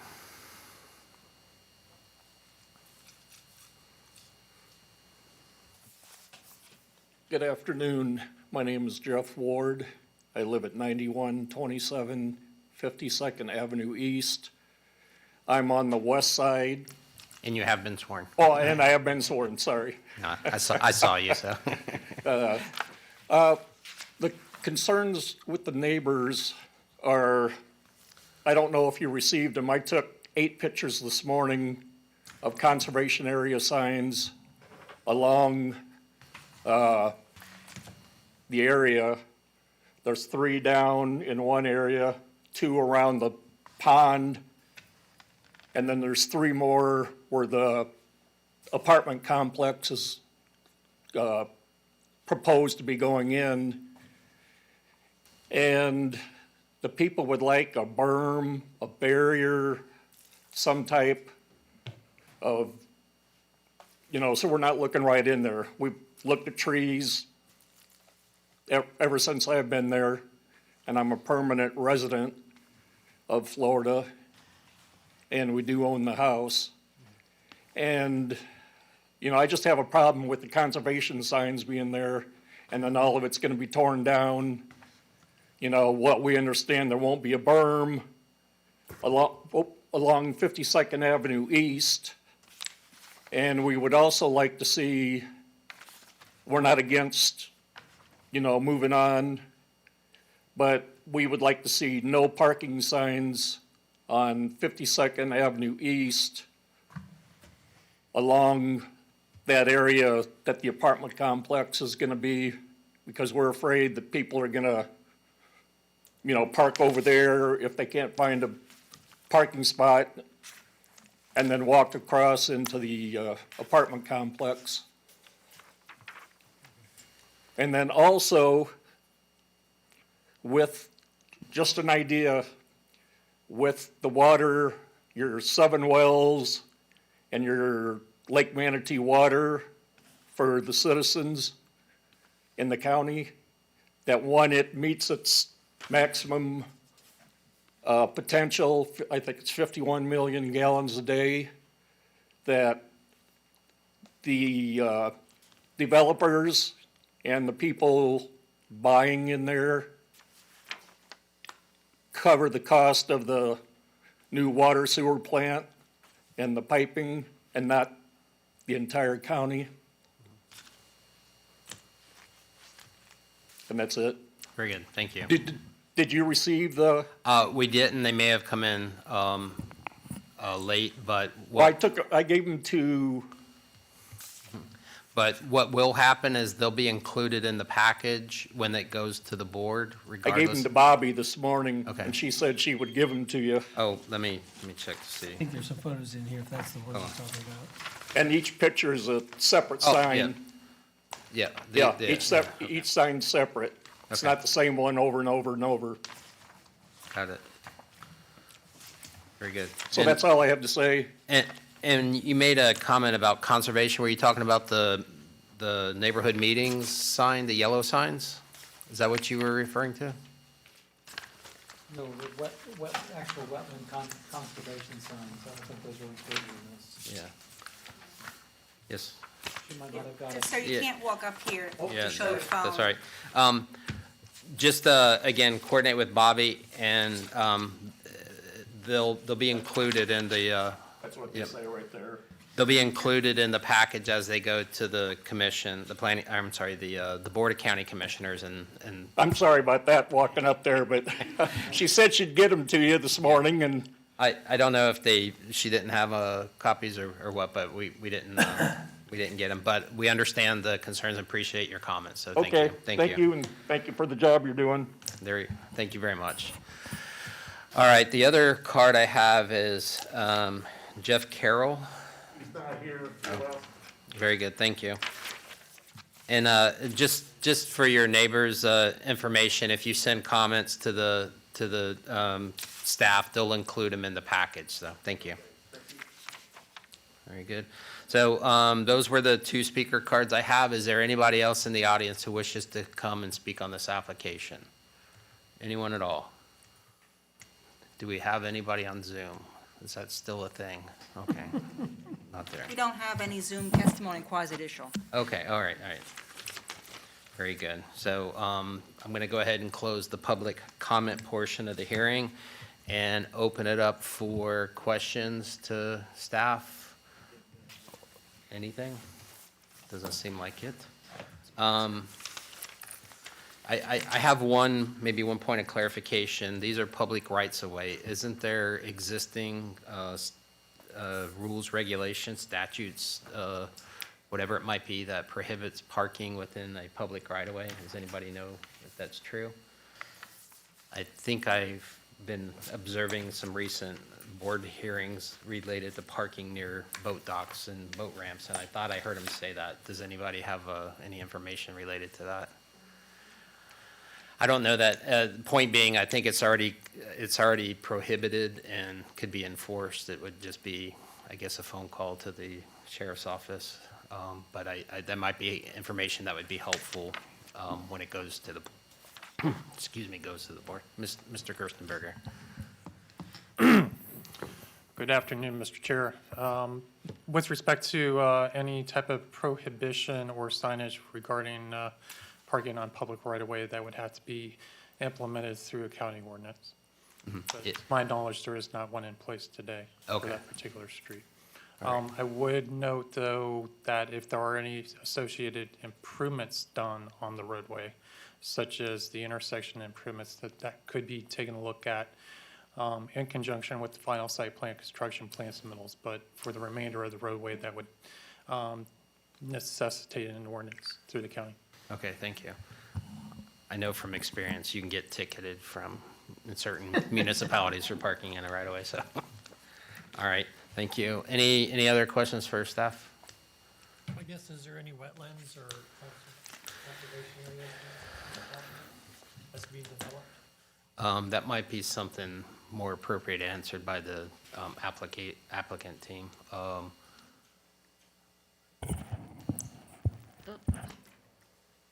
Stephanie Moreland for staff. I did mention that there are 0.46 acres of wetlands on the project site. There are more wetlands overall. The 0.46 acres of wetlands are being impacted. And I think to probably Mr. DeLesline's point, and this may be, again, better answered by the applicant, are there areas of conservation, for example, I know there's a slough through there, is there protection of those areas that are conveyances of rights-of-way? Are there buffers on them? If the neighbor mentioned conservation signs, what are those actually conserving? For the applicant team, please. You can answer it now, yeah. And then we'll go to staff closing comments and rebuttal, but this is information gathering at this point. Okay, Caleb Grimes again for the record. I'll try to answer that question for you as best I can, but I may ask Clint to come up and help out as well.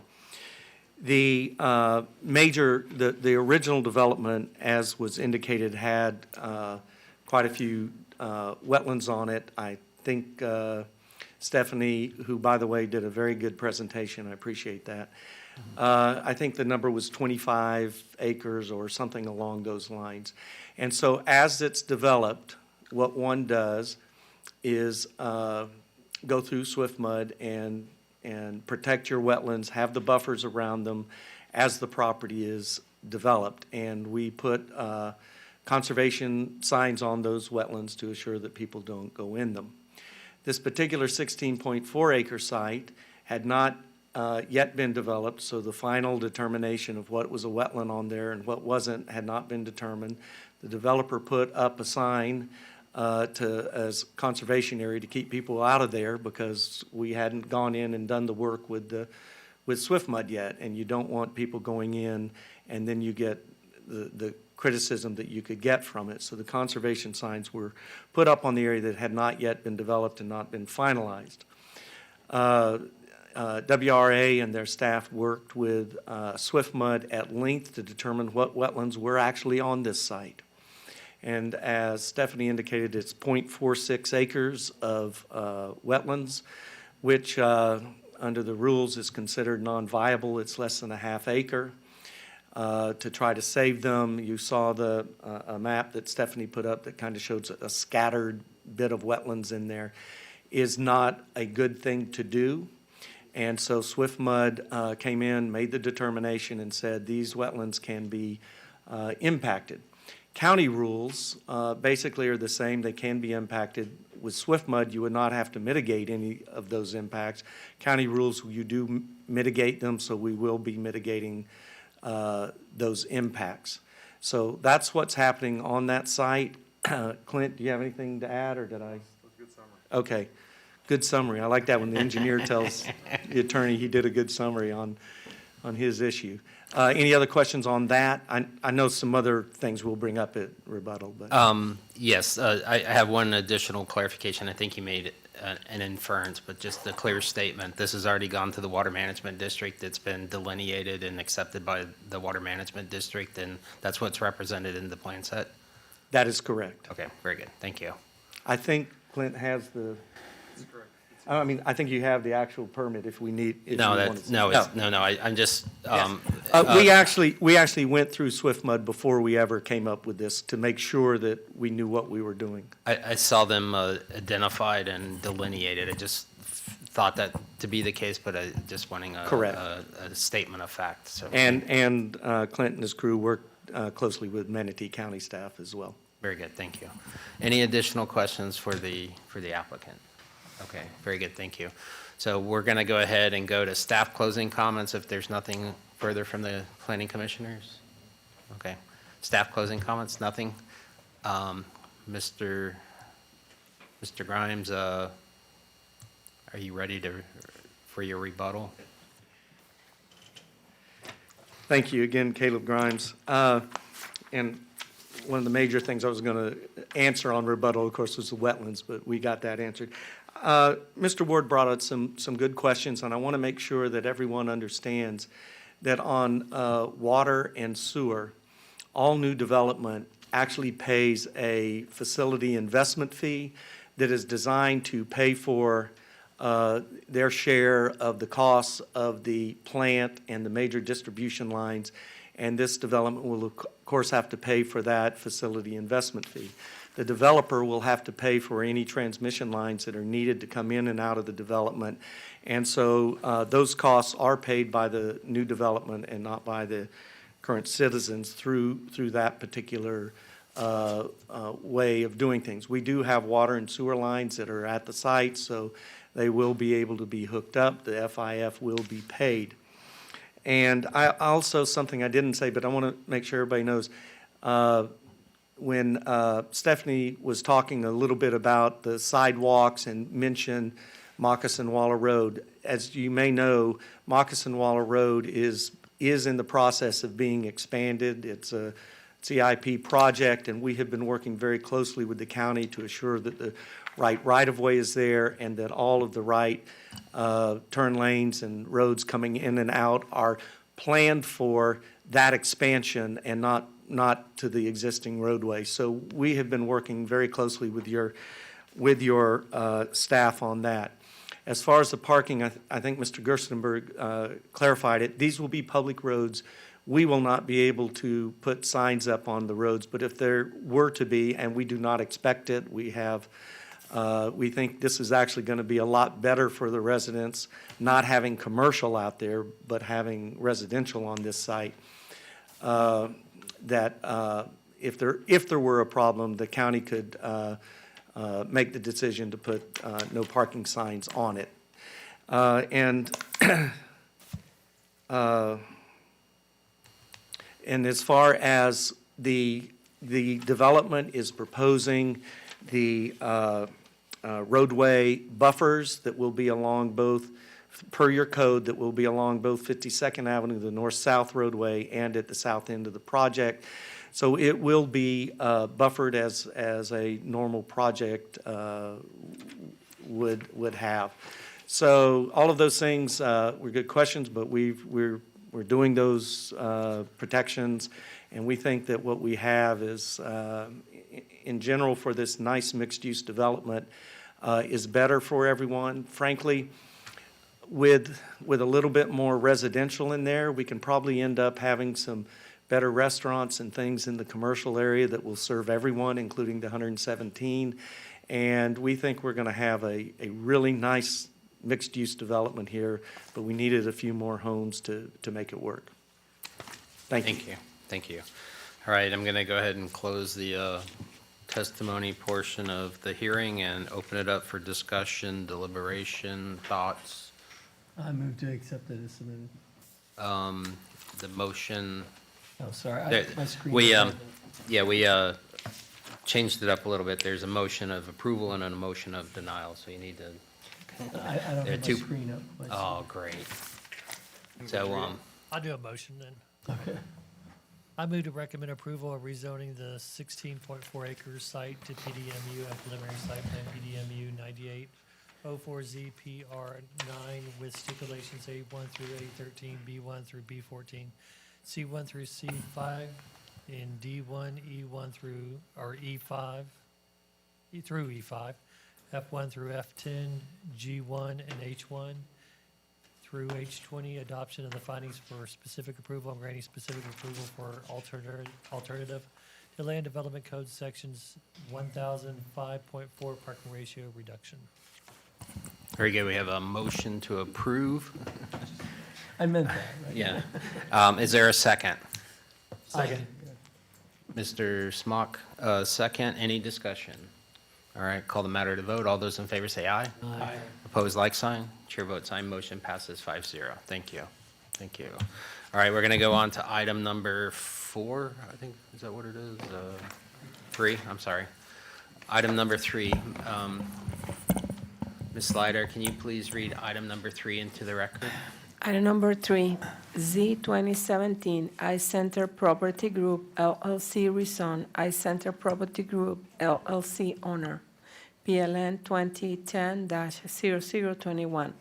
A rezone of more or less 0.19 acres located on the west side of 20th Street West, approximately 285 feet south of Highway 684, otherwise known as Cortez Road West, 4416 20th Street West, Bradenton, Manatee County, from residential single-family 6 RSF6 to the neighborhood commercial small NCS zoning district.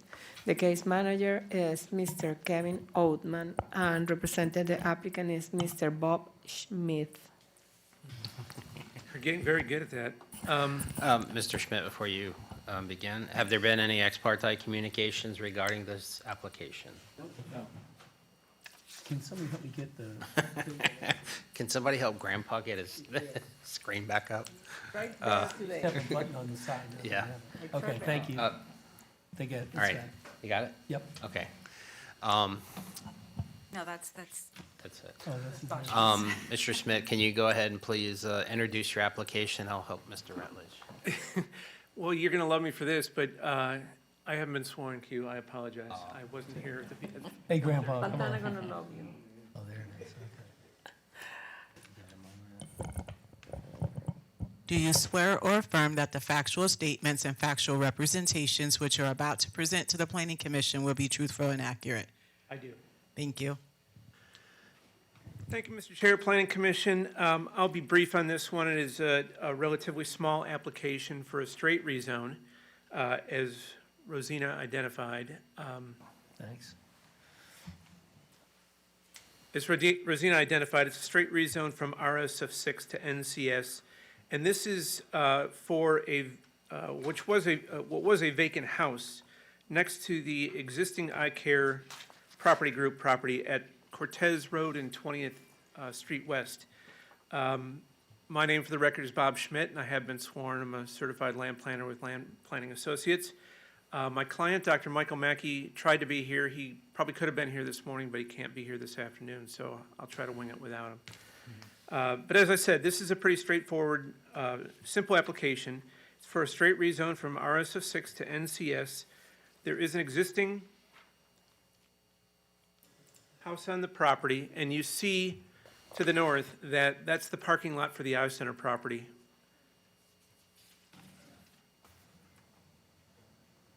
And if you are familiar with West Bradenton, you know this site well. 20th Street runs north and south between Cortez and 53rd, and the frontage of the I-Center property group is right there on Cortez. This parcel sits directly to the south. Here's the zoning map, and you can see it is currently zoned RSF6, and the I-Center property to the north is zone GC. When we met with staff originally, we asked for GC because the site does meet commercial locational criteria, and I think appropriately staff thought it would be better to transition to neighborhood commercial as long as what Dr. Mackey and his group wanted to do was going to be permissible in NCS. What they plan to do is just take this existing house and convert it to either office/storage or just office use.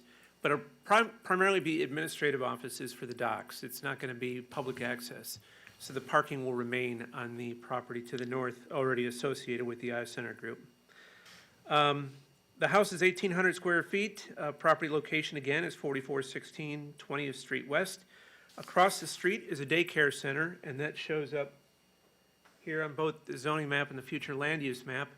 When I first went out there, I thought it was all commercial, and that had a special exception, or special permit, I believe, for daycare.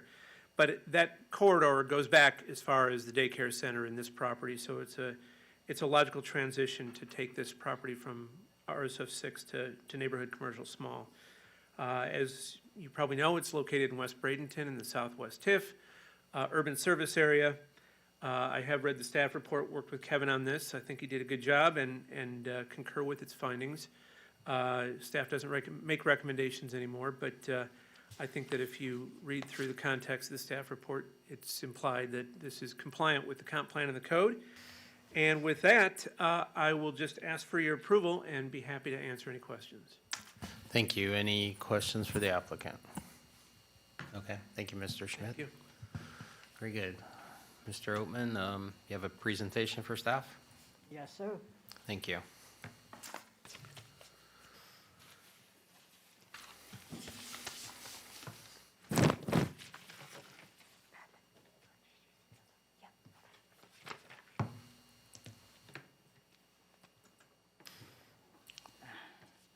Good afternoon, Honorable Chair and board members. My name is Kevin Oatman, and I've been sworn in. Project Z 2017 is the I-Center Property Group LLC rezone. The request is to rezone the .19 acre property from residential single-family 6, RSF 6, to neighborhood commercial small, NCS. In 1981, the property was originally zoned commercial C1. However, in 1990, it was designated as residential single-family RSF 6. The proposed project is designated RES 9 future land use category. The parcels to the east and south are within the RES 9 future land use category, where parcels adjacent to the north and to the west are ROR, retail office residential future land use. The proposed project is designated as RSF 6 zoning district, where GC, general commercial zoning, is adjacent to the north and to the west. The parcels adjacent to the east are RSF 6, and to the south is residential duplex district, RDD 6. Surrounding developments consist of residential dwellings to the east and to the south, commercial to the north and northeast, and a vacant commercial lot to the west. Pictured here are views of the intersection of Cortez Road and 20th Street West. One can see the I-Center has frontage on Cortez Road. The second photo shows the same intersection from the project site looking to the north. The back side of the I-Center is to the left side of the photo.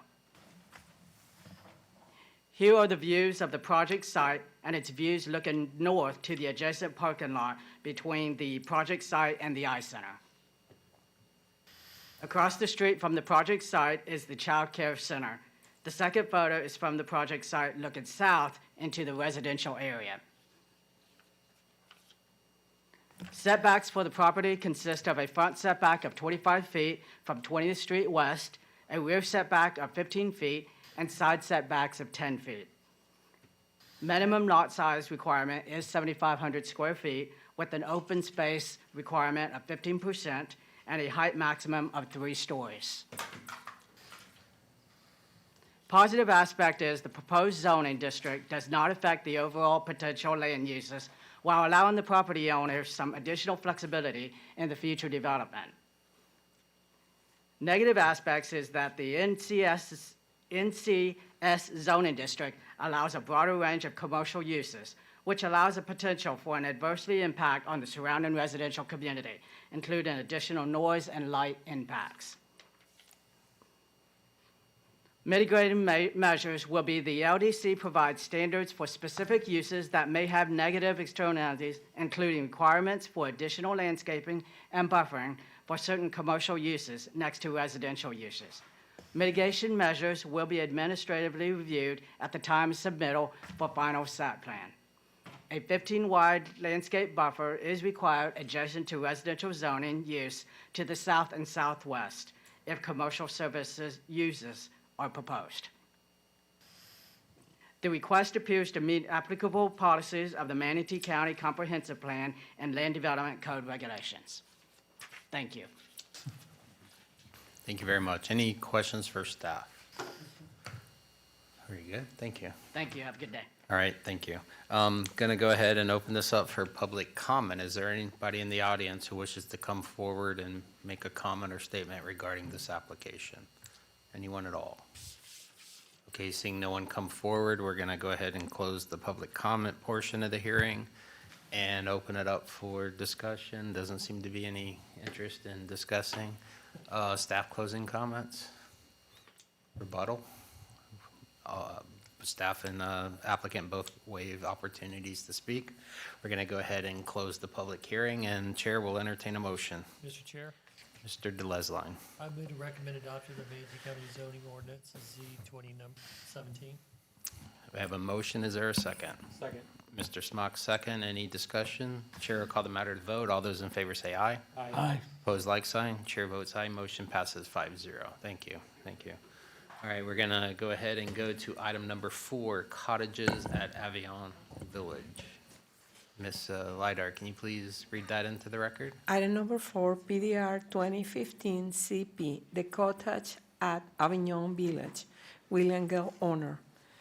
A rezone of more or less 25.76 acres generally located at the northwest corner of 33rd Street East and 16th Avenue East and commonly known as 1210 33rd Street East, Palmetto, Manatee County, from A1 agriculture suburban and RSFS 2 residential single-family 2 dwelling units per acre to the PDR Plan Development Residential Zoning District, and approving a preliminary site plan for 98 single-family residential units with at least 25% of the units designated as affordable housing.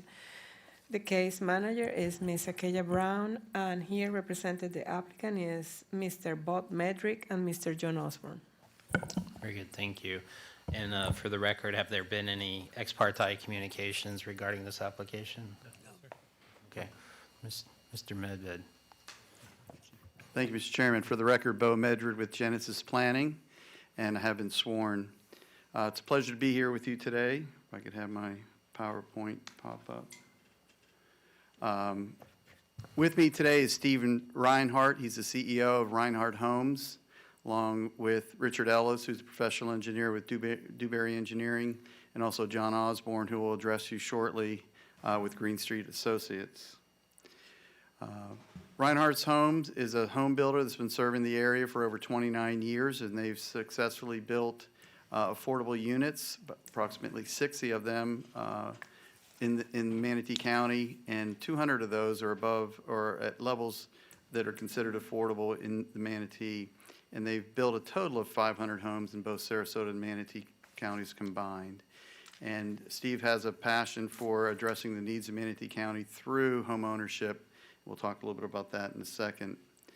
So this project was before you a little over a year ago, and it was a straight zoning. It had no site plan associated with it.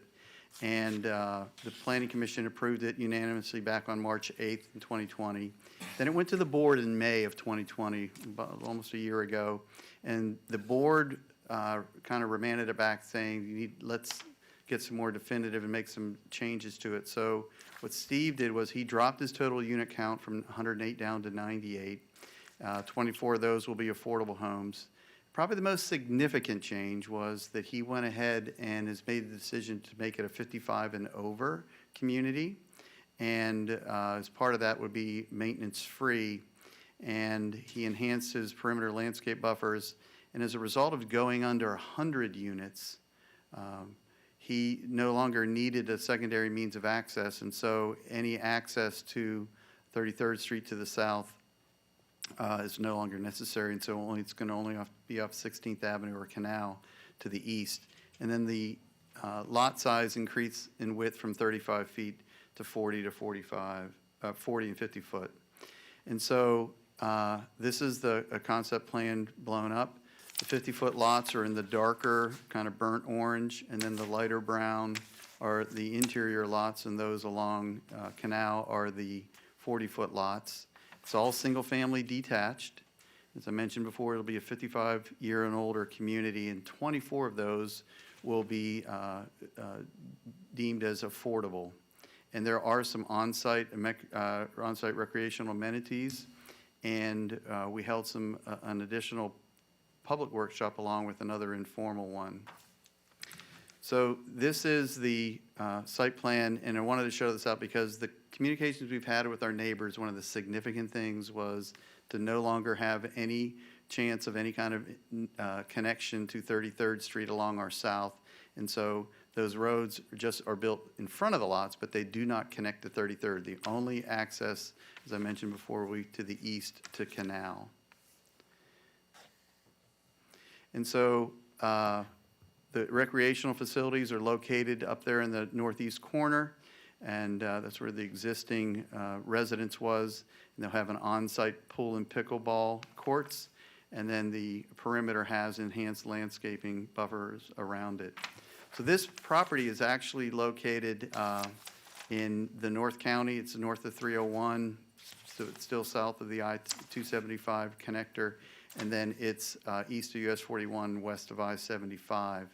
A lot of other developments that have been approved. You can see we're kind of down in the bottom left-hand corner where the arrow is, and it really is a classic case of infill development within the area when you look at what's been developed out further to the east and to the north.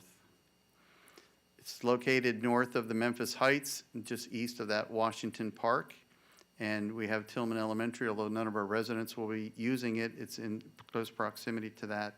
And it's got an MCAT route within a half mile, and it will connect to county central water and sewer. And it is in that area that's transitioning to the suburban development and consistent with the county plans. This is the site plan just shown on like a Google's map or GIS map. You can see the proximity to the Washington Park to the west of us. This is the aerial, and I'll kind of zoom in on it a little bit. This site history, the property was actually purchased in 1987 by the Grimes Groves, and then it was sold during the peak back in 2006 to Avalon Holdings. And then through a partnership, Mr. Steve Reinhardt and Mr. Gale bought the property in 2019. So this is the site looking in the southeast corner and looking straight down 33rd Street. This is the road we will not be connecting to. That was a lot of the feedback we got with the neighborhood discussions. This is looking, that same corner, kind of looking more in a northwesterly direction. Along this canal that you see here, along the east side, there is a really good existing vegetative buffer just on the east side of an existing ditch that's there. This is the site, it's just pasture land looking west across it. And then this is where the Homestead home was, looking south. That's Canal Road on the left side of the picture. And that's the Homestead house that's there. The Homestead house is where the recreational amenity will take place, be built. This is some additional pictures of the site, and then that's Canal looking south. So we have buffers all the way around the perimeter, 15 feet on the north with a fence, and then all the way around the south, the east, and the west sides, those buffers increase to 20 feet wide, and it will be completely enclosed with a 6-foot PVC fence. This time I'm going to have John come up and talk about the growth patterns. Thanks, Bo. I'm John Osborne. I'm a certified planner. I worked for Manatee County for about 20 years, working as a planning director, deputy county administrator, worked in public works for many years, and glad to be back. So when it comes to the county's plans to accommodate growth, when you go out there to the site today, you look around, you feel like, wow, it feels like I'm kind of far out east or something. We're actually, it's an area that's really well served in the county, and it's really close to, as Bo pointed out, to where jobs are located, to the downtown Palmetto, to other services and things like that. So it all starts with a plan, though, with the county looking back over the years with its future land use map, which was started about 1990. That area was designated for growth. And the county has a lot of different plans that align with the future land use map to better plan for growth, including this area. The thoroughfare plan map has a plan for transportation for that part of the county. And there's a CIP project to address Canal Road in the future. We also have various water plans, the 10-year water supply plan, very detailed plans on the distribution system for the water system, the collection system for the sewer systems and things like that. And all these plans align together. So Manatee County has done a really good job of planning for growth. And in this part of town where you already have water and sewer availability, you also have a Parks Master Plan and a park coming online right to the west of this site at Washington Park. And there's also plans there for transit, EMS, our library system, but also this area has a very detailed plan with a neighborhood action plan for Washington Park, which I'll talk about a little bit later on. But in terms of the CIP projects, this area is growing, and our CIP in Manatee County has grown dramatically over the years. If you looked at the CIP 5-10 years ago, be 100, 200 projects in it. Now there's about 500 projects in our current capital improvement plan. About 130 of these are in North County, and there's about 50 actually within the vicinity roughly of this project. In the vicinity, think of sort of this pocket of the county south of 275, west of 75, north of 301, and east of 41, sort of that area. Canal Road is also going to be addressed with a CIP project, and we'll be approaching the county too to proffer up dedication of that right-of-way in the future, so the county will have an easier time with the widening of Canal Road when the time comes. In terms of trends in the area, you can see that if you really squint, you can see our yellow box there, kind of in the center, a little center to the left. You can see all the rezones that have occurred in this area over the years. So the development community has been responding to the future land use map and the availability of infrastructure and services. And there's been a lot of activity in this area for growth. And this is another project that will be asking for approval to add to the housing stock of Manatee County. There's been over 30 rezones actually in this area over the last about 20 years or so in this part of the county. So in terms of affordable housing, this project has an affordable housing component, and according to the county's database, you can see there's been a lot of projects that have had an affordable housing component with them in this area, and whether it's been a subdivision that had an affordable housing component or various houses that took advantage of the county's affordable housing programs, you can see a little to the southwest there. So this is a zoom in of that rezone map, and there's been several projects in the area. Back during the previous boom, there was a few projects that were approved in the area that had various affordable housing percentages approved with them. Starting at the top, Avignon Holdings, Calusa Gardens, and of course, Montauk Villages of Avignon. Avignon's a common name in this area. You can see our site there. So the comprehensive plan in Manatee County has very specific criteria for affordable housing to provide some policy guidance. Policy 6134 encourages development of a variety of dwelling units of varying cost or rent within a single development. This is what we're proposing, to have a component of affordable housing units and have other houses that are available at other price ranges within the same the same subdivision. And the element, housing element also has some very specific things in there for standards for affordable housing. You may read these and think, well, this is a little more urban oriented perhaps, but the project does meet some of this criteria, certainly in terms of its proximity to MCAT route, location of nearby employment centers, and where it's located generally in the county where you already have a lot of services nearby, employment centers, jobs, things like that. So what does affordability mean these days? So we're proposing 24 homes, which will have a maximum price of $192,000, and that's per the Livable Manatee Incentive Program that the board approves every year, I believe it is. Because the numbers actually will change from time to time in terms of what is affordable, and these numbers may increase again as the cost of housing goes up, and it's a relationship between that and people's incomes and things like that. So 74 of those homes will be that price range, $235,000 to $280,000. But again, this community is limited to 55 years and older, so it'll be for more. I'm almost there. It's almost more of a senior crowd being that community, but there's still certainly a need for those folks of that age to have an affordable house as well. So in terms of Manatee stats, I got these off of Redfin. You can find some similar numbers off Zillow. Median home sale price is about $380,000. The average price $418,000. It's getting kind of expensive out there. And ULI did a study not too long ago that basically said that this area we live in here is one of the least affordable regions around. So this project will also help provide some additional stock to help offset those kinds of studies.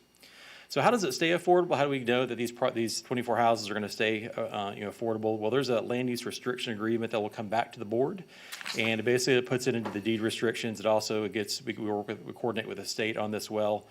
And so this will be a project that it'll be in the deed, so you really can't go off and later on anytime soon sell it for a higher price range. There's also a program we have to work with the county. The home buyer actually has to be approved also prior to CO in terms of their income level and things like that. We don't just sell them to anybody. You have to certainly qualify for it. There's a lot of data out there also too when it comes to ALICE. You may hear the Board of County Commissioners talking about ALICE from time to time. And ALICE is a United Way study that's done in the state of Florida primarily. And it stands for Asset Limited, Income Constrained, and Employed. And basically, it's a large population of state of Florida and Manatee County residents that basically what it means is you're kind of one paycheck away from losing your house, losing a car, you're that tight financially. So that's about 45% of the households in Manatee County that are considered ALICE, according to this United Way study that's updated every few years. In terms of the age ranges too, when you look at the us older folks, 45 to 65, that's 41% of the households in Manatee County qualify as being an ALICE household, and those over 65 years of age is about 48% of those. So I mentioned before that Washington Park had a little more of a plan. So there is a neighborhood action plan for Washington Park, and if you had an opportunity to look through the plan, the goals of the plan are for improving the housing stock, improving property values, and this project is really consistent with those goals. There were some public input as part of that plan that really talked about improving the area, making it more viable for small businesses and things like that. And this project like this certainly does those things, and also will generate some impact fees in the Northwest Transportation District that will go towards future improvements to Canal Road and other projects in the area. And with that, I'll turn it over back to Bo. As I mentioned before, when it got to the board almost a year ago, there was no plan associated with it, but Steve was talking about doing affordable units, and it caused a lot of concern on the part of the neighborhood. And so we followed up with the neighbors. They had an informal meeting. Appreciate Debbie DeLeon helped us put together before a public workshop an informal meeting with some of the community leaders out there to talk about the changes he had made with respect to that. And so then we followed up with our workshop on April the 5th, and actually only had one attendee, which I think is a good sign because that means that the word got out through their neighbors as to what we were proposing to do. We kind of got into some detail in our neighborhood workshop notice that went out as well, telling them the changes. Just to wrap up, requesting approval, made the changes consistent with the community concerns, and appreciate it and answer any questions you might have. Thank you. Thank you. Any questions for the applicant? Good. Thank you. Thank you. All right. All right, we're going to go to staff presentation. Ms. Brown?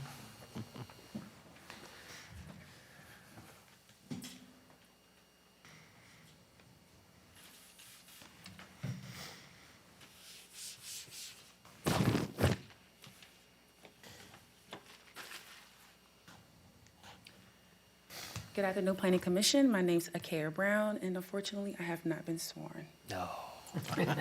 Missed it by a few seconds. You're not alone. Do you swear or affirm that the factual statements and factual representations which you are about to present to the Planning Commission will be truthful and accurate? I do. Thank you. Thank you. So again, I'm here to present the cottages at Avion Village. Here's a site aerial. The properties consist of 2 parcels, approximately 26 acres, at the northwest corner of 33rd Street East and Canal Road in Palmetto. Some history of the site, as the applicant had mentioned, they came before the board last year with a straight rezone application to RSF 6 with affordable housing designation. The proposal included 100 or more homes and access proposed from Canal Road and 33rd Street East. Then the applicant hosted a neighborhood meeting where it was expressed that the access from 33rd Street East be removed. The future land use of the parcels are Res 3 dwelling units to the acre. The request today is for a rezone from A1 and RSF 2 to planned development residential with affordable housing designation, 6 dwelling units to the acre. Again, here's the zoning map. Here is the preliminary site plan. The applicant is proposing, again, 98 units. The applicant is proposing 40 to 50 square foot lots, the larger lots at the perimeter boundary. They're proposing 1 access point from Canal Road, removing the access point from 33rd, and an amenity center with pickleball courts, common area, and pool is provided around the wetland area. Public facilities, as the applicant had explained, they're within a 2-mile radius of Tillman Elementary, Buffalo Creek Middle. There's a transit bus stop within a half a mile, and multiple parks in the area. Here are some site photos.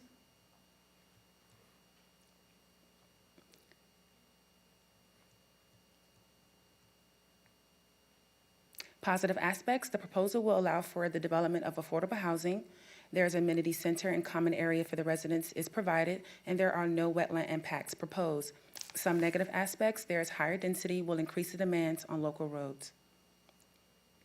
Some mitigating factors are the site design will be reviewed for traffic circulation, vehicle and pedestrian mobility, and safety at final site plan further.